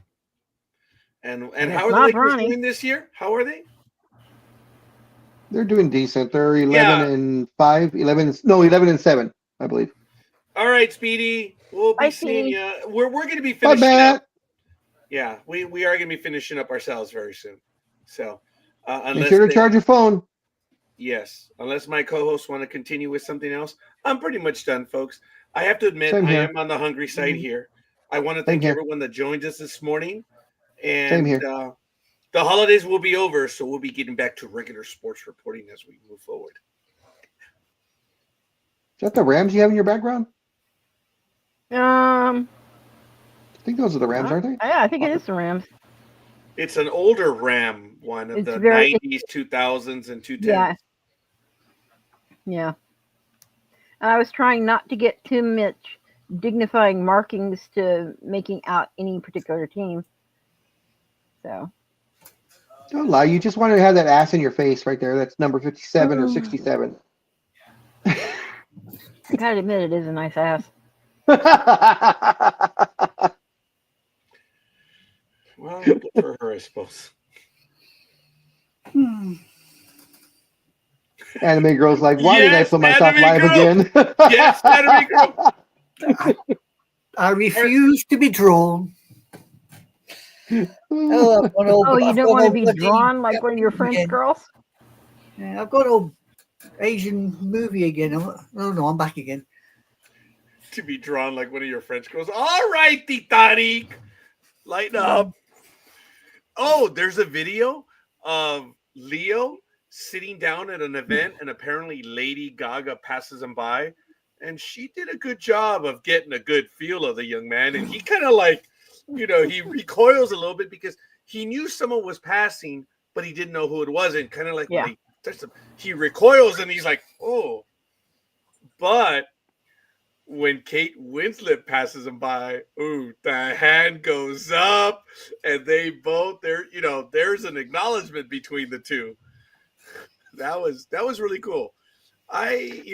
Well, actually, the real reason why Leo cringed the way he did is because she when Lady wasn't Gaga 21. went, exactly, she wasn't just out of her 20s or into her 20s. Yeah. At 25, he's done with them. He follows the Dr. Jerry Buss way of dating. Really? Okay. Buss was in his 60s and 70s and still did not date anyone older than 25. Have you guys heard the rumor though? No. Which one? I've heard Go ahead. I've heard all this week floating around that apparently he's supposedly engaged. Not Jerry Buss. Jerry Buss is dead. No, Leo, Leo. you idiot. Well, I was talking about Jerry Buss. Oh, Lady Gaga is engaged to a rich dude from Minnesota. Apparently, she regularly shows up to Random House parties. to Oh. random house parties around the Twin Cities. That's cool, man. No, I did not know that. Wow. Good for her. So Leo's supposedly how old's the girl? No, 20-something? 20. Yeah, she's in her mid 20s. Not very Okay. old.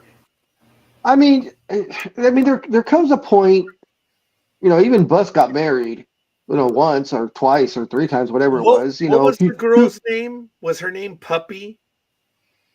Who? One of his girlfriends? Bus's girlfriends? Yeah. Not Puppy, maybe Muffy or something like that. But that Okay. was There was a joke by Keith Olbermann that apparently Eric Schall, one of the pitchers of the Padres, Yeah. was going to start dating her. And he says, well, instead of being Puppy Bus, her name would be Puppy Schall. Yeah. It's Leo. She's 19. Yeah. But I mean, Leo's what, 50 now? 50, 51, 52 maybe? He's a bit younger than Somewhere, I yeah. am, so he's in his early 50s, yeah. So, I mean, he probably figures it's time to settle down, Good Maybe for he actually him. wants to have a family. Maybe he wants to have a family. I mean, he literally doesn't need to work anymore. He's worth probably $300-400 million. And maybe he figures he's had all his fun. Time to choose one. For Time 5 to minutes. time to pick one out of the herd, so to Big speak. Dog, the only thing I would say is I would amend that line is he's picking one to keep permanently. That doesn't mean he's out of the game. That is true. I would love the one that chooses him and says, you're going to be loyal, right? She's going to be loyal. He's Well, you never know. You never well, know. no, the prenup will make sure she stays loyal because otherwise she's going to get Jack. No, she's going to get Leo. No, Jack was drowned, in remember? Titanic. Wasn't he Titanic? Wasn't he Jack in Titanic? Very good. Very good. All right, I messed that one up. No, you caught me on that one, but I did instantly remember it. Isn't he Jack in Titanic? Well, yeah, I guess Oh, you didn't hear okay. what I said. So you had me, but I was quick enough. The What did brain you actually say? worked for once. Well, when he said pick Jack, I'm like, no, Jack drowned. Well, I wanted to say the rest of it, but I'm being nice and not trying not Look, to cuss. it worked. So. It was a good recovery, actually, Big Dog. It was a good recovery. I love the I don't know if you guys ever seen the interview. It was just a few years ago, and it was DiCaprio and Kate Winslet, and I can't remember what actor it was that was doing the interview, and he asked Leo, so Leo, I've always wanted to know, would you have fit on that door or piece of wood or whatever the hell it was? He's like, would you have fit? Leo just cracked a little bit of a grin, and he's all, no comment. Well, yeah. Yeah, well, Kate was just asked that by Jimmy Fallon like a month and a half ago, and she actually acted it out. She went and she shoved everything off of his desk. Oh, I saw that and little short dived video. across the Yeah, front of his desk, and he's sitting there like looking at her butt. I think and of course Jay's gonna love this one. I guess an engineer worked it out and did the measurements, and he said they would have both fit perfectly fine. Well, didn't Cameron do the test because he knows what he was filming with that day? Yeah, but that would have changed the story. He had to die. Yeah. Who was the evil person in that movie, Anime Girl? What movie was that again? Titanic. Titanic. The evil person in Titanic. Yeah, who was Yes. evil? Was it Billy Zane? Yes. Yes. Actually, it Actually, the was. bodyguard, to be Actually, honest with it was you. the iceberg, but that's a whole nother story. Yeah, Actually, exactly. it was her. Yeah, he just got frozen out, didn't it? Yeah, it was Miss Decatur herself because at the very end, she had a $250 million thing in her hand. And what did she do? Instead of giving it to the granddaughter that took care of her, or the family that her husband took care of, she instead dumped it in the water. The family that made her, she could have left it to them. And it says she threw it into the water. She was the evil person at the very end. They already had money. Yeah. They had money to do the exploration. That's millions of dollars. They had the money. They didn't need extra money. No, but her family wasn't doing it. It was someone else. But he's okay. He's sorry. That's just my idea. So I think that's going to be it for now. Ladies and gentlemen, Sports Talk with the Guys, Holiday Edition. If you guys think that we talk too much, oh my God, Thursday after or the Saturday after Thanksgiving, this is all we do. It's just, we enjoy spending time with each other, and that's what we do. So I want to thank everyone that joined us today. Anime Girl, NorCal Girl, who may have a new name. We don't know. But it could be Pasture Maven. So, Nah, I don't like that one. As long as it's But- not meadow, but she did. as long as it's not meadow lady, you'll be fine. We'll see. But beyond Think about that, it. I want to welcome the big dog as well, or thank the big dog as well. And I am the scorekeeper. And ladies and gentlemen, we thank you for joining us. And it was a wonderful Saturday after the holiday. God, So you I would definitely ask, lost it. folks, I really don't know which day it is. I understand it's Saturday, but it's all good. So I'm going to ask the big dog to take us out, and we end this bad boy. All righty, folks. Enjoy your sports. Have a fun weekend. Continue with this wonderful 4-day Thanksgiving weekend. Have fun times with your friends and your family. Cherish the time that you have with them, because you never know when you're not here anymore. And just enjoy everyone around you. Try to be positive, and enjoy, as usual, enjoy your sports. Don't drink, don't drive. If you do decide to drink, call Scorekeeper. He'll pick you up in his Uber or Lyft, so he can earn some extra money, and he'll charge you the elite luxury price, even though, depending on what car he takes. But anyways, enjoy your weekend, everybody. Be safe, and please have fun. We'll see you guys on the other side. Peace! Johnny.